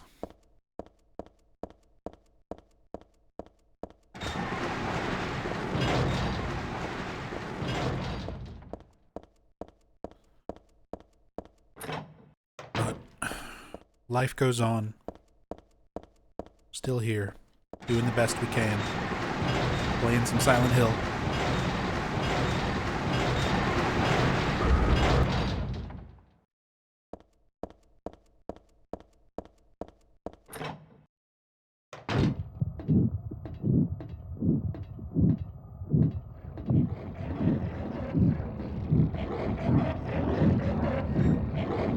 Yell.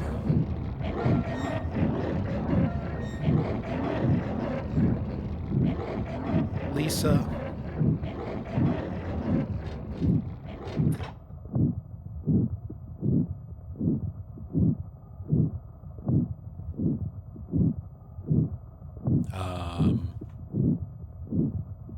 Uh-oh. Silent Hill? Silent Hill 3? Valtiel? Why have you forsaken me? Well, we're gonna get plenty of Silent Hill 3 practice today.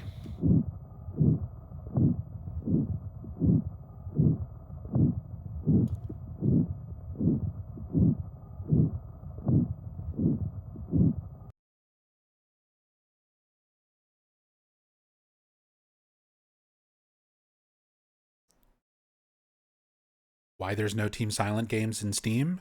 Because Konami just does not re-release them. Konami just will not re-release them on modern platforms for whatever reason.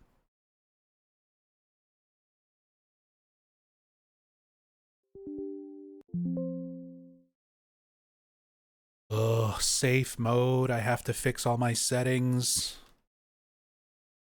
The game crashed, launching in safe mode.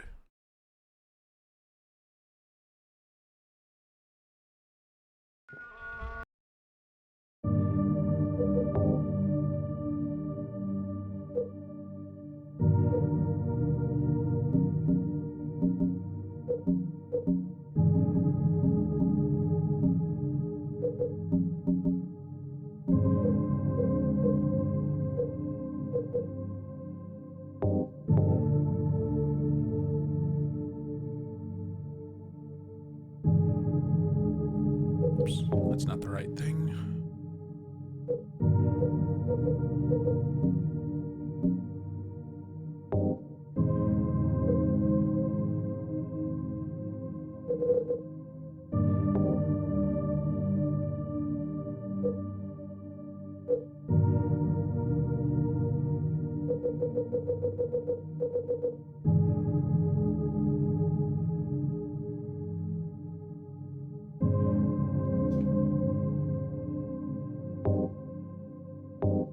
All right. Try again.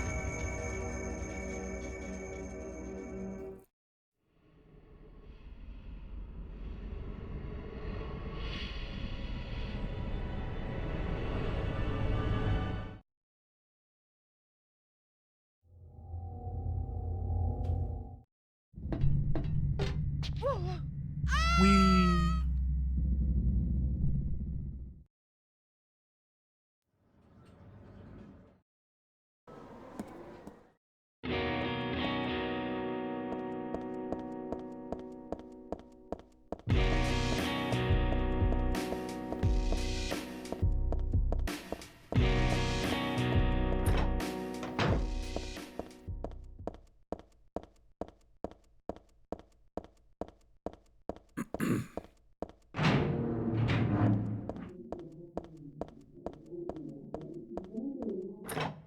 Atmosphere of the mall in this game is such a vibe. It really is.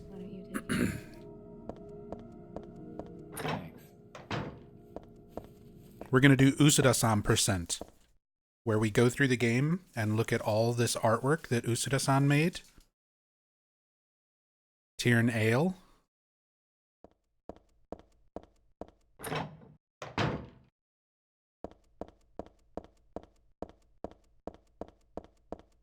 Necromancer gifting a sub to Return of the Living Bread.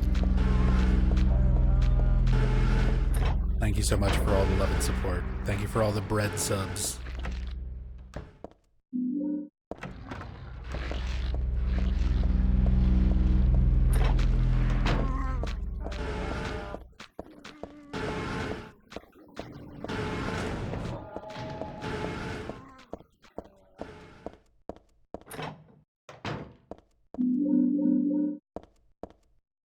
Here, why don't you take it?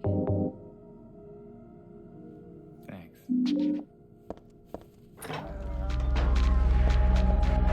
Yami, thank you so much for gifting a sub to Usuda-san. Thank you so much for the support.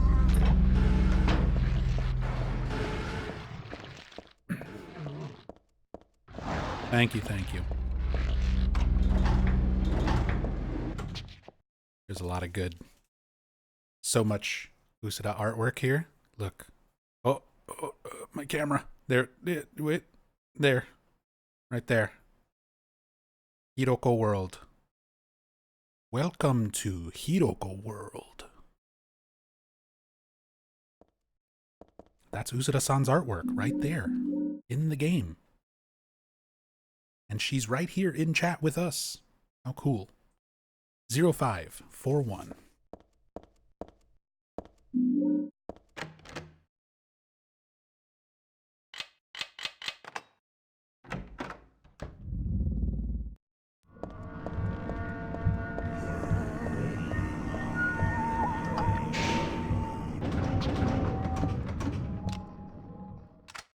One, two, three, four.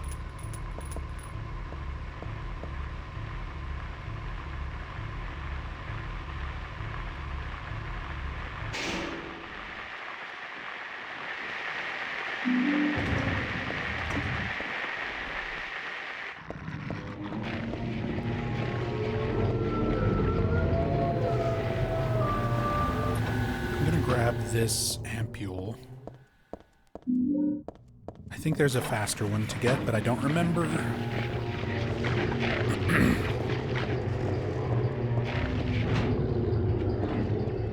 But I want to have one for running through the streets to Brookhaven.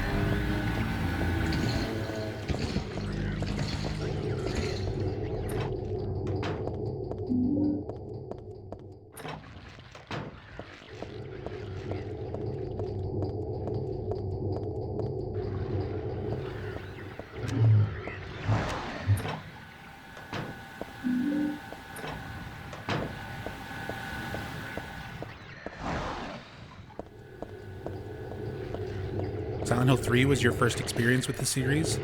Felt weird because it was your first time experiencing this type of horror. And then I unlocked a magical girl suit, threw me for a loop. This game has some amazing unlockables.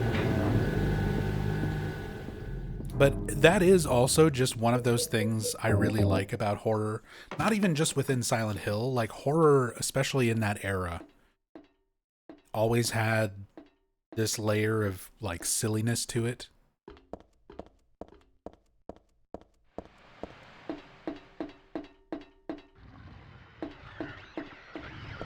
whether it's through like costumes or like Resident Evil with some of its kind of cheesy dialogue.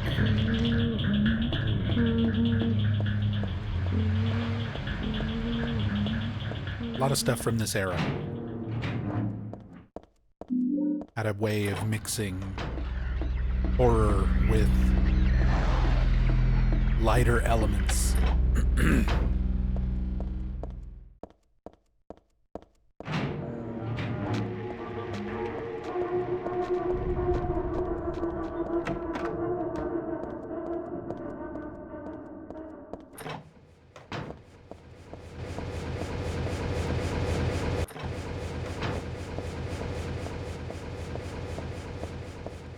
Silent Hill 2 was yours, Akatak? Your buddy and you got jump scared in the apartments and shut the console off. That's kind of similar to how my Silent Hill 1 first experience was.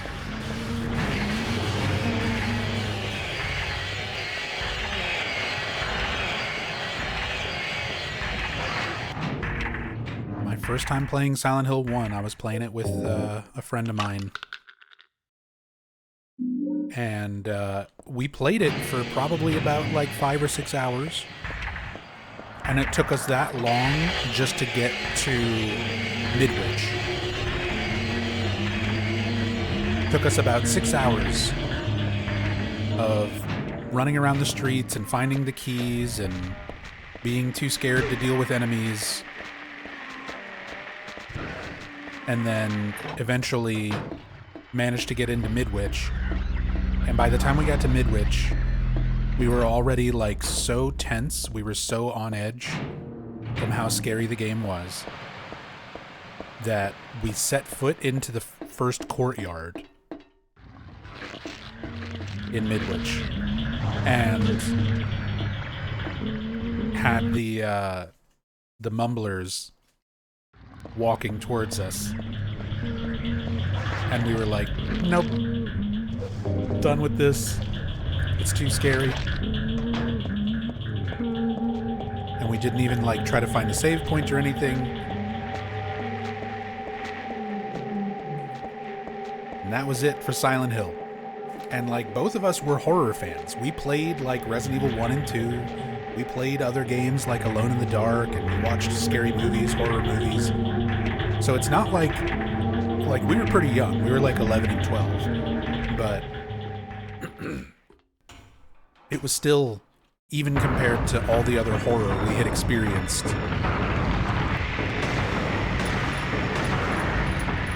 Silent Hill was just different.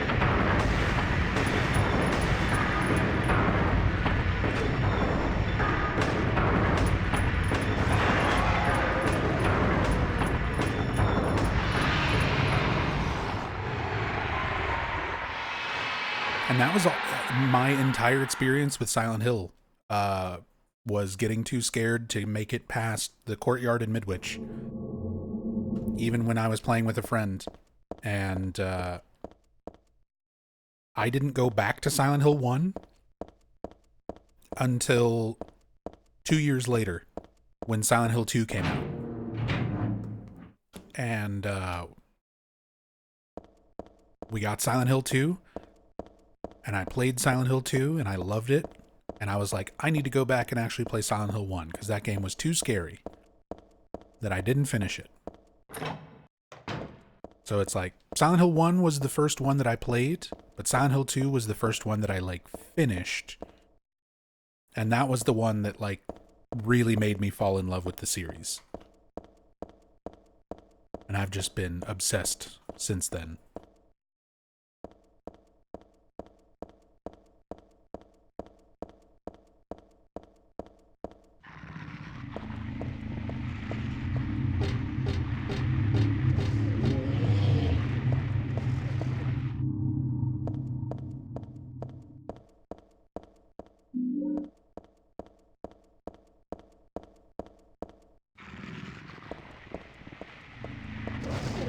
Was about that age when you started getting into horror too?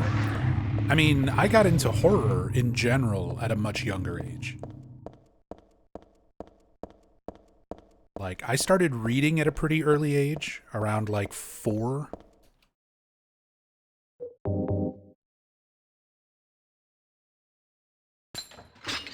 And my mom is a big reader, and she had a lot of horror books. Like, most of the novels, most of the books we had in the house were horror. It was a lot of Stephen King and Dean Koontz and stuff like that.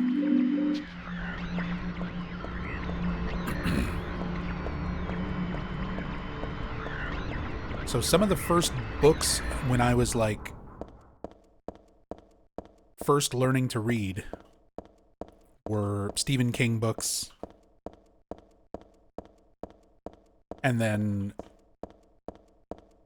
Goosebumps. R.L. Stine. Read all the Goosebumps books I could get my hands on. Stuff like that. And I was just like, I don't know, exposed to horror very early on. And I loved it. I loved horror.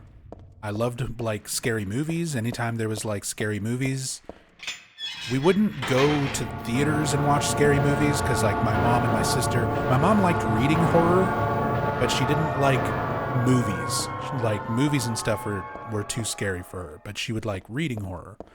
So we didn't, like, go to the movies and see horror, but by that point in the early 90s, late 80s, early 90s, there was a lot of horror that was being shown on TV. So you would catch, like, you know, Friday the 13th Part 3 and things like that. So I would just watch, like, whenever I could catch horror movies on TV. I'd watch Halloween or Friday the 13th, stuff like that. So by the time I was like 12 years old and playing Silent Hill 1, I had already been exposed to a lot of horror. A lot of horror movies, a lot of horror books. Even other horror games. Like 1999, I had already played Resident Evil 1 and 2, and Seventh Guest, and Alone in the Dark, and a lot of stuff. But Silent Hill was just different. These games, it's hard to describe, but something about the atmosphere and the soundtrack and everything about them made them feel so different from other horror that we had experienced. Like, these were the first games that we played where something legitimately felt wrong. Like, they made you feel weird.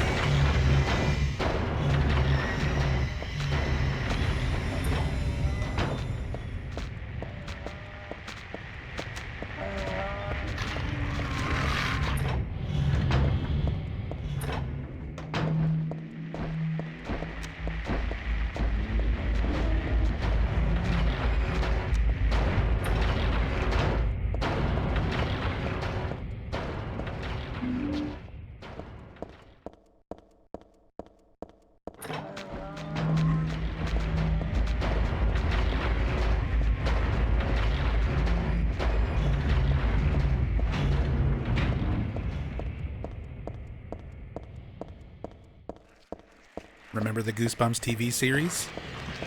Yeah, the Goosebumps TV series and Are You Afraid of the Dark? I loved watching those.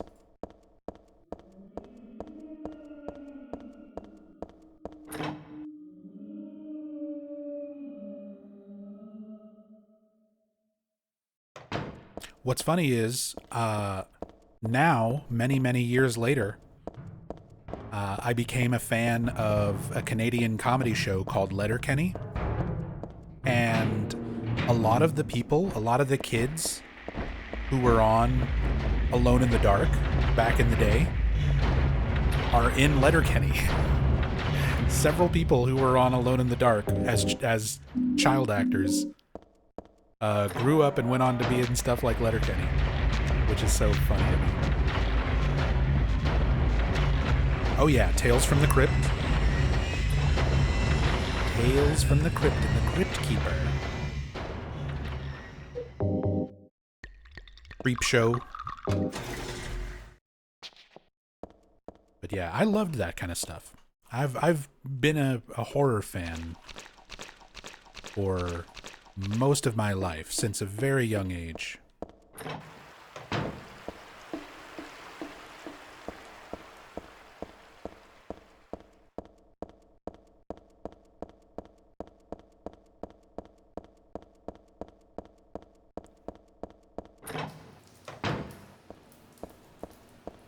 See if we can get this skip this time.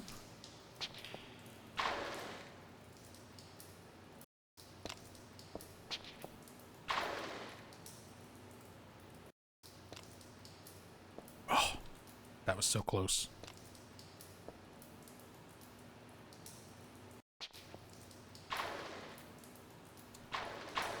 Slightly off.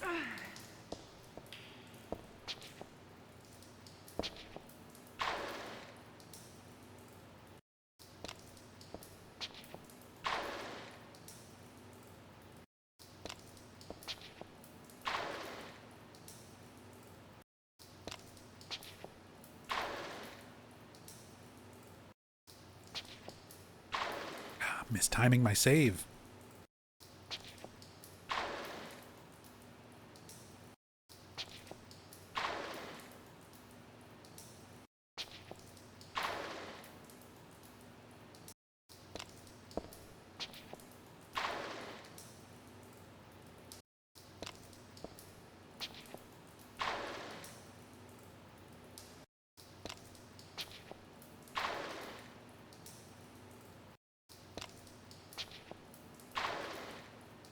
Yeah, I'm gonna have to practice this game so much to get a good time for doing these games back to back.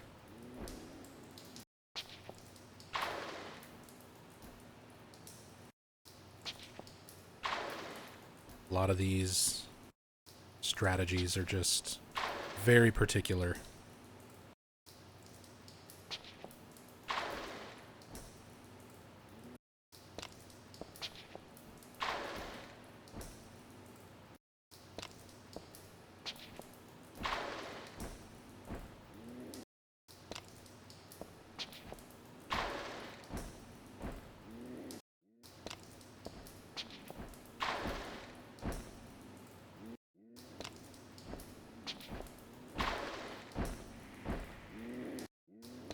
God, I just can't do it.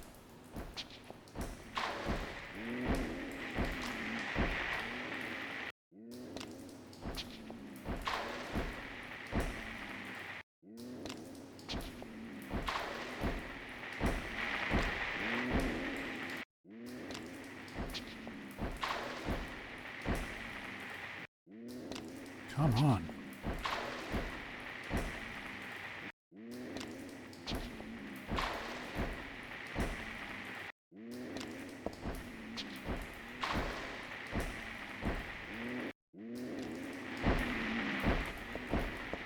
Finally.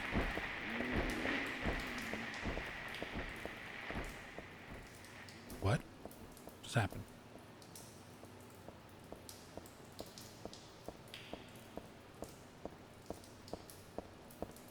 Okay, that was a little weird.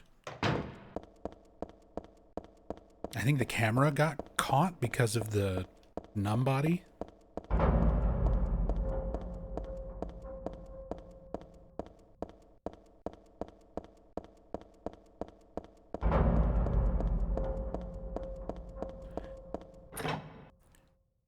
You and your wife just recently got into Twin Peaks, since it's on Paramount Plus. Twin Peaks is amazing.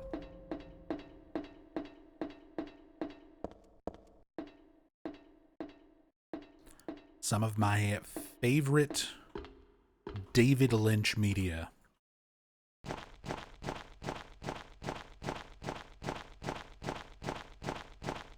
Twin Peaks is so good.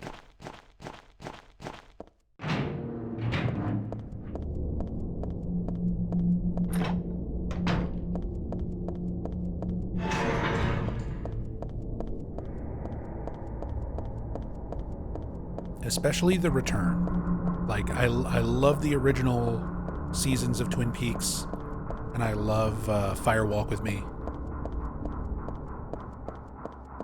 Twin Peaks The Return is just whole nother level.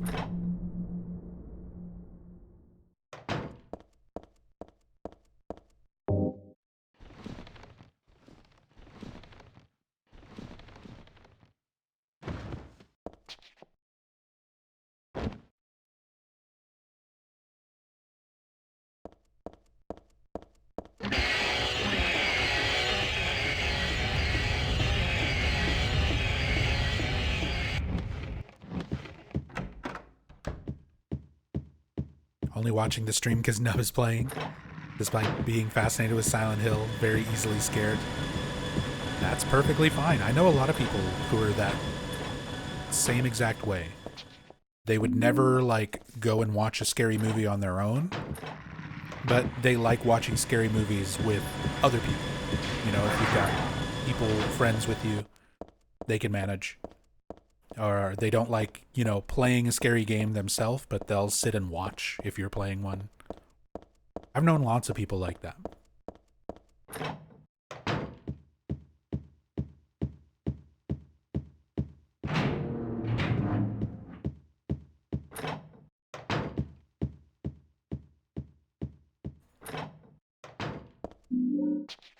But I think that's good. I think there's definitely something to be said about sort of having the willpower to expose yourself to something frightening.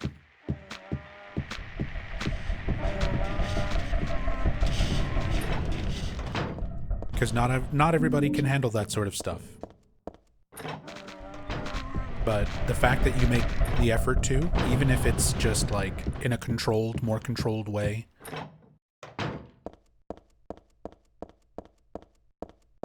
watching somebody instead of playing yourself or anything like that.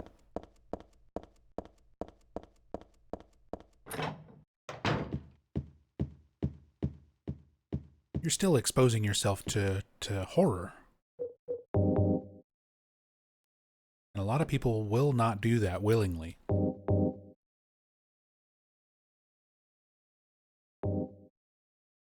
Given reality, scary movies seem downright relaxing. I mean, yeah, you're not wrong.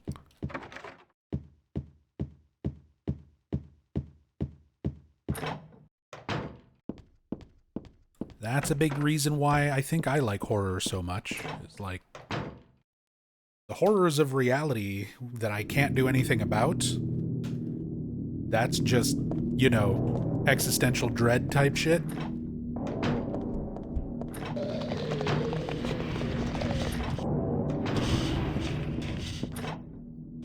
But horror movies, horror games, things where I feel like I've got some agency in how much of the horror I experience and how much control over it I have,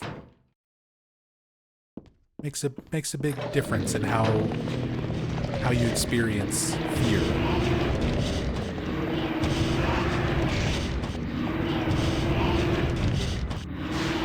Okay, so I think I just skip things here.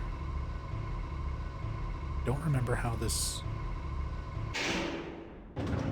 goes. Is it here?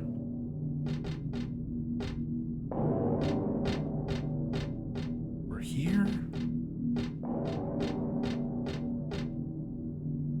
Might be here.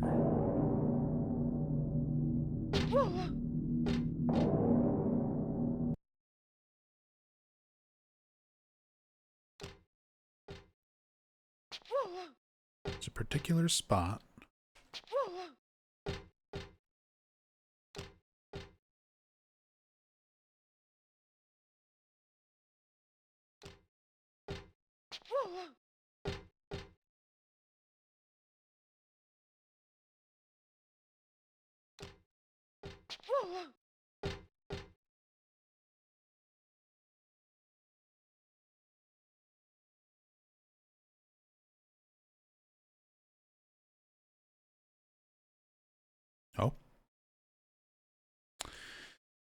And it crashed.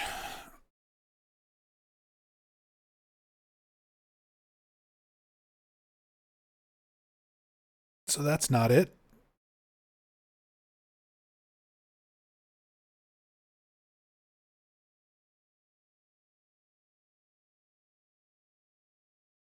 Valtiel. Valtiel, please. Man, I might need to just do the easy route, because if you're just doing Silent Hill 3 runs by themselves, having to start over because of a crash like this whenever a out of bounds fails is not the worst thing in the world. But when it's part of a 4-game marathon category,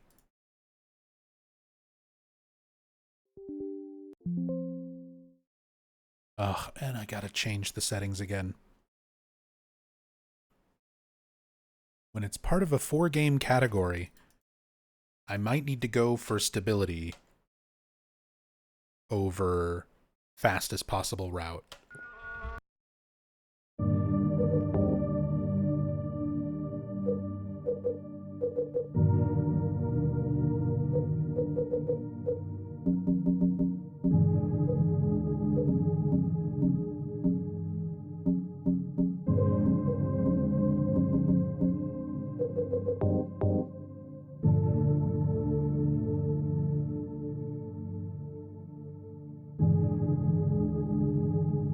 On the exercise bike and looked over, it happened again. Different spot, but yeah. Game crashed. I think I was in the wrong spot for that out of bounds, which is why it crashed there.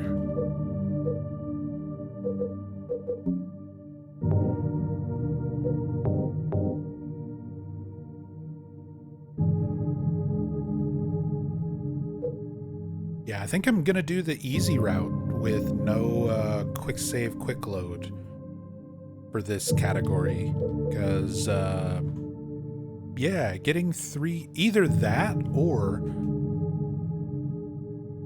since we can run the games in any order we want. When I'm doing attempts of this, I might just do Silent Hill 3 first. So it's like Silent Hill 1 is pretty stable. There's not a whole lot we're going to have to worry about in terms of like crashes or anything like that. Silent Hill 2 is pretty stable. There's a couple places where I can potentially crash, but for the most part, Enhanced Edition's pretty stable. 4 is usually pretty stable on Good Old Games. 3 is going to give me the most trouble. So I think 3... that might be the play, to do 3 first, using the normal route. Either that or just do easy. Let's do easy. Let's do an easy run.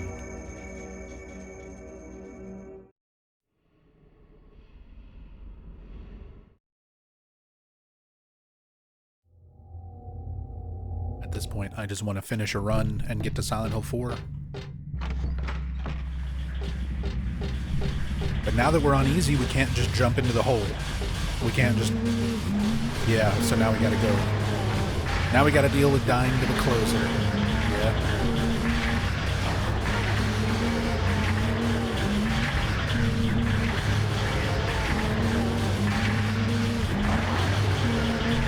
And we get perfect closer RNG. Actually perfect closer RNG. Yeah, now that we're doing a run, that doesn't matter.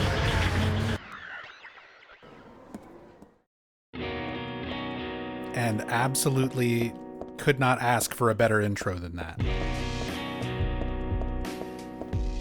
Back when I used to grind this category, I literally have spent 8 or 9 hours and only have like 1 or 2 runs get past that intro, because the closer would just not do what it just did.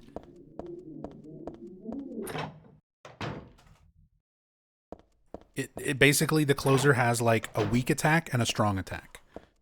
The weak attack is with its left arm, or its right arm, and the strong attack is with its left arm. You just need it to do 2 strong attacks in a row. The first one stabs you directly. The second one, you strafe into it so that you fall forward, and Valtiel can stab you while you're on the ground. Exactly what just happened.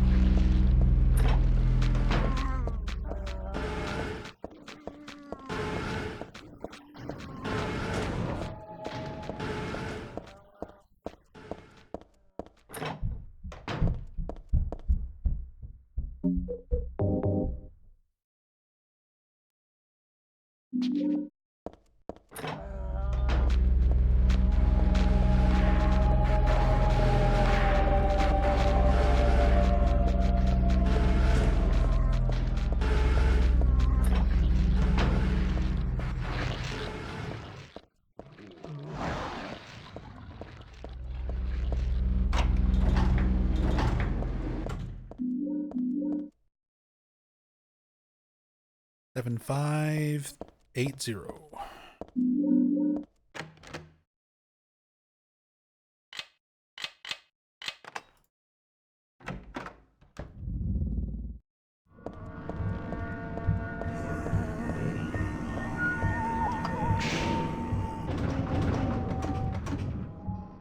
We don't have to worry about setting up our ammo.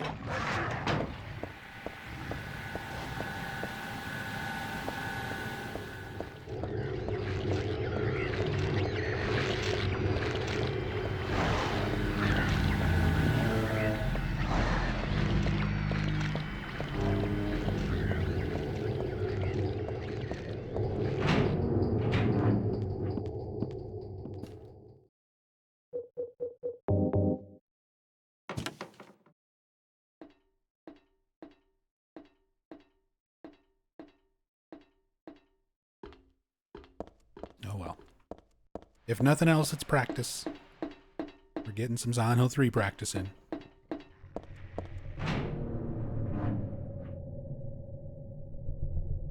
Game. Game? Video game? Right as I'm like, it's all good, we're at least playing some Silent Hill 3. Now it's just crashing constantly.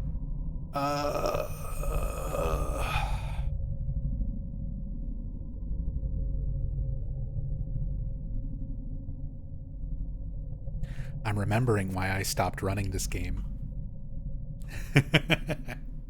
I'm remembering why I stopped running Silent Hill 3 so much.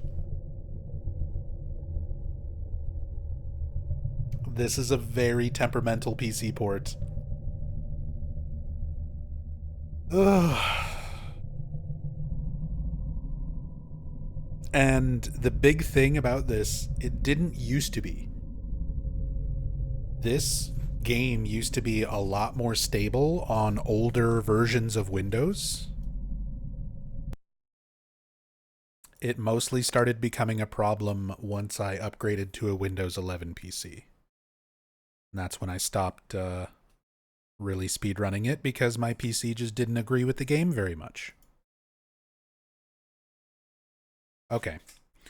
Well, we're going to skip Silent Hill 3 because I'm going to need to probably like reinstall it at this point. It's just going to most likely keep crashing.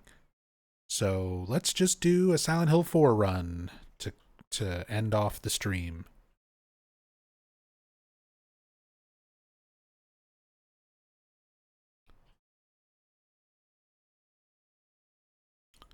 Silent Hill.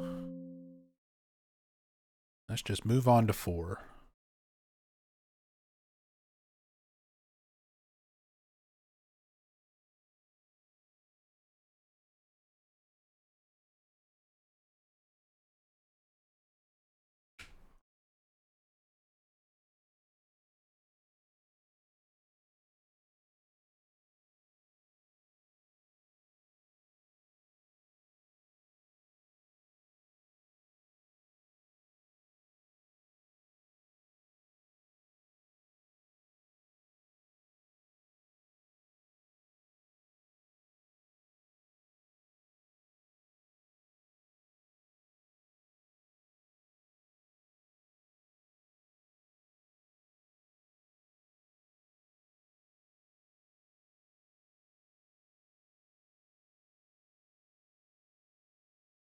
Hopefully my randomizer's not installed. Okay. It would say randomizer up here on the title screen if it was. I'm pretty sure I made sure to remove any mods and stuff.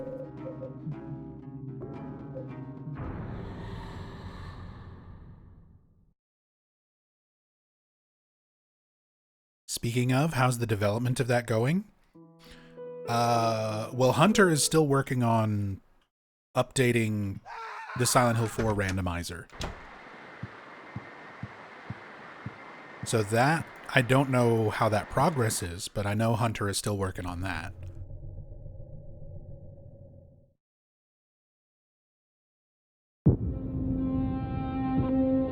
Because there's already a very good, like, Hunter's already made a really amazing randomizer for this game.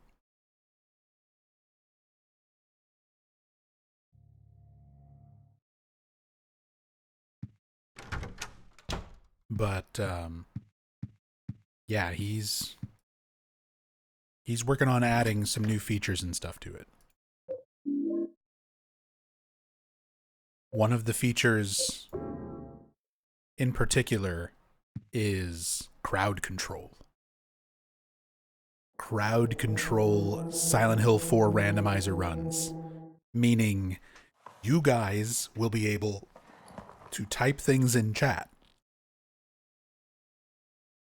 that directly impact what's happening during my run.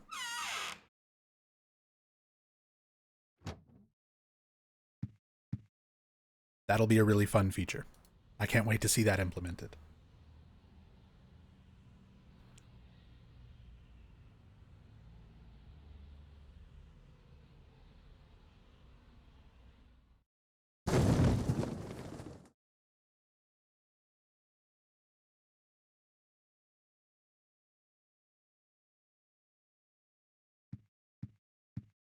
You mean we, the viewer, get to impact Silent Hill canon? Yeah. Just like Ascension.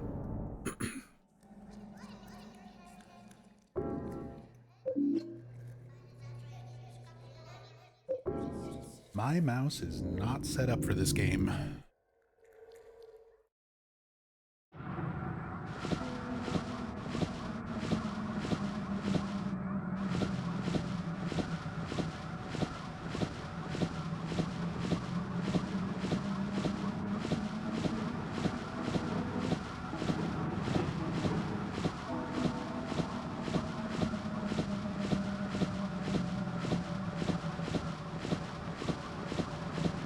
Hunter's going to add some more stuff to the randomizer, more things that can be randomized.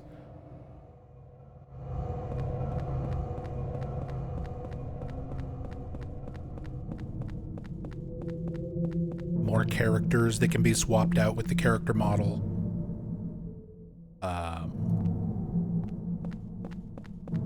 Crowd control integration. There's a lot of neat stuff. A lot of neat stuff that Hunter's working on.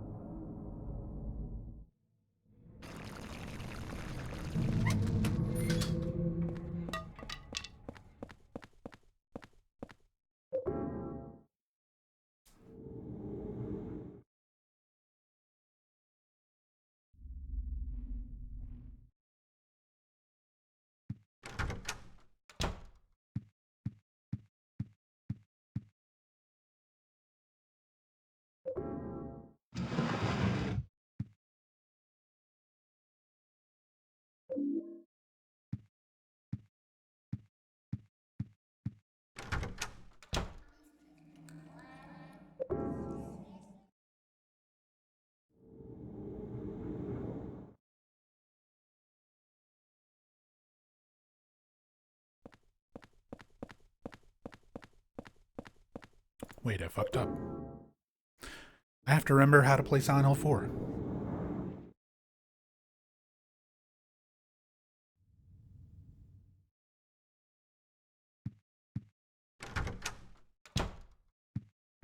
What am I doing? I'm getting the gun and then looking through the wall. That's what I forgot. That should trigger the phone call.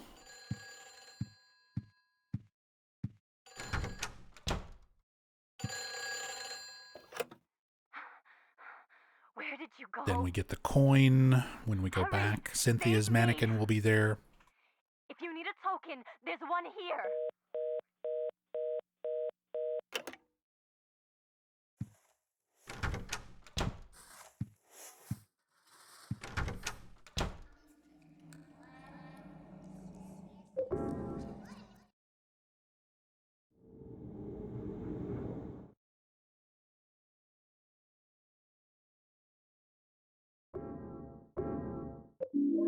Put boobs on every character. If a character already has boobs, add 2 more boobs. Good God. If that was a feature, everything would just wind up looking like the pregnancy monster in Silent Hill F.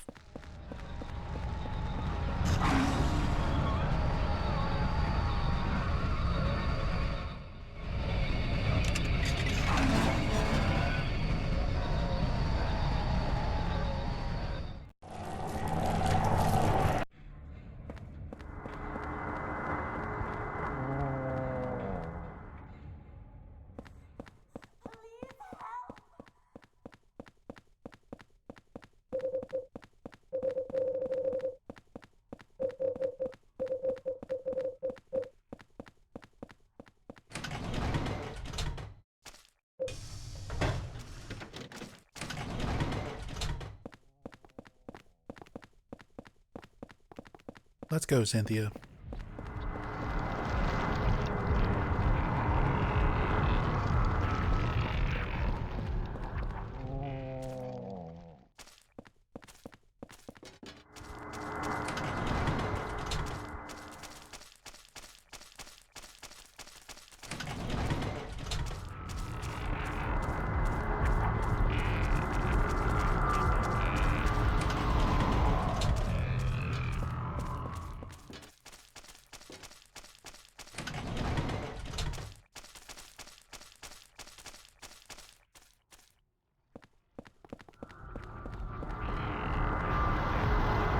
Out of the way, Grandma. Is it possible to save Cynthia? No. Nope. Her fate is sealed.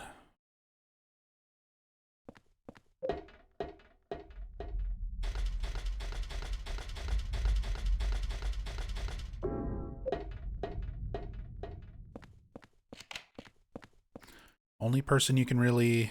Do I pick these up? I don't even remember.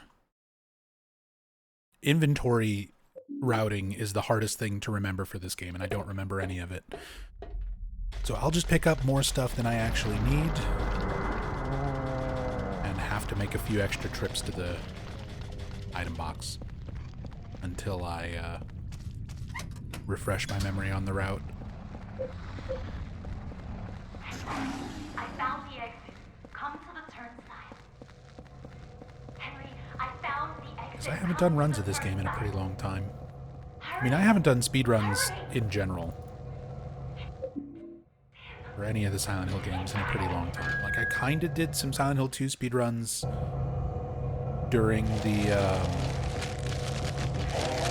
9-year partner anniversary stream, where I was just like running through to get some extra endings.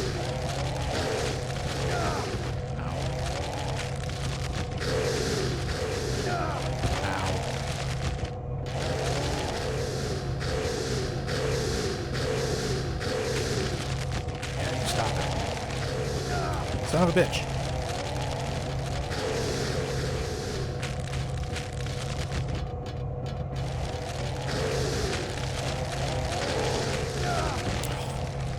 This part is so stupid. How is that still a hitbox?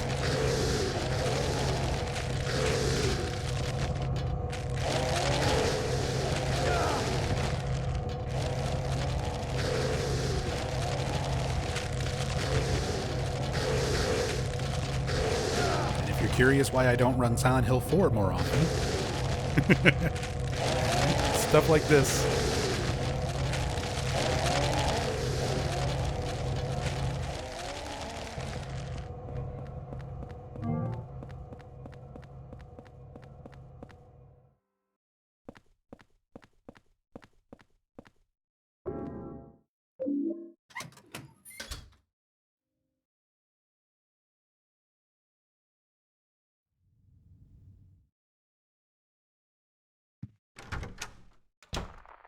Hurry up and get that ambulance.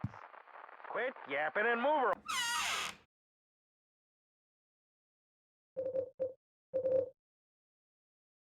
Actually, I don't think I want to put anything away yet. Trying to remember. We just go straight into the next one? I think we go just straight to the next one.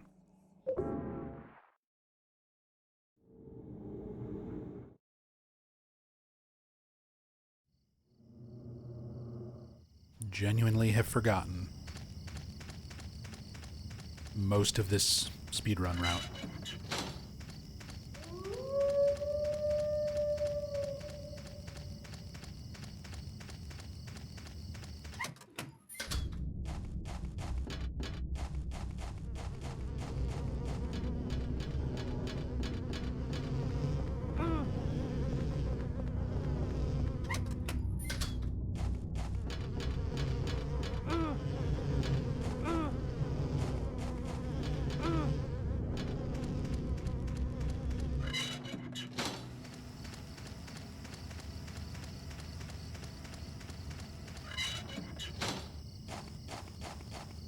Hi, Jasper.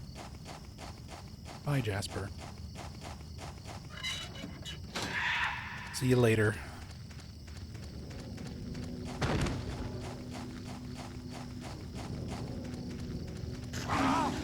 No.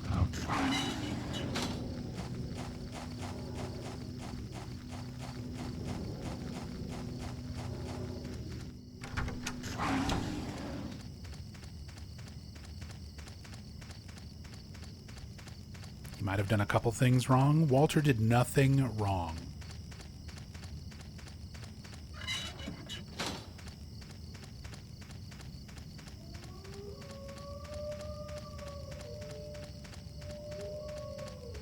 He didn't choose to get put into a cult orphanage that would brainwash him,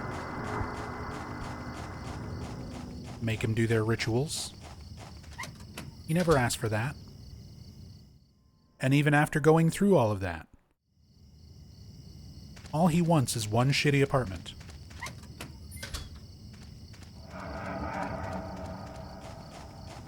One single shitty apartment room.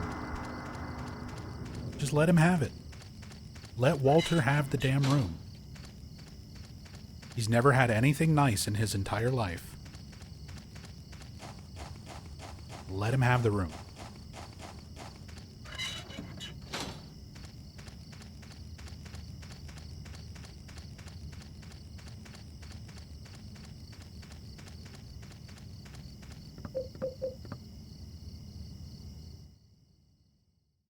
Chocolate milk.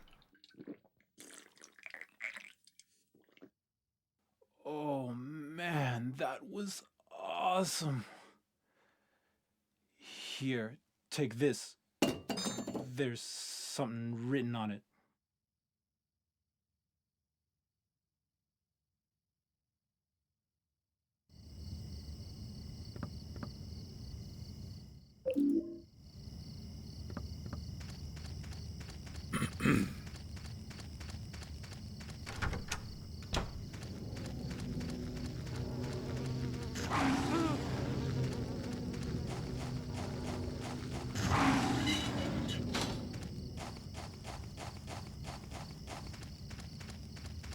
And not have roommates. No, you don't have roommates. You don't keep renting out the apartment to other people. Just let Frank Sunderland take a loss on that one room.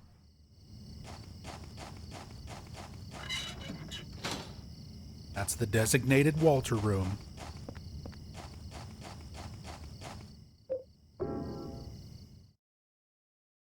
Just let him have it. can rent out every other room in all of South Ashfield Heights. Just let Walter have 302.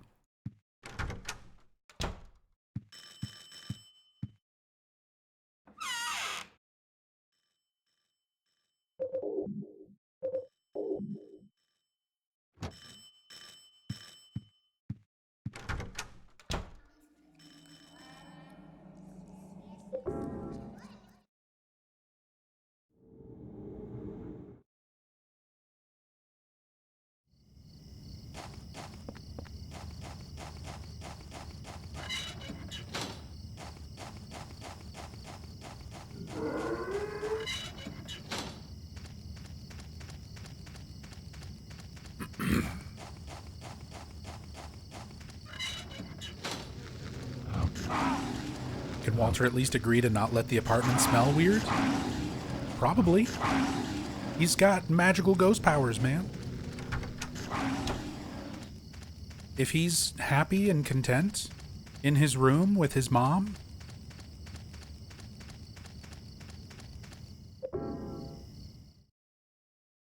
he could probably do something about the smell. Light some incense.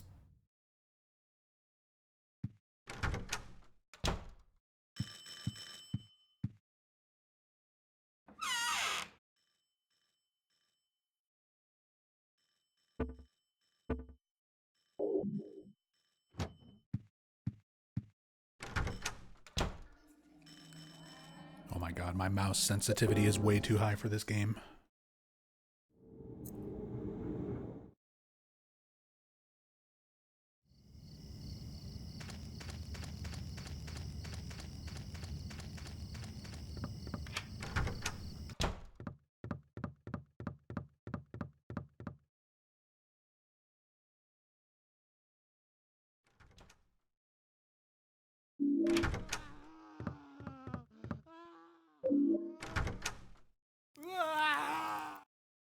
He's fine.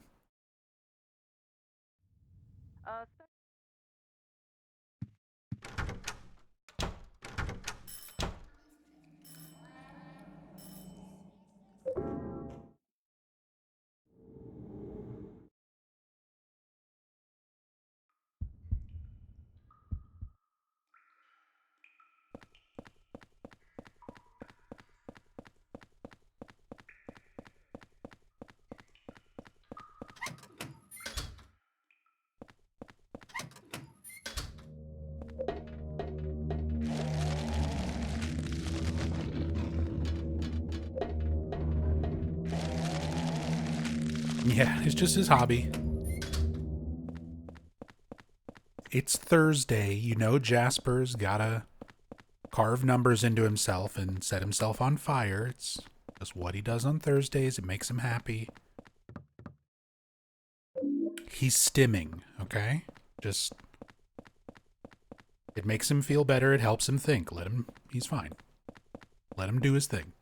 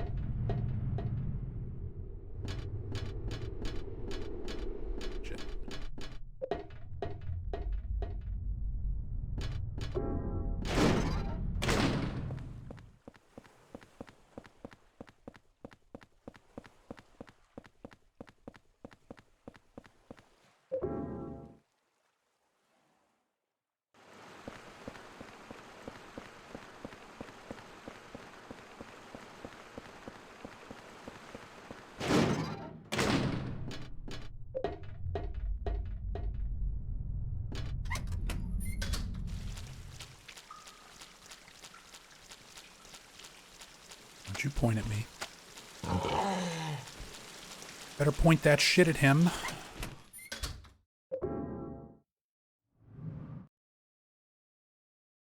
I think I dropped in the wrong hole. Yeah. God damn it. I'm mixing up water prison and return to water prison.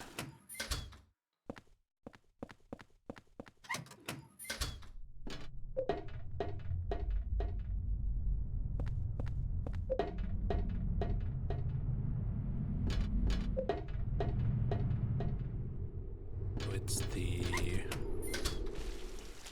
second door this way. This one, I think.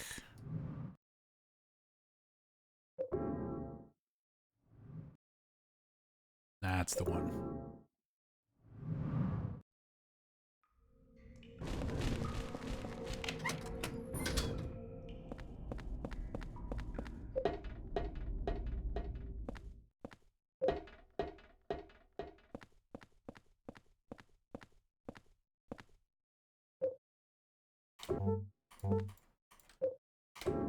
Damn. Got one valve skip. You can do a little animation skip there if you hit the pause menu the right time. 1, 2, 3, 4. 5 out of 6 valve skips when I haven't run this game in such a long time. That's like it's kind of good.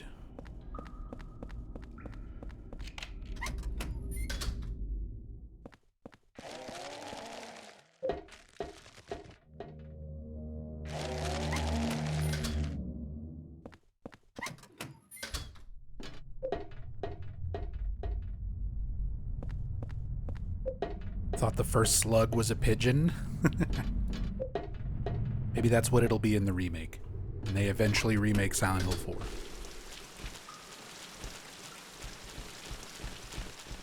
Leech pigeons. Oh. Pigeon slugs. Am I on the wrong floor? Did I mess up? I may have messed up.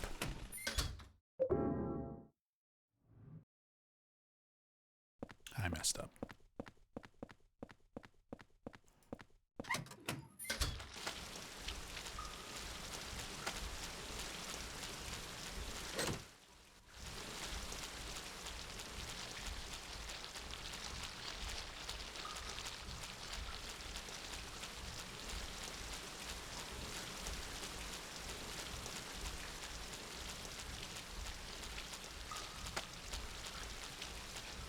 Yeah.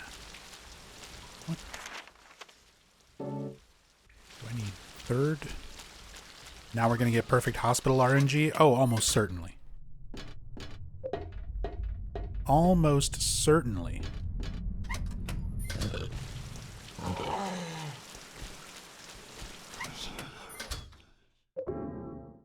Anytime I'm like actually practicing and doing well on runs for this game, I always get terrible luck. Times like this where I'm de-rusting and like not doing a very good run in general.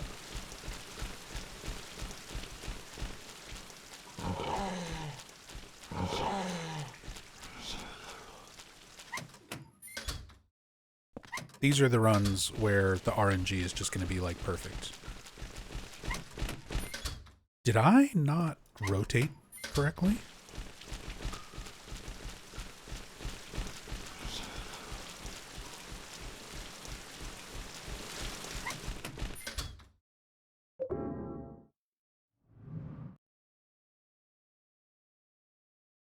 Yeah, this should be the room that I'm dropping in. I didn't rotate correctly. I thought it was 6 turns. I thought it's 2 to the right and then 4 to the right.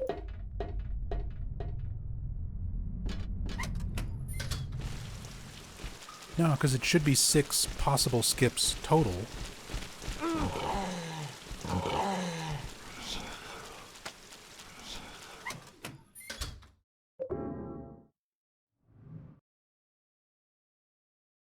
no, and now everything's misaligned.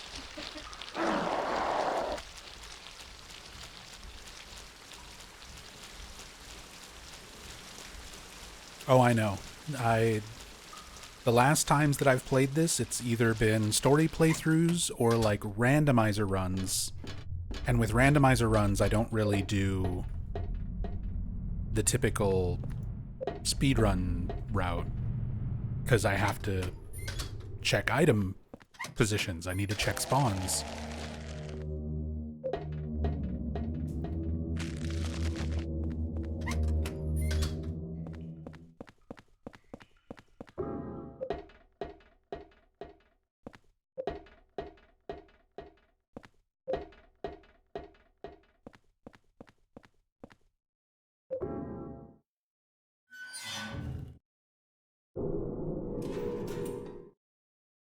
There's the Andrew scene.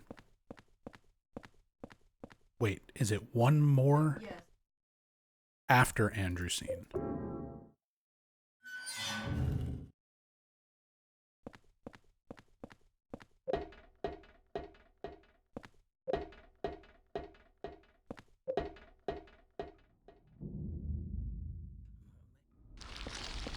Because I thought by doing the skips the way I did, that it just doesn't play the Andrew cutscene.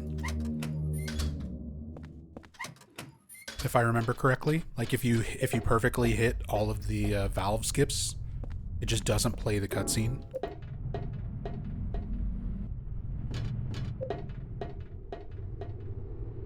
That kind of threw me off a bit.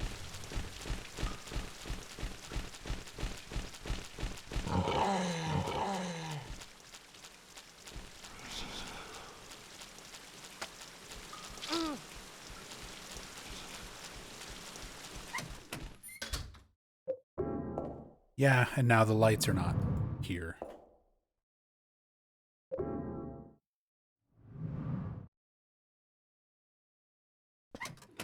I messed this up so much.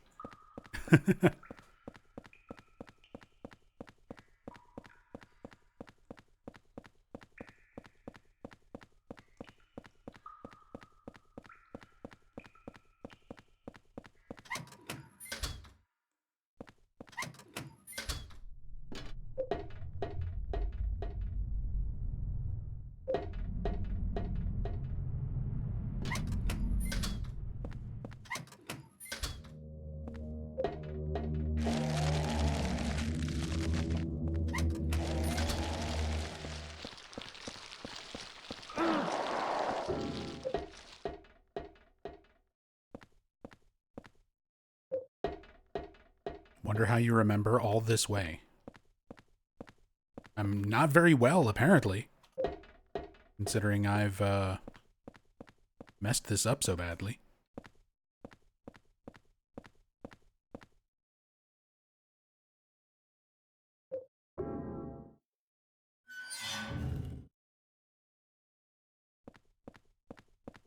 There was a point in my life where I was actively speedrunning all of these games and pretty decent at them. Even had a few world records over the years. But now I'm old and washed up, and my brain don't work so good no more. And I'm lost and confused.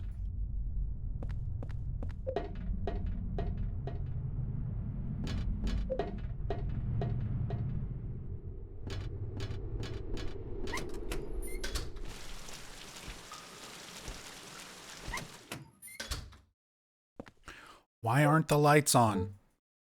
I'm starting over.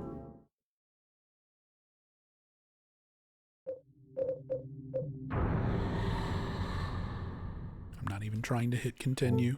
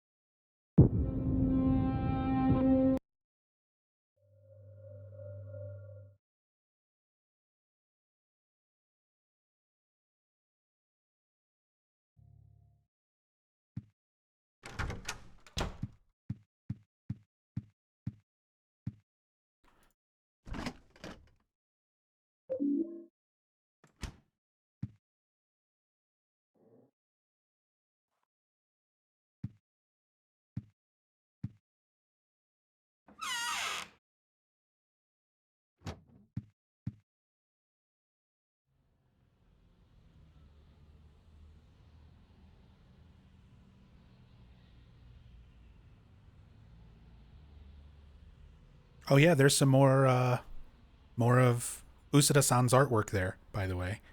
That billboard or sign that's above the stairs down to the subway. That's some more of the environment art that Usada-san has done.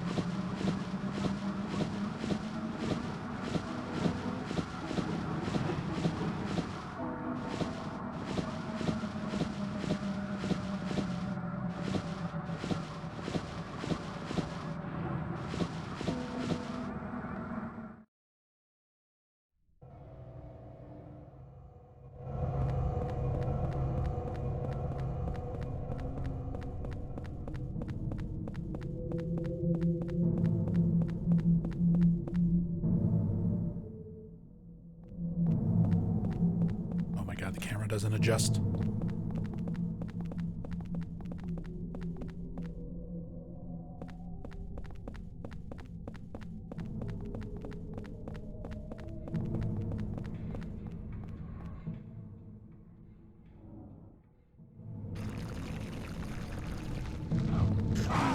Ouch.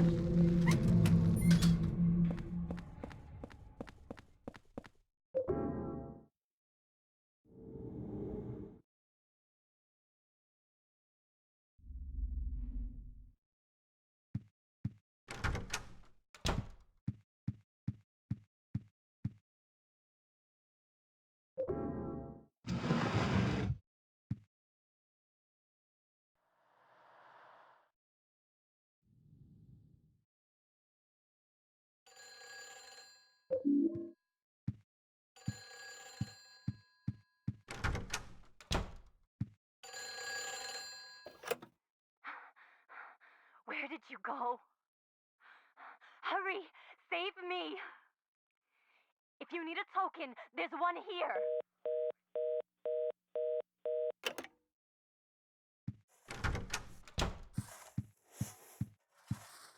Whoops. Already done over there. Go back and get the token.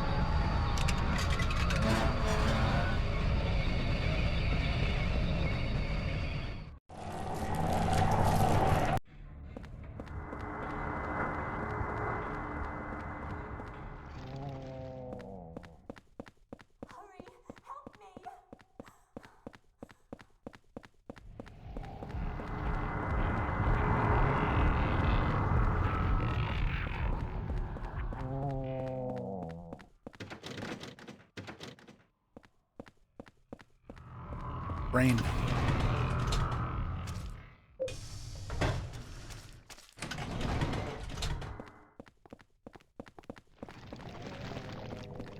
Telling you, my brain is just no good anymore.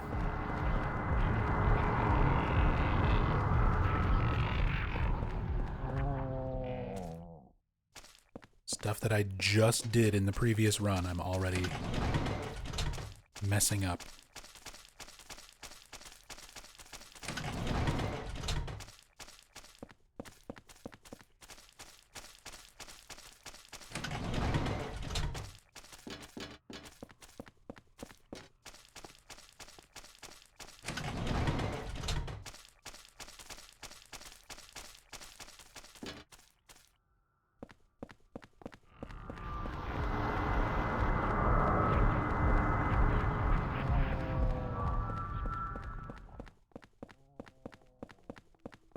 miss when my brain worked and I was good at these games.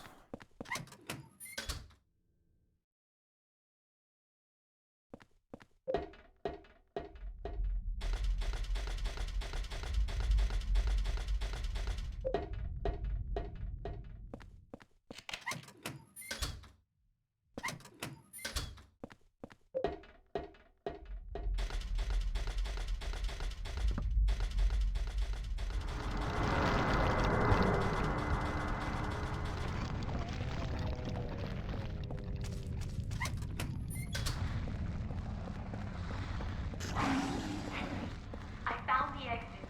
Come to the turnstile. Henry, I found the exit. Come to the turnstile. Hurry! Hurry! It's him.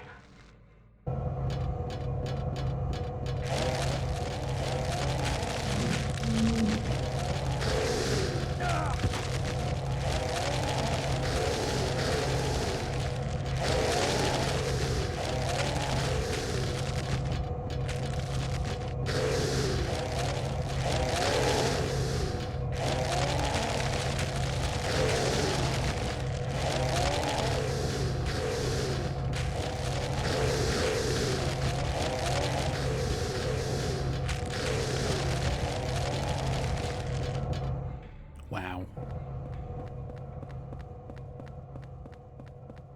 Well, that went a lot better than last time.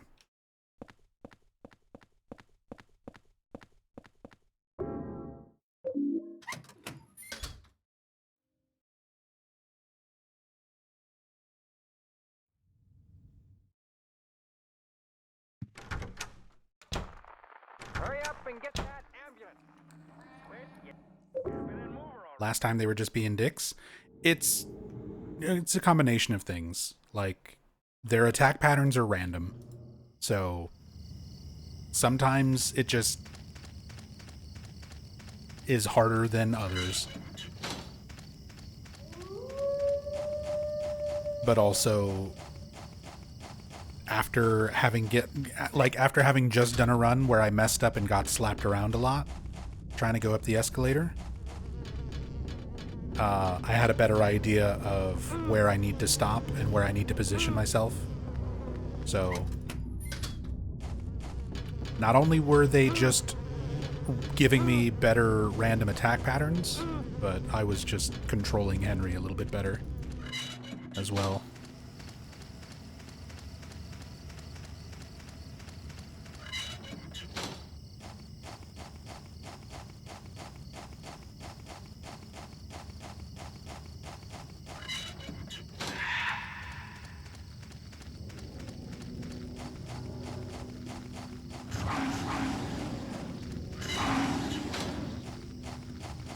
Remember when the flyers would one-shot you? Oh yeah. We'll do more randomizer runs eventually at some point, including the randomized damage modifier, where a bug can just fly past you and graze against you and just insta-kill.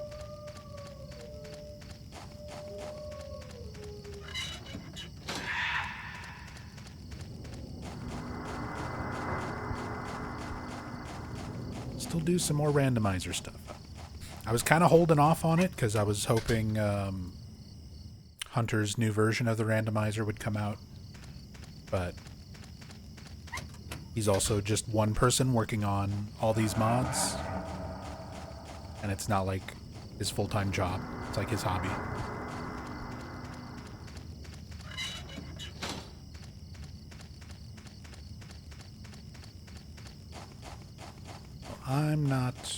I'm not rushing him. I'm not gonna rush him into having to finish stuff.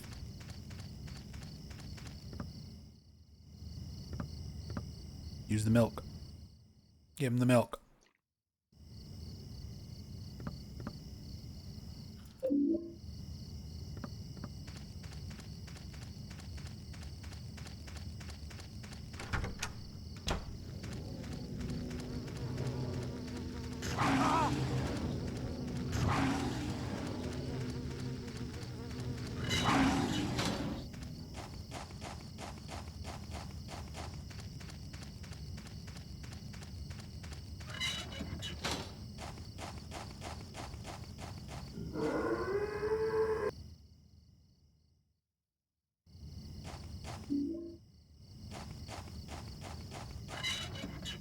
We all need to get paid to do our creative hobbies.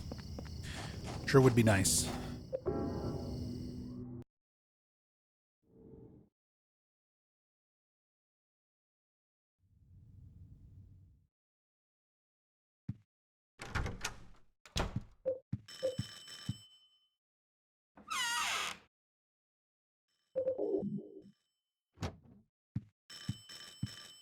I think I put away the pipe here as well, actually. I'll have to go back and watch some runs, refresh myself on the routing for this game for sure.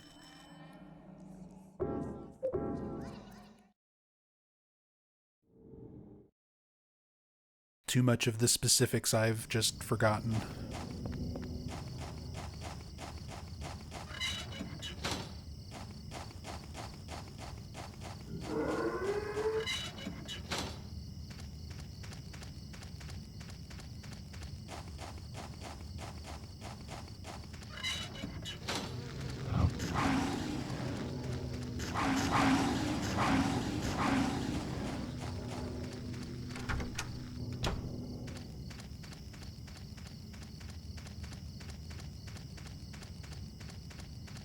Put Walter in a headlock for fun. Give him a noogie.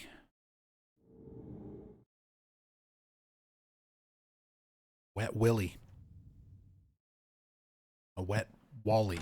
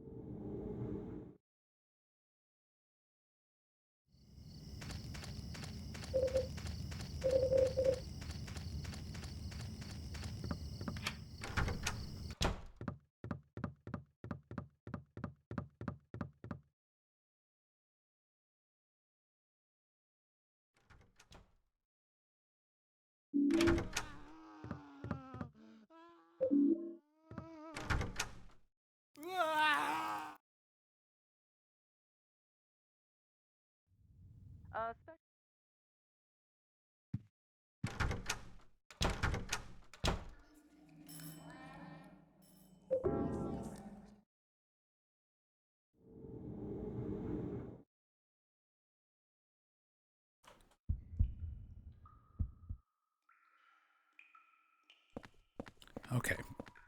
Time to see if I can remember the correct way to do Water Prison World. I think maybe I mixed up which valve to turn how many times. Because I did 2 on the first one and then 4 on the top one. Maybe it's 4 on the first one and then 2 on the top?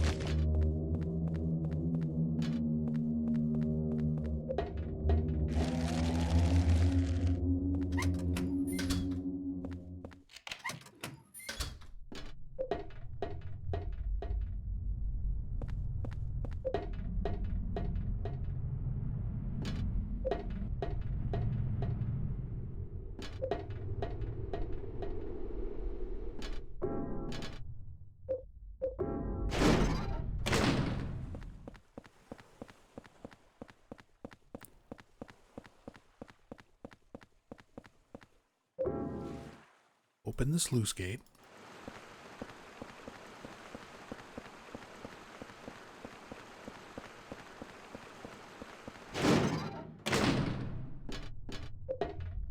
Go down 1 floor. Go in here. Turn left. Second door on the right. That should get us to the basement.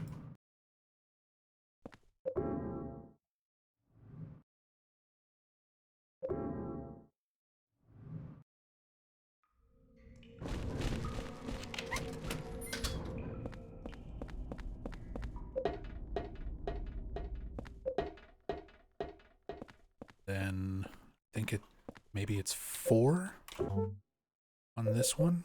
1, 2, 3, 4. Got all the skips. And 2 on this one. 1. Didn't get the skip. There's Andrew. And 2. I missed the last 2 skips, but that should be it. That's what I was doing wrong.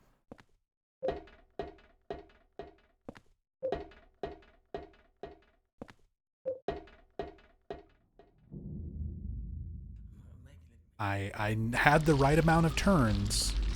I was just doing turning the wrong valve.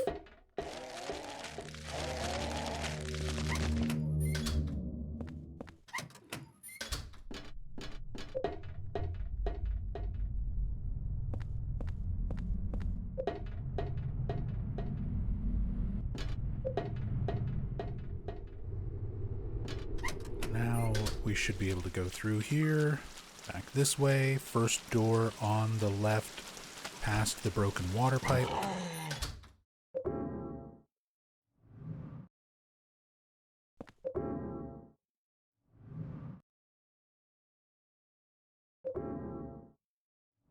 Here we go.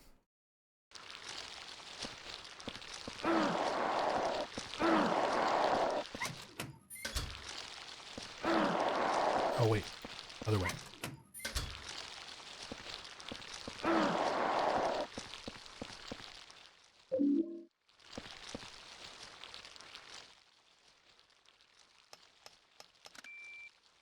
Password is 302.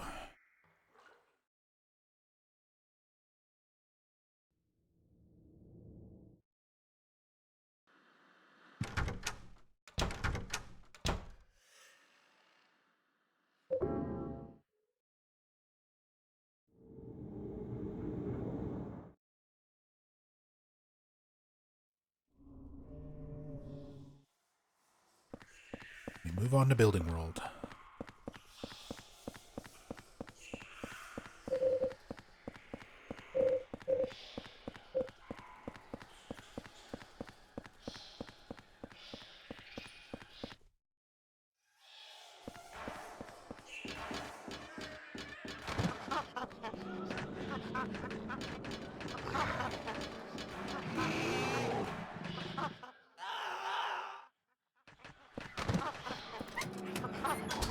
Ouch. Damn it. Give me your key.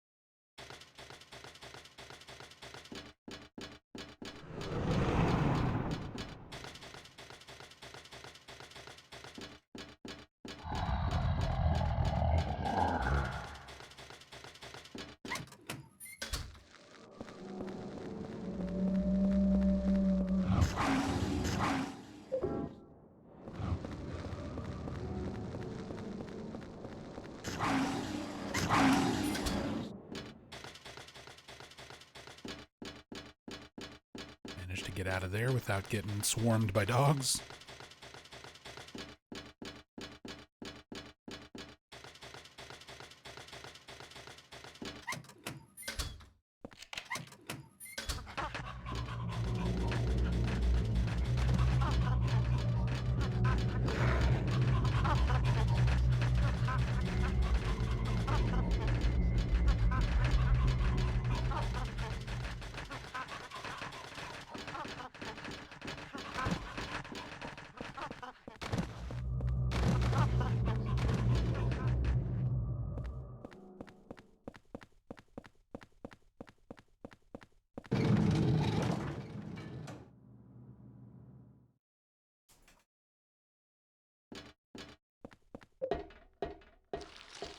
ladder.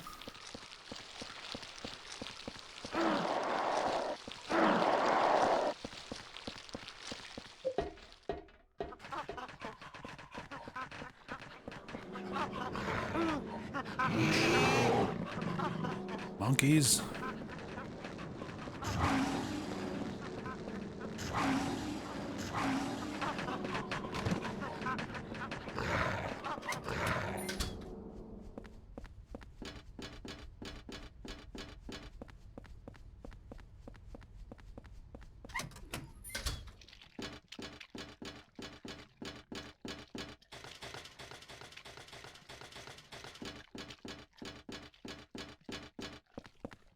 Monkeys are probably your least favorite normal enemy. It's probably the Hummers or the dogs for me.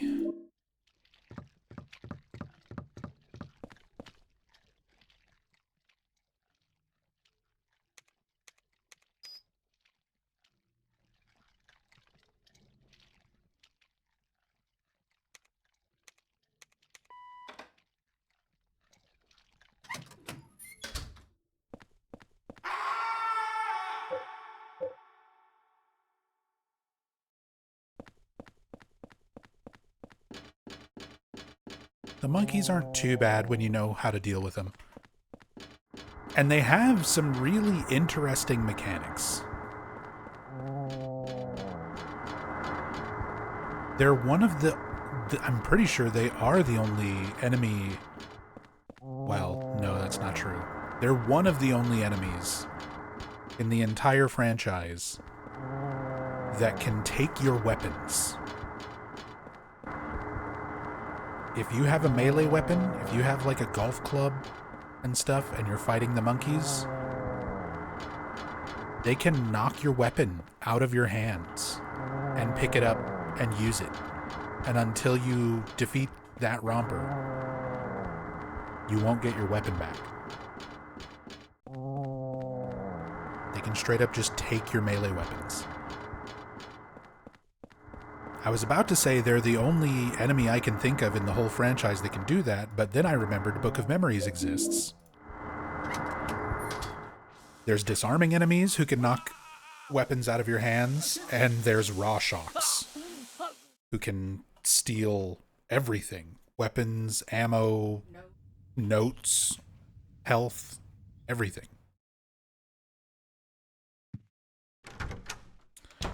Looks like another one, Captain.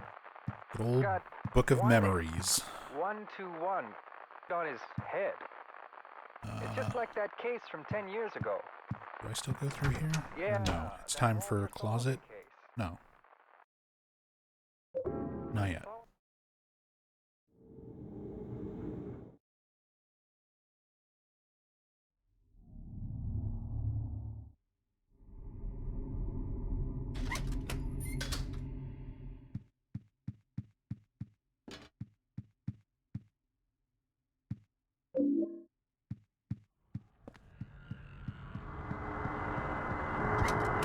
Never seen Book of Memories, so wouldn't know. That's okay. Most people haven't. Most people haven't. The dungeon crawler that was only for the PlayStation Vita. And even in terms of like, there's a lot of the games that people, you know, manage to get around to playing thanks to emulation. But there is still not a very good PS Vita emulator. So even for people who want to just like try to emulate and check out Book of Memories, you can't really. I was actually doing some research on that last night to see if there were any major updates or anything with Vita emulation.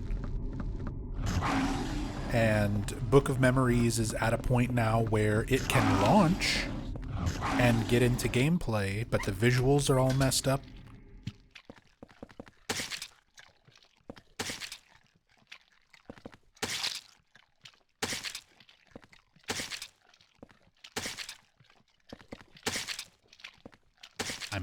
Speaking of messed up, I messed up the strat there. You can open up the fridge without killing all the leeches, but you have to hold your ready weapon button while you don't have a weapon equipped. And I forgot to do that.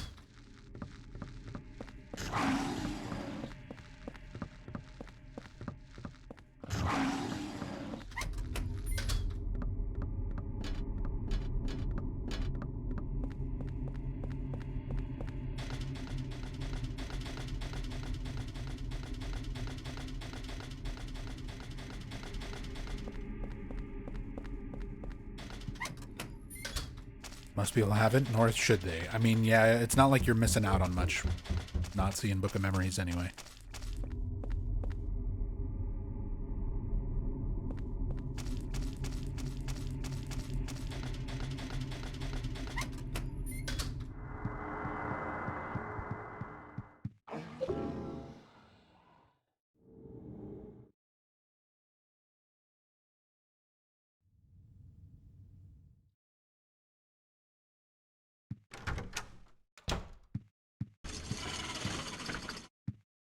You doing okay back there? I'm like getting distracted. Rachel's having a tough time whatever game she's playing. Fucking Valheim. I'm like legitimately having trouble trying to focus. Hearing you lose your shit back there. And I didn't get the right note. Did I forget a note?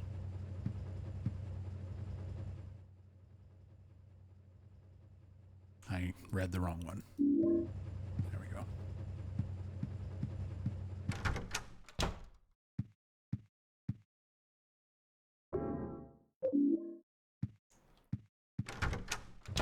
Thought it was an ebook. Nope.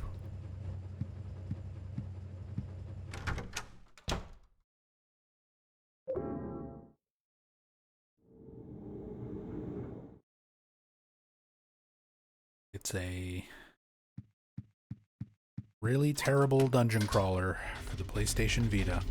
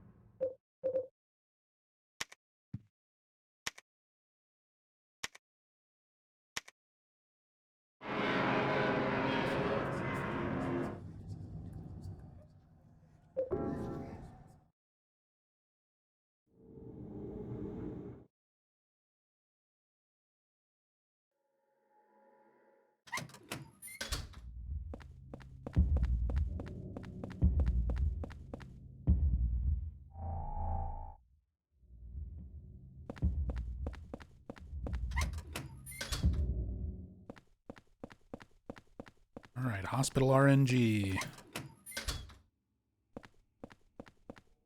We're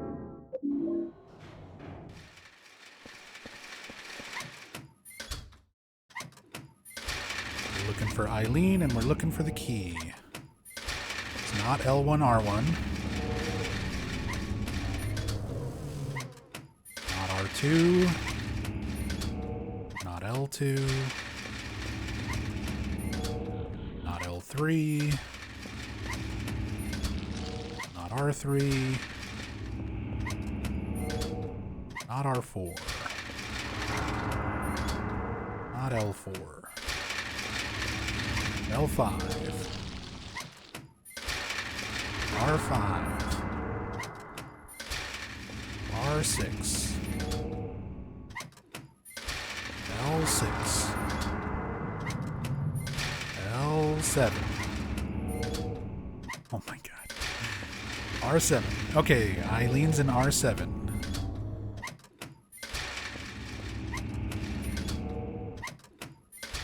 The rooms are random here? Yes. Every time you play this game, these rooms are shuffled around randomly.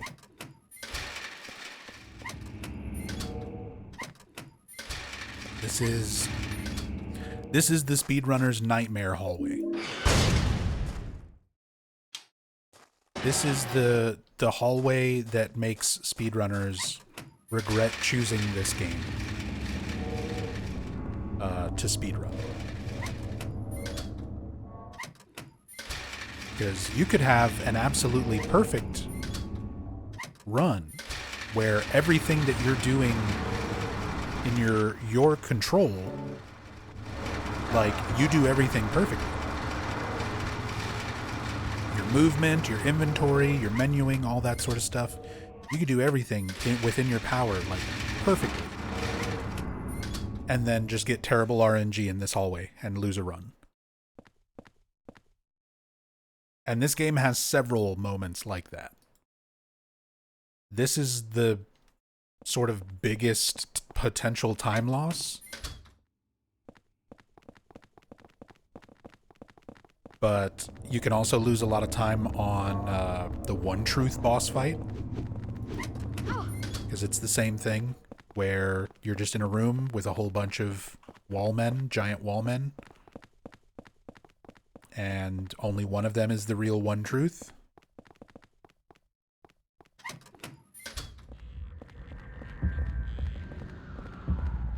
Why is Eileen not following?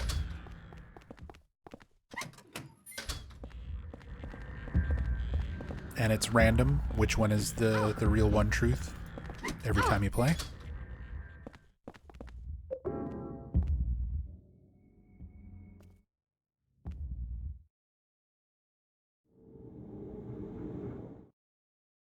Sounds wonderful? Yeah. Makes for some really exciting skill-based speedruns.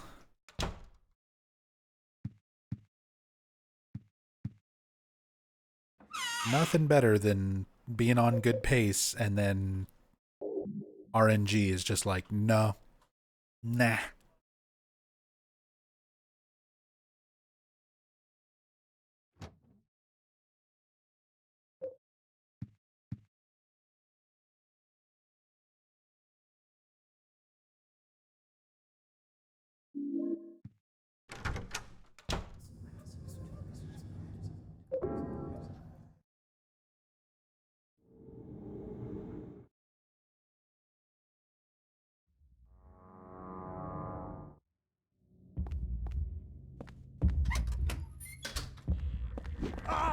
Oh.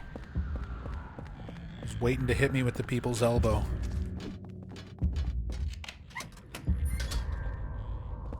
So mean.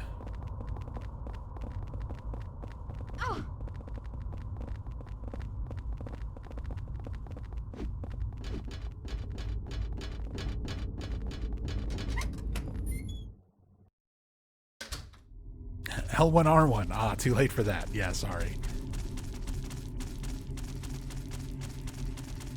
It was like L9R7.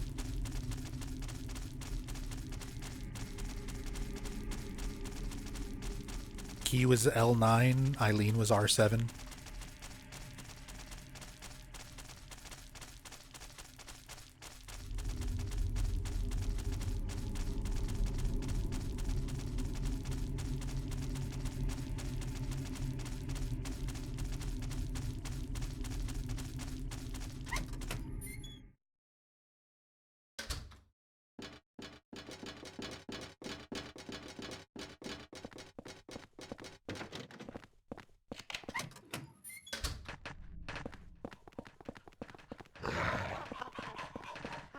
More monkeys. More Monchichis.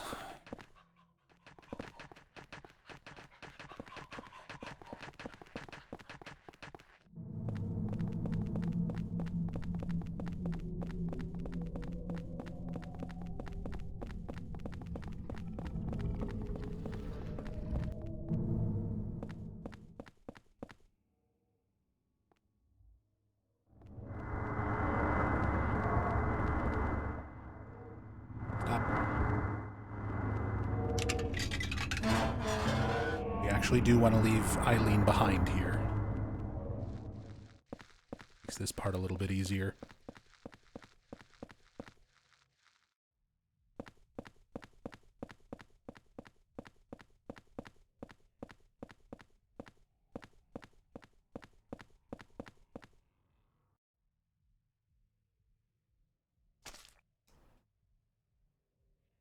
Wait a minute. Am I forgetting a step?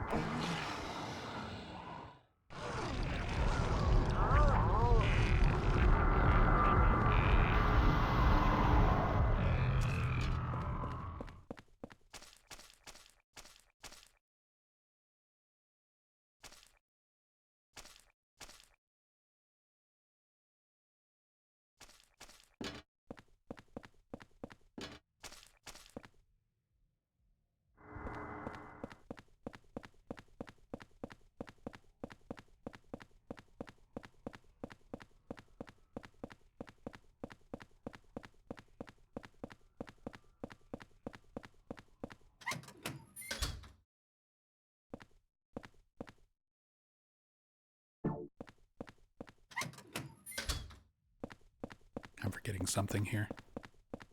I think I need to go back to the room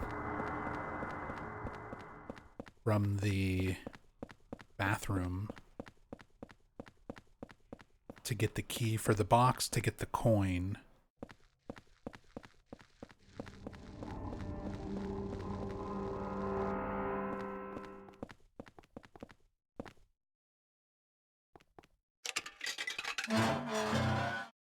I wonder if Joseph is still alive.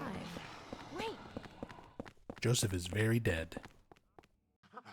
I mean, I guess he still exists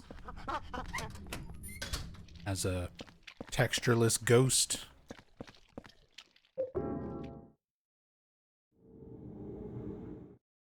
In 302.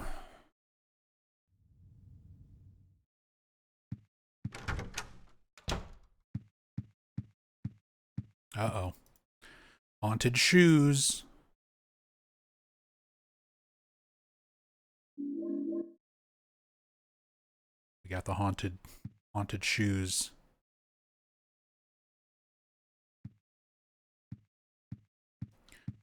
Spooky shoes.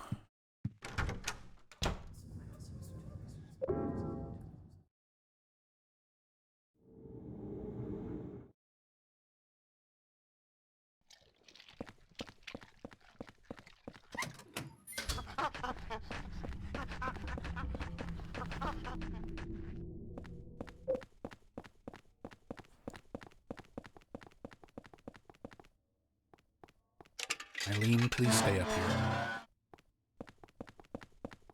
Thank you.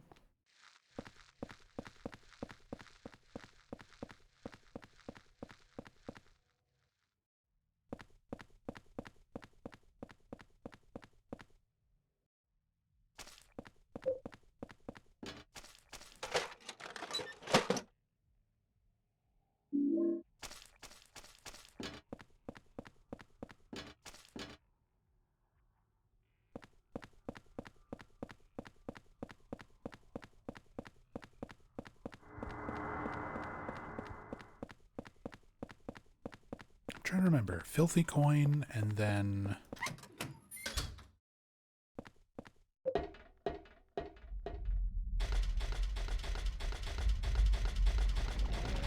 this way. Yeah.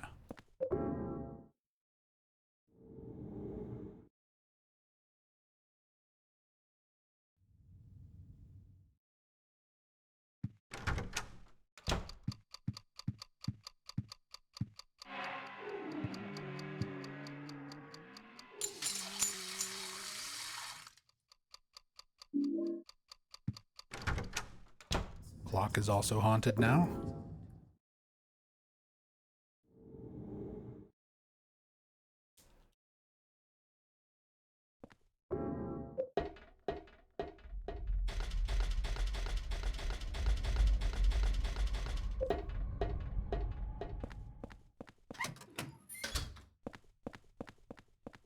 I think I'm messing up the route here a little bit. I forgot exactly what I'm supposed to do like the most efficient way of getting the coin and doing everything else and then getting the murder scene key. I think this I'm supposed to wait and grab later. But whatever, I'm getting it now.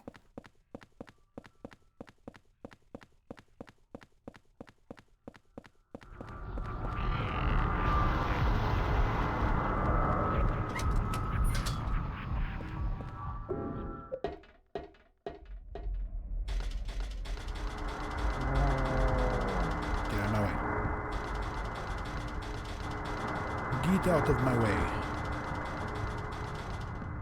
I assume as part of the speedrun, you're not ghost busting the apartment. No, not for this category. This category is new game any percent. Or the first 4 Silent Hill games.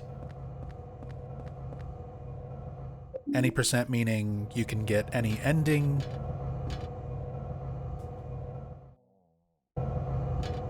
Use whatever skips and things are available to you.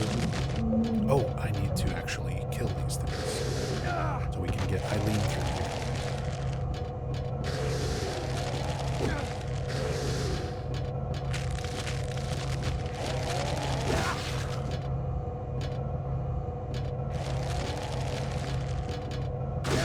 But yeah, there's no reason to get rid of the ghosts in the apartment unless you're going for a good ending.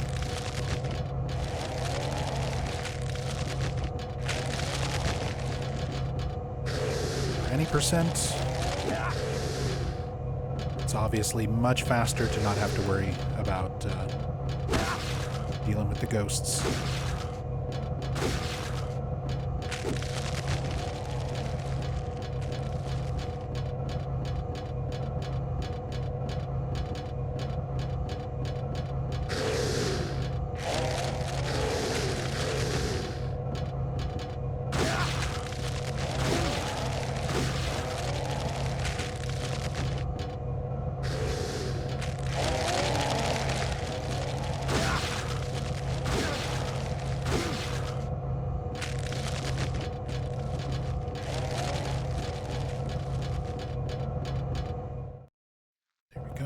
Clear out that side of the escalator for Eileen.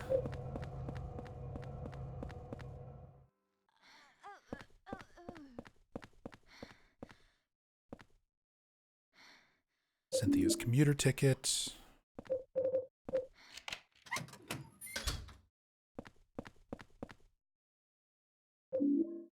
Train handle.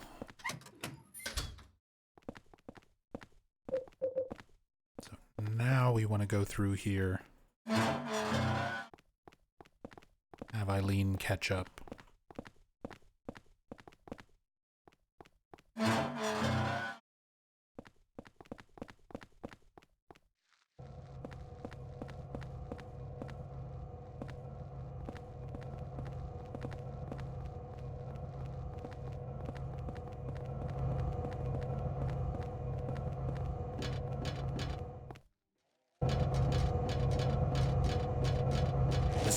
Only section of the game where you can just like run all the way down and Eileen will automatically follow you no matter how close she is.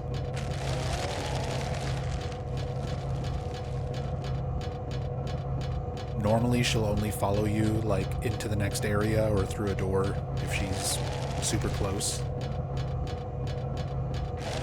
But for this section, this one escalator section, you just like sprint way ahead and she'll just always automatically be here at the bottom.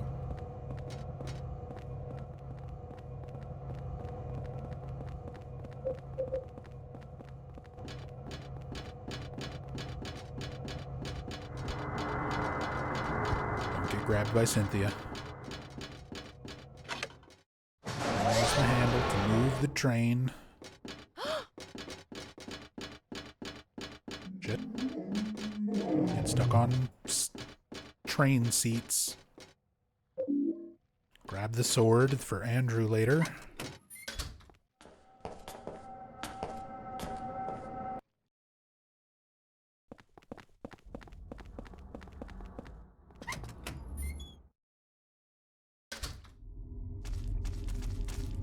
And Eileen is in very bad shape.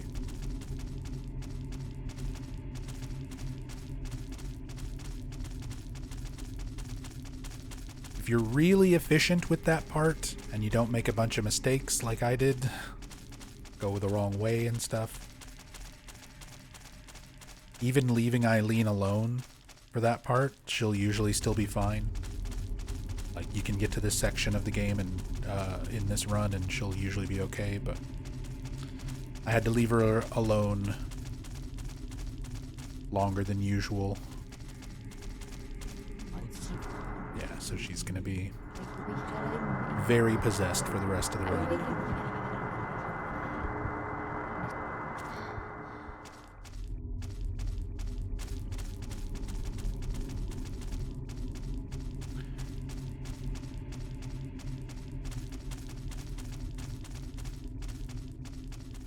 Oh my god. She is really struggling.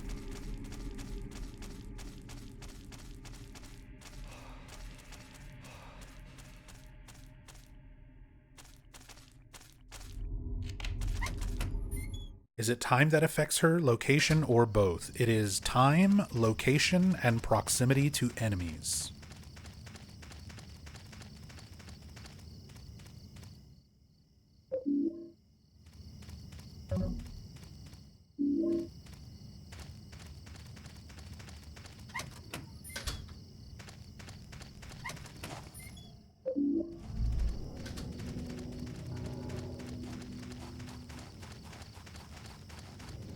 Basically, the longer you leave her alone, the more possessed she will get.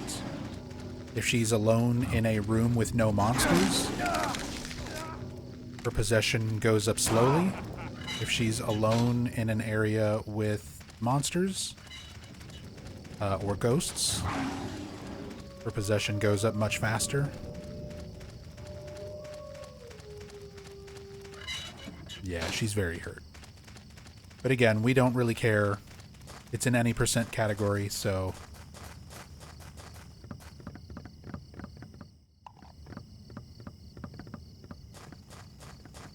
ending does not matter.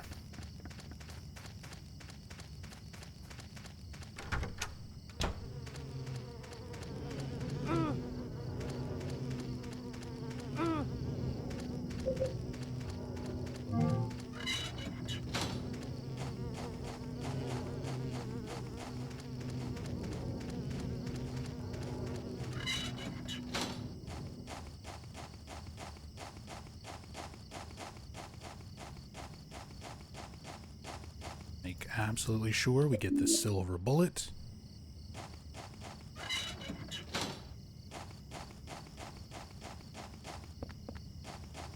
So we've got our pistol, we've got our silver bullet, we've got our sword of obedience. It's everything we need to deal with Andrew DeSalvo. I need to dump all of my inventory to make room for mannequin parts.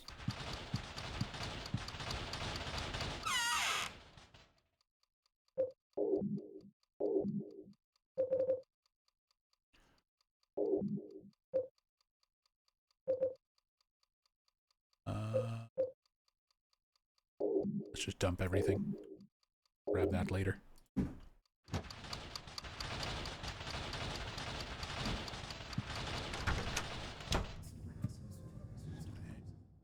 Soak the torch.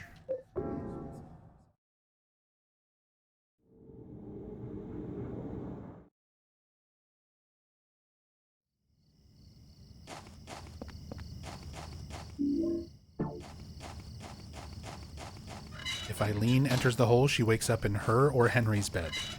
The hole is not teleporting your physical body. It is teleporting your consciousness.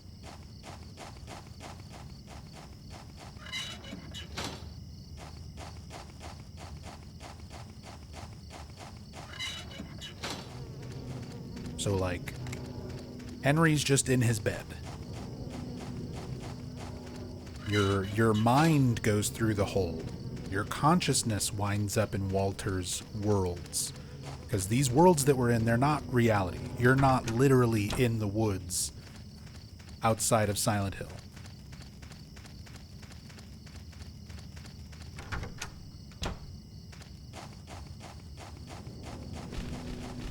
No, Eileen doesn't see the holes because she's in a little bit different situation than somebody like Henry or Richard Braintree. When you talk to Richard Braintree, he's like, what's up with these freaky worlds and those holes? But Eileen's in a little different scenario.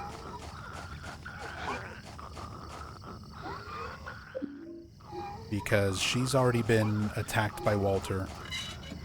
Her physical body is in St. Jerome's Hospital.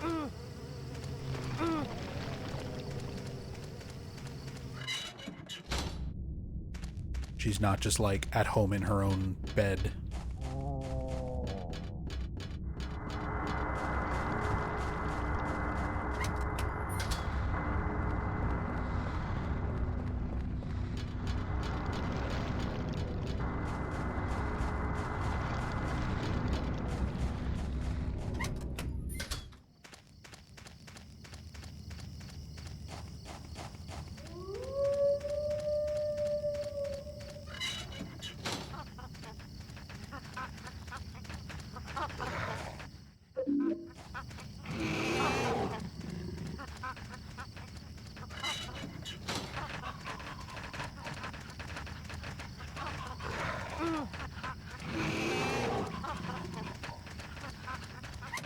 At least Eileen's body is safe-ish.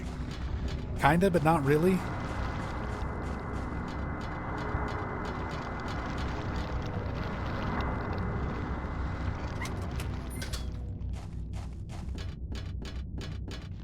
Because Walter obviously has enough influence, he can still affect her. And it's not like he needs... It's not like he needs her physical body.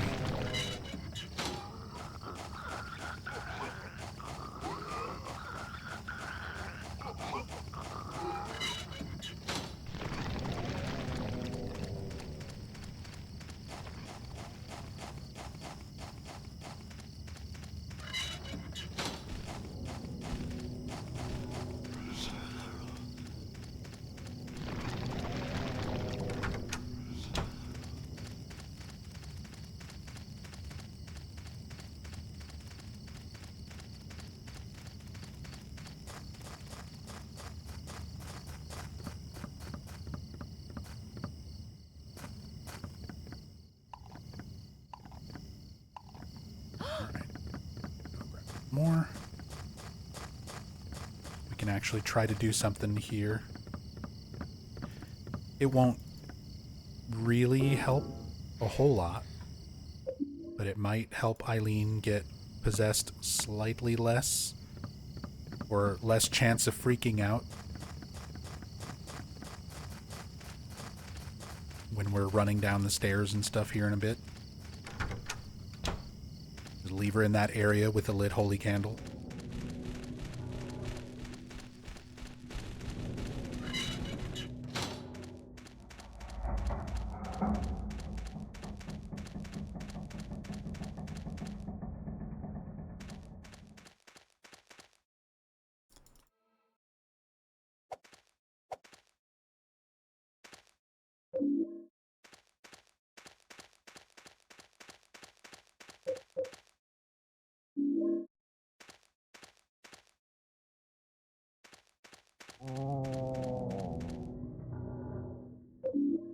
Should you wait with Eileen while the candle is burning? If you want it to be more effective, but I'm trying to go fast. I don't want to stand around and wait.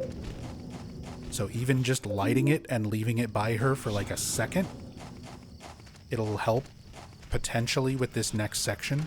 No matter what, her possession level is always going to revert. It's always going to go back to the level that she is at.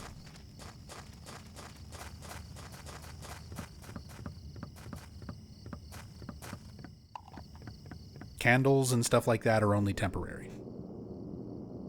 And they don't affect how possessed she is in the final Walter boss fight. Just leaving it here for like a fraction of a second, it's just to see if she'll be slightly less possessed for this little segment right here where I run down the stairs.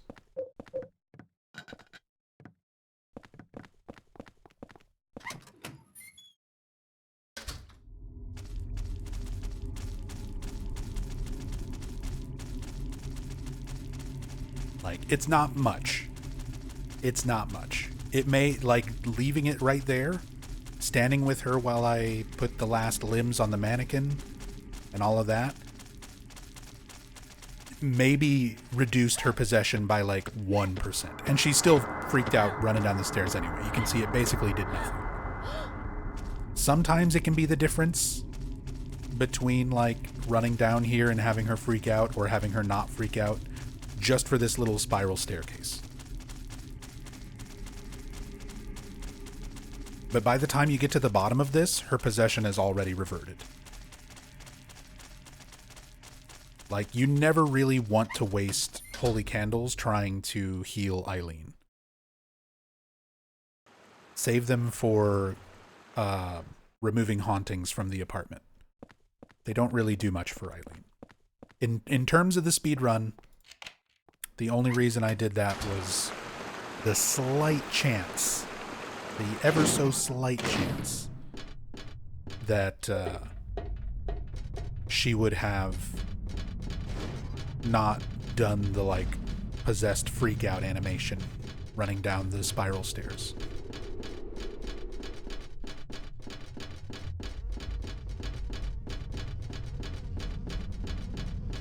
It doesn't even last for like 10 minutes, Nick.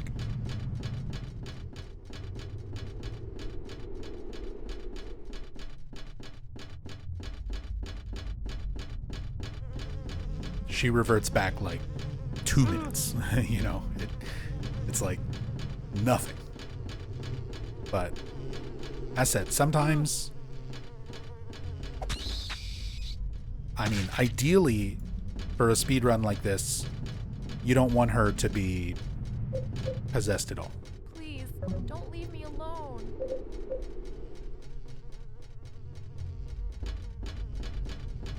If you're doing everything you should be doing as efficiently as you can do it in the speedrun, her possession level won't ever be too bad. But I'm going kind of slow through these areas. I messed up where I was going. I was not very efficient. So she had to spend more time in dangerous areas. So she's more possessed. Little trick there. We bring Eileen into that area and then run past her while bumping into her.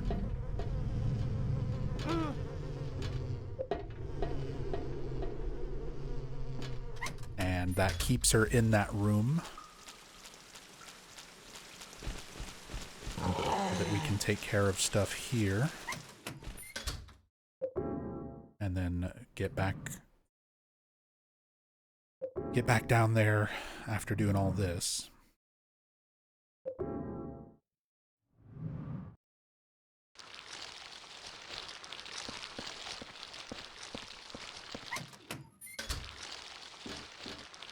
Need Andrew's shirt, the prisoner shirt.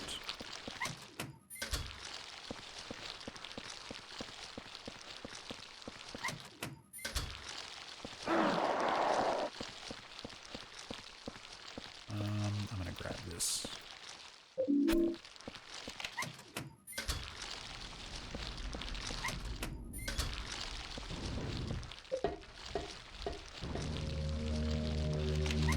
Unlock this door. And now we're back out here with Eileen. Grab this as well. Go ahead and top off.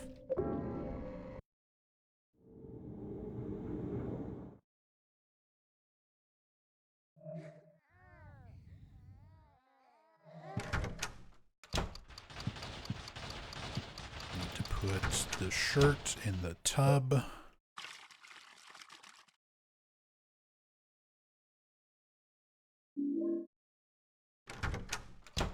Get the pistol.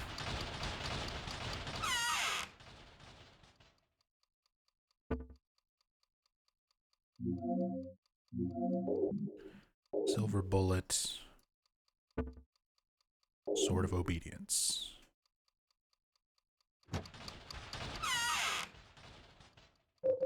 Put away the torch.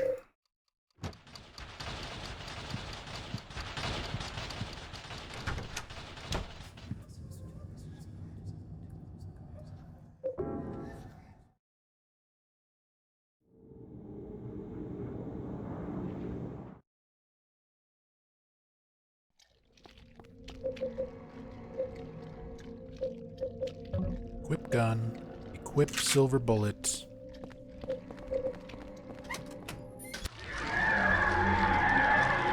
Deal with Andrew.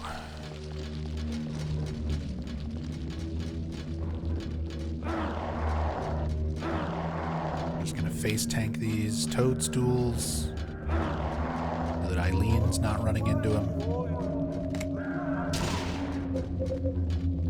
Pop him with the silver bullet. Stick him with the sword. Get the key. Leave him there.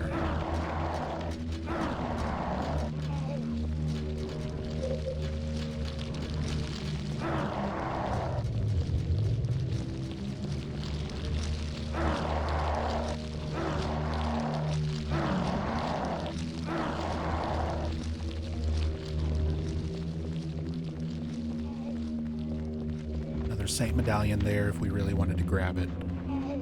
Not really too much purpose.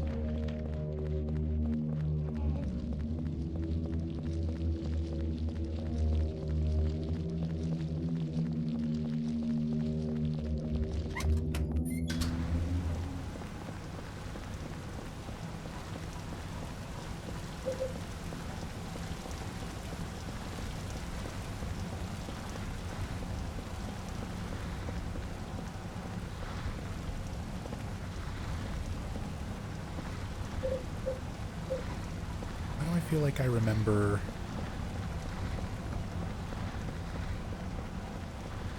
going back to the room here. Grab this first aid. I don't think I need to.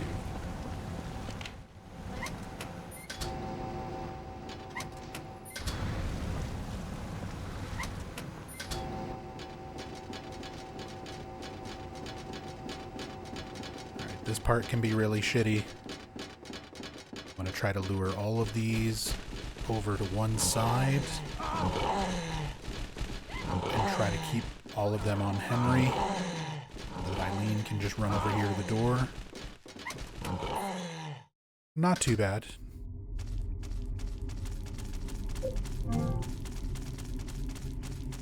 That's why I grabbed that extra health.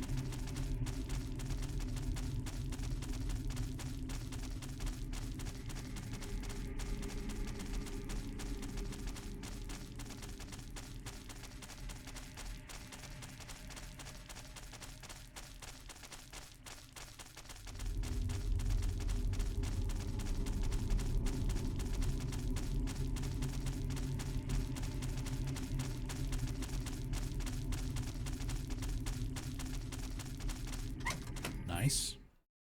All the way down without a possession freak out event.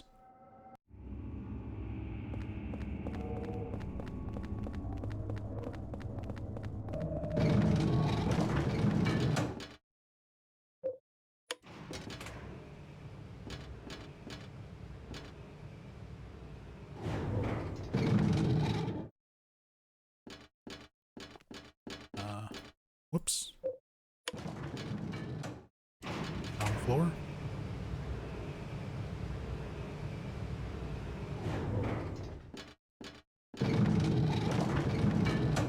Wait.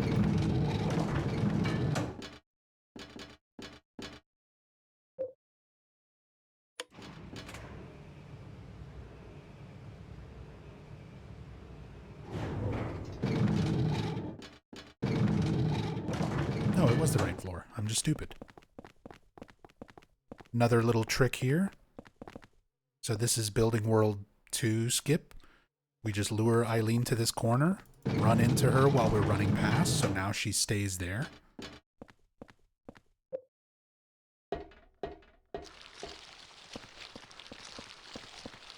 So instead of solving all of the puzzles, putting the volleyball and the billiards ball and all of that stuff where it needs to go, the candles on the birthday cake, the stuffed cat in the cage, you have to do all this other stuff so that you can open up a pathway for Eileen. Instead, if you can leave Eileen in that one little section by the elevator, And then run all the way over here. And then just wait. There she is. She clips out of bounds. And runs over to you.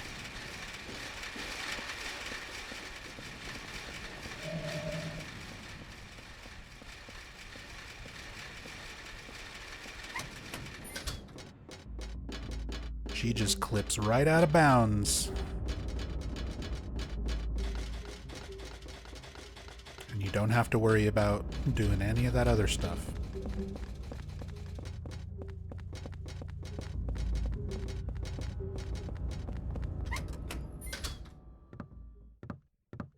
Nice. We actually did another small skip there. We didn't have to wait for her to go all the way around the fence. She was close enough to the corner of the fence at the bottom of the stairs that we kind of pull her through that last chunk of the fence.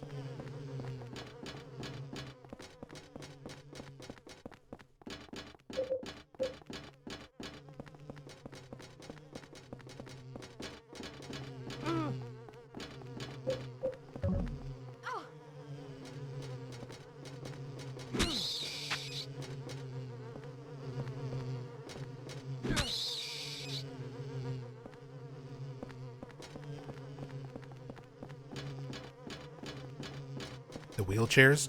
Those wheelchairs have killed some of my runs before.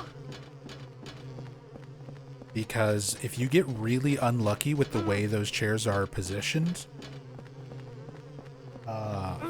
they can trap Eileen between two of them. And she's just like stuck.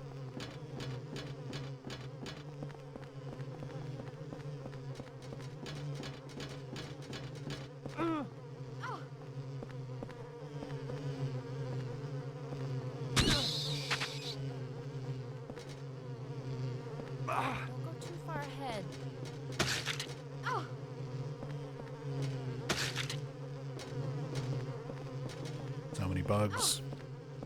I'm gonna go ahead and use this. Pick this up.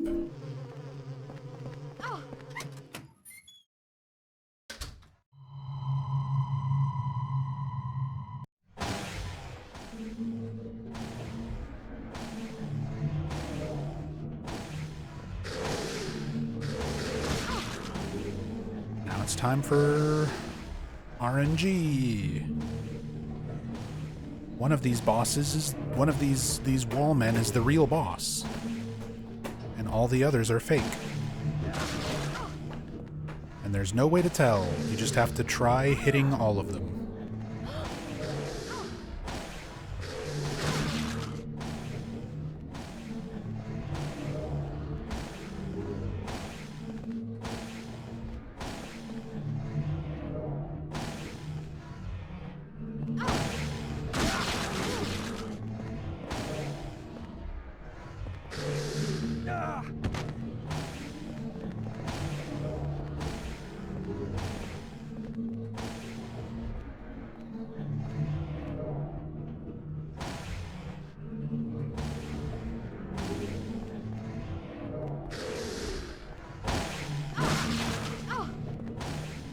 It's none of those.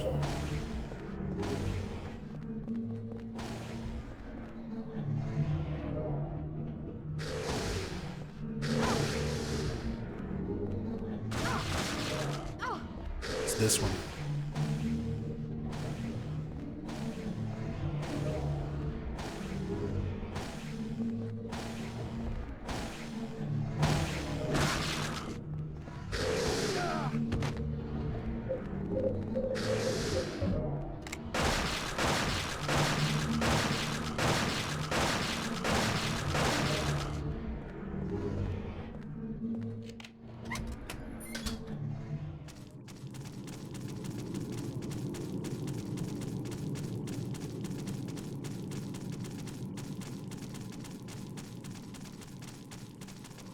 Sure, it must have seemed like a good idea at the time, but questionable execution.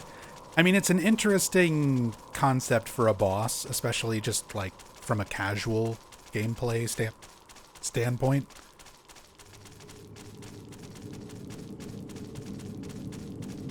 but it's a pain in the ass for speedrunning.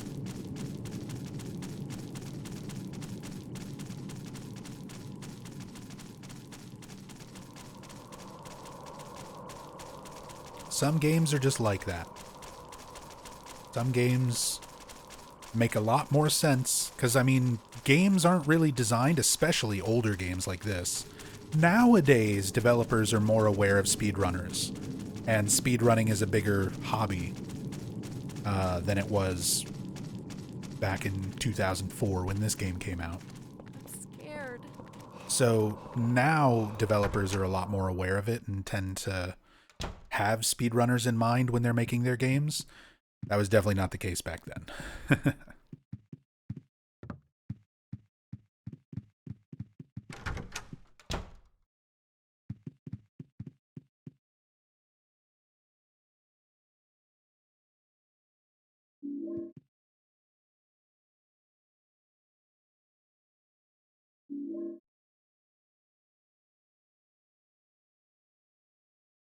Doesn't Japan kind of hate speedrunners for some reason? Not to my knowledge.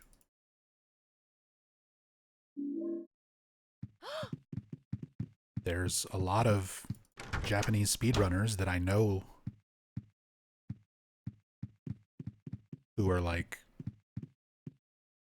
well known, good audiences. I don't think so.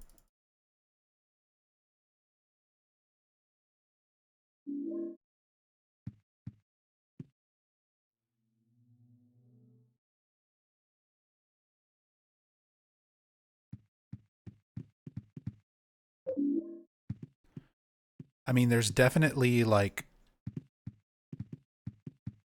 a weird subset of people, not just in Japan, but kind of all over the world. There's a weird subset of people who really don't like speedrunners because they're like, oh, if you exploit or you use a glitch or whatever, it's like you're not playing the game for real. Like you're skipping all of the game. What's the point? And a lot of those people don't realize that if somebody is speedrunning a game, especially at like a high level, it's like they've played the game probably hundreds of times, if not thousands, casually and otherwise.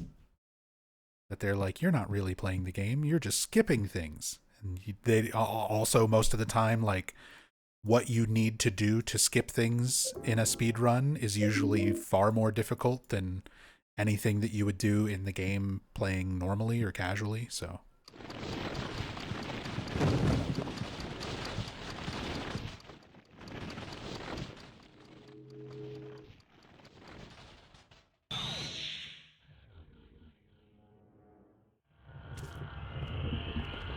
Il Palazzo.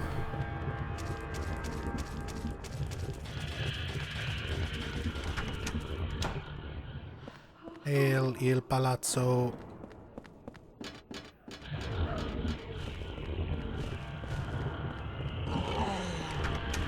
Hope you're doing well. Thank you so much for the raid.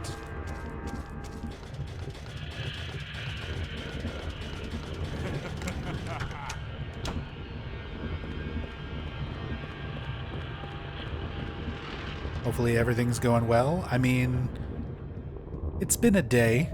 It's been a day with some speedrun practice. Silent Hill 3 kept crashing on me, so we wound up skipping it. Trying to do Silent Hill 1 through 4.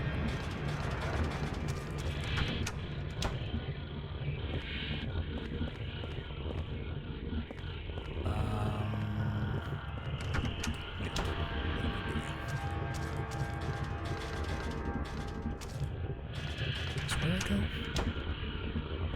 Yes, back this way.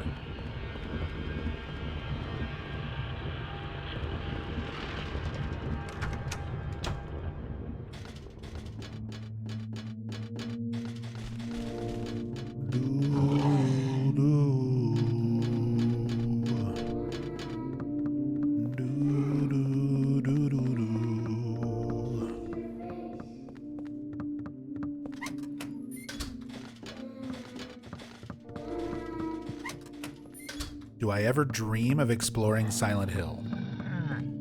Like, do you mean literally? Like, do I go to sleep and have dreams about Silent Hill? No.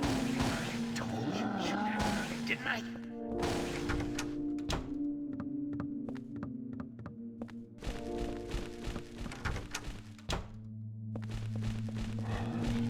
Get out of here.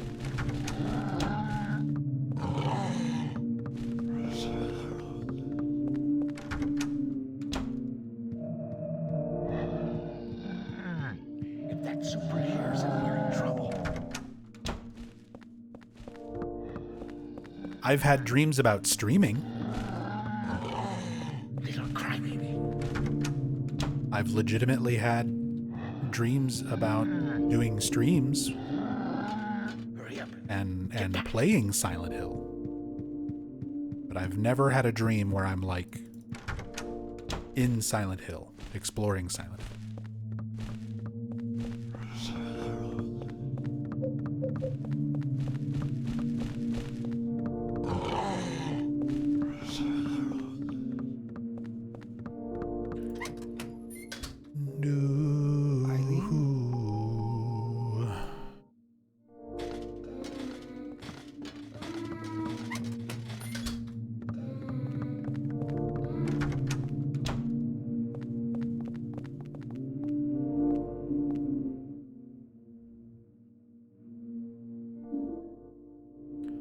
I got an umbilical cord. Hooray!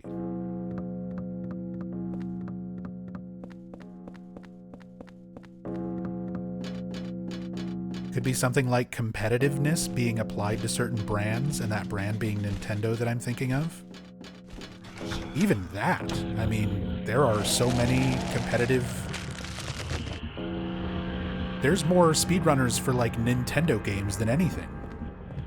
Even outside of speedrunning, you've got, like, competitive Smash Brothers, you know, like fighting game players and stuff. There's so much competitive gaming around Nintendo licenses. Oh, you fuckers. Stop it. You're so mean. Please. Please.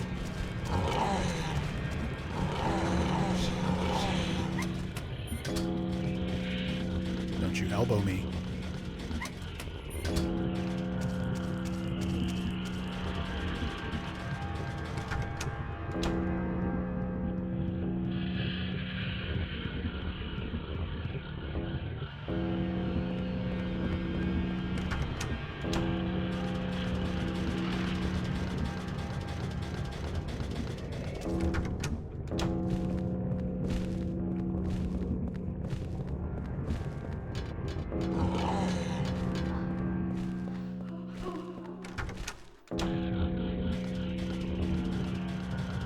Cut him into pieces with an axe.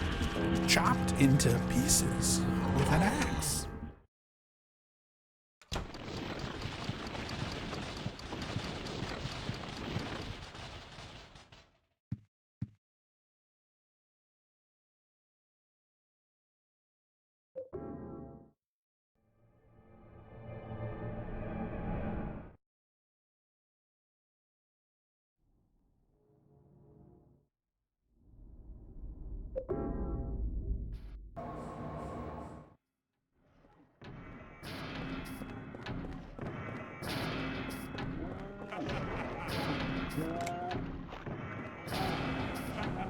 Eat the umbilical cord. He hates it.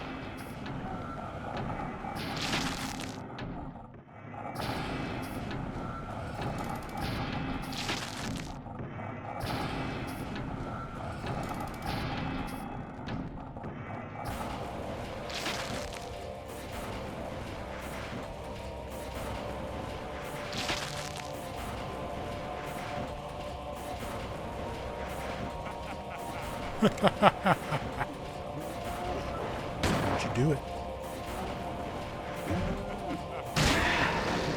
Keep your spinneroonies to yourself.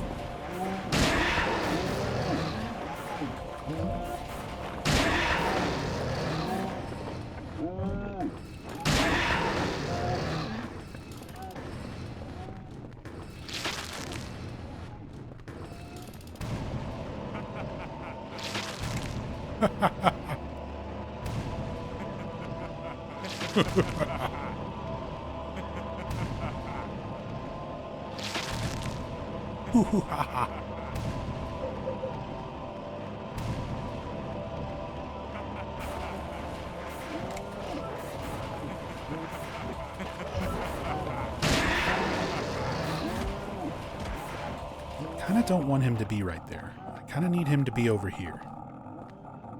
Teleport over here, Walter. Thank you. Now stay there. No, stay there.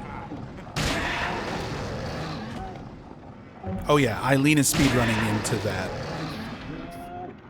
Event Horizon core. Yeah, the Event Horizon meat grinder. She's going for it. She's going for a new PB. Jump backwards.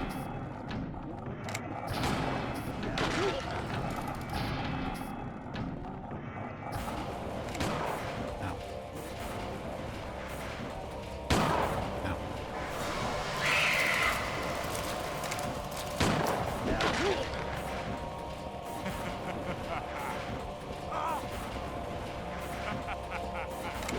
Oh, I'm too far. No, not the spinneroonie.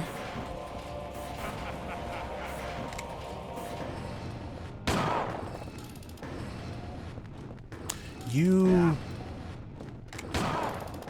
Walter.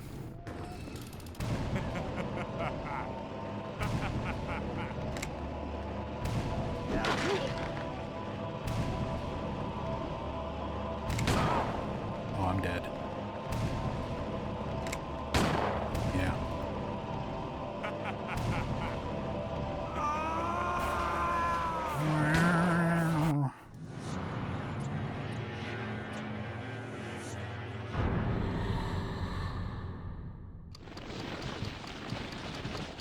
Yeah, it doesn't take much for that fight to go wrong.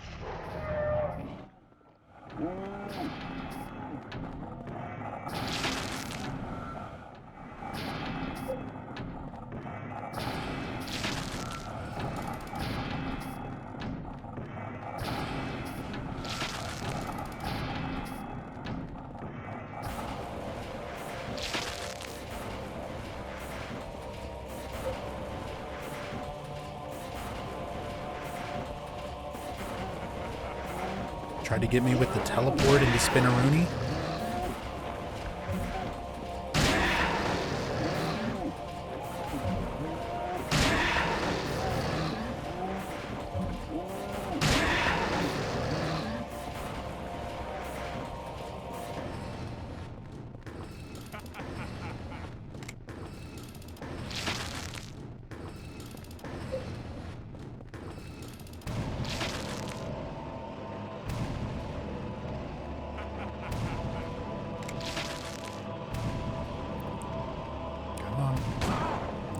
Teleport. There we go. Now stay there. Good position. Good position.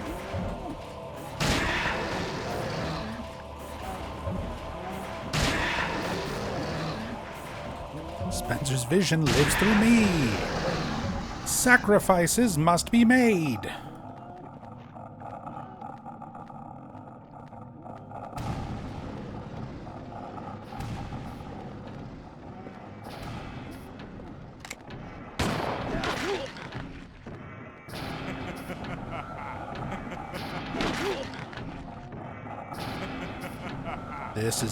This is the setup we want. We're just out of range for his hit, but ours still connects. Perfect fight.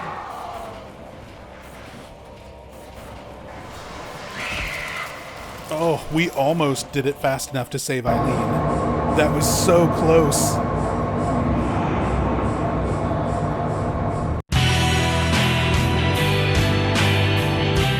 That was like a second away from actually saving Eileen.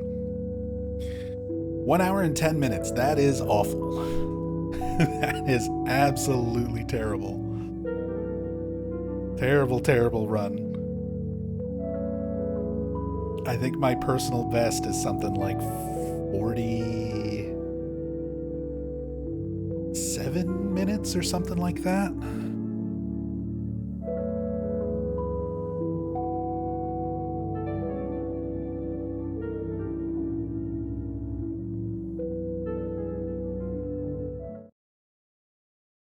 Okay. But hey, you did it. We did speedruns for the most part. Silent Hill 1, Silent Hill 2, Silent Hill 4. I mean, we played a lot of Silent Hill 3. We just couldn't finish it because it kept fucking crashing. But expect more streams like this. I really want to work on getting good at speedrunning these games again, because I've gotten so bad at them. I've gotten so bad at doing runs of the Silent Hill games. And at some point, I really want to try to do some more speedrun submissions, and eventually I would like to try to do another full series speedrun. I haven't done one since all of the new stuff started coming out. I did a full series speedrun when PT was the last thing that existed in the franchise. It took me like 18 and a half hours to speedrun 12 Silent Hill games back to back. So even if I was to do a run with those 12 games again, which is Silent Hill 1, Silent Hill Play Novel, Silent Hill 2, Silent Hill 3, Silent Hill 4, the arcade game, Origins, Homecoming, Shattered Memories, Downpour, Book of Memories, and PT, all speedrun back to back, which I've done already, and then add on Short Message, Silent Hill 2 Remake, and Silent Hill F. It would be nice if I could practice all of that stuff and get a full series run before Townfall comes out, but I guess I could also just wait until Townfall's out later this year, and we'll do a full series run including that. So I'm going to be working on Silent Hill speedrun stuff this year. So expect more speedrun streams. Something that I used to be very good at, and I stopped speedrunning because most people wanted to see me do story playthroughs instead, and I just kind of focused on that for several years. But I like speedrunning these games. It's a lot of fun, and it's something that I want to do more of, so we're going to do more of it.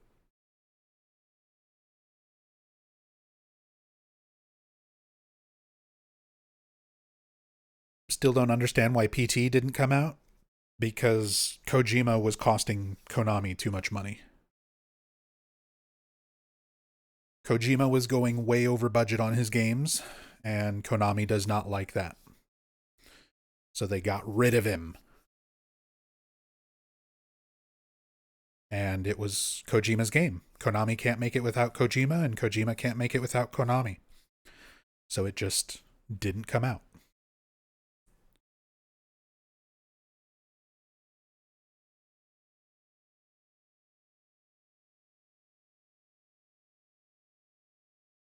Created a PNG tuber fan art of Nub Zombie. Please check it out on Blue Sky. What? You made new art? You made more fan art?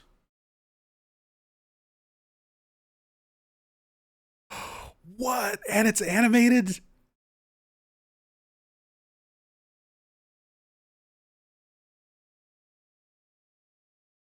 Whoa. Whoa, that's awesome. Usuda-san. Arigato gozaimasu.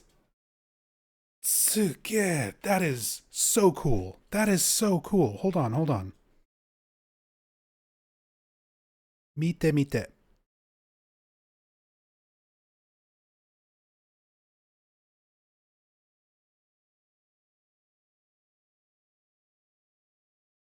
Look at that.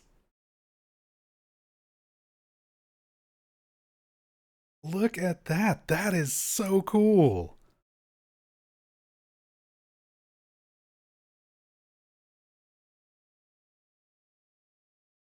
That is absolutely amazing. That is amazing. Usuda-san, thank you. Arigato gozaimasu. That is so awesome.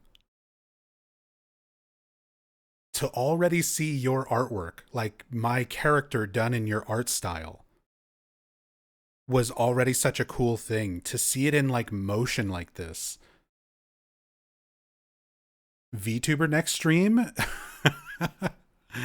I would have to like look up how to set stuff up like that. I would love to do like I would definitely do some PNG tuber stuff. PNG tuber from Usuda-san. That's so cool.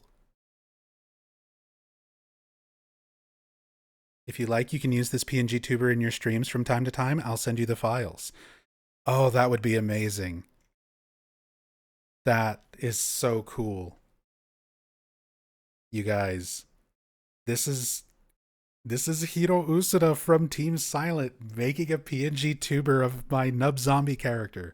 That's so cool. That's so cool.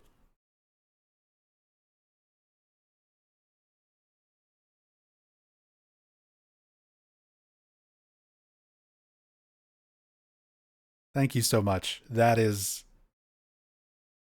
absolutely insanely awesome. That is so amazing.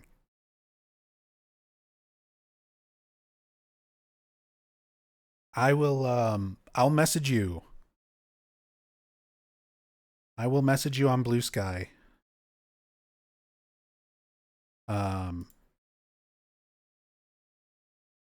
My contact.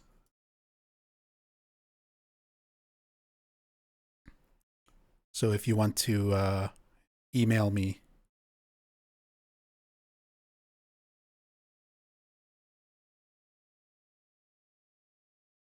That is awesome. That is so cool.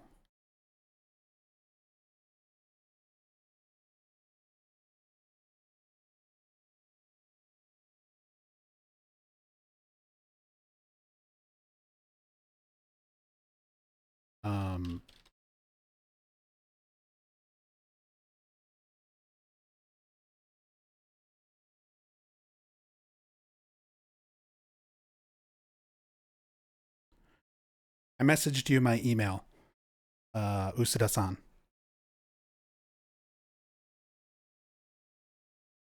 So if you can send it that way, that would work.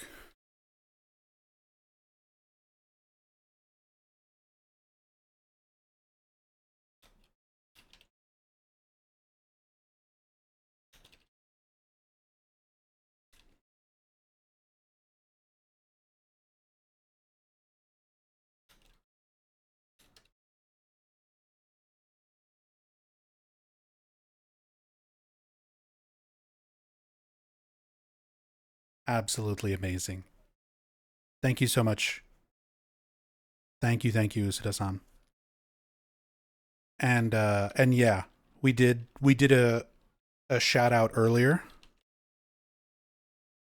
But another shout out here, because if you're here, if you're watching me and you're not already following Usuda-san, again, she is one of the original Team Silent environment artists, literal, member of Team Silent who helped make the Silent Hill games. She's also done a lot of artwork for so many things over the years. She's contributed to Silent Hill. Her artwork has been in Metal Gear Solid 3 and Metal Gear Solid 4. She's done artwork for Magic the Gathering and a lot of trading card games and all sorts of stuff out there. And then Usuda-san also streams on Twitch whenever she's making artwork live. And now she's made some art for me. She did fan art for me for my birthday earlier this year, and that already like blew my mind. It's literally my phone background. Like, I use the artwork that she did for me for my phone background. And now to see it, a PNG tuber model with the animation.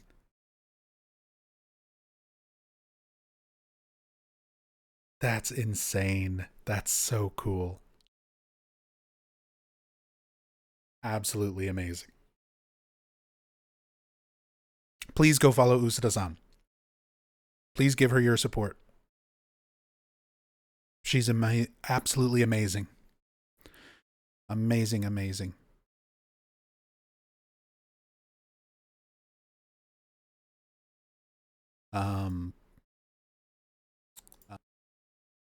Oh, what do I do?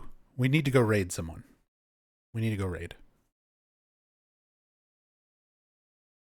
It's like past 4 a.m. for me. Good stream though.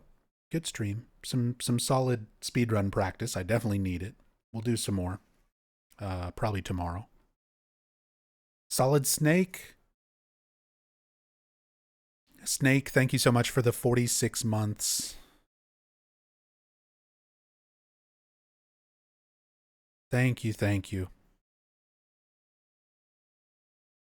Very much appreciate it. Thank you so much for the support, Solid Snake. Usuda-san, thank you again so much for the amazing artwork. That has made my whole year. I've been so down in the dumps because there's been so many difficult things happening lately in life. That completely turned around my spirits. That is such an amazing gift. Thank you very, very much.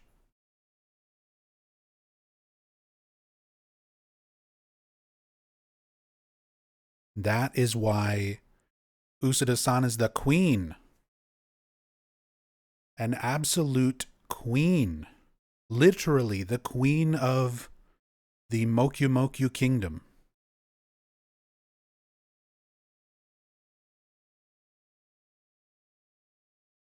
So please show her some love and support.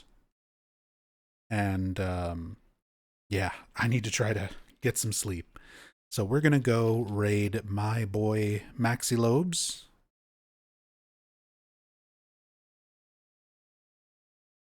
Maxi has been grinding away at Resident Evil Requiem insanity difficulty speedruns.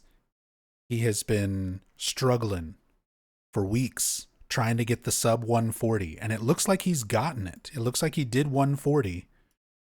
So now he's grinding out the new game casual category for Resident Evil Requiem. So if you're trying to avoid Resident Evil 9 spoilers and things like that, this is your fair warning. Maxi's going to be doing Resident Evil 9 runs for the rest of the night, but Maxi's an amazing person. He's a very good friend of mine, an amazing streamer, a world-class speedrunner.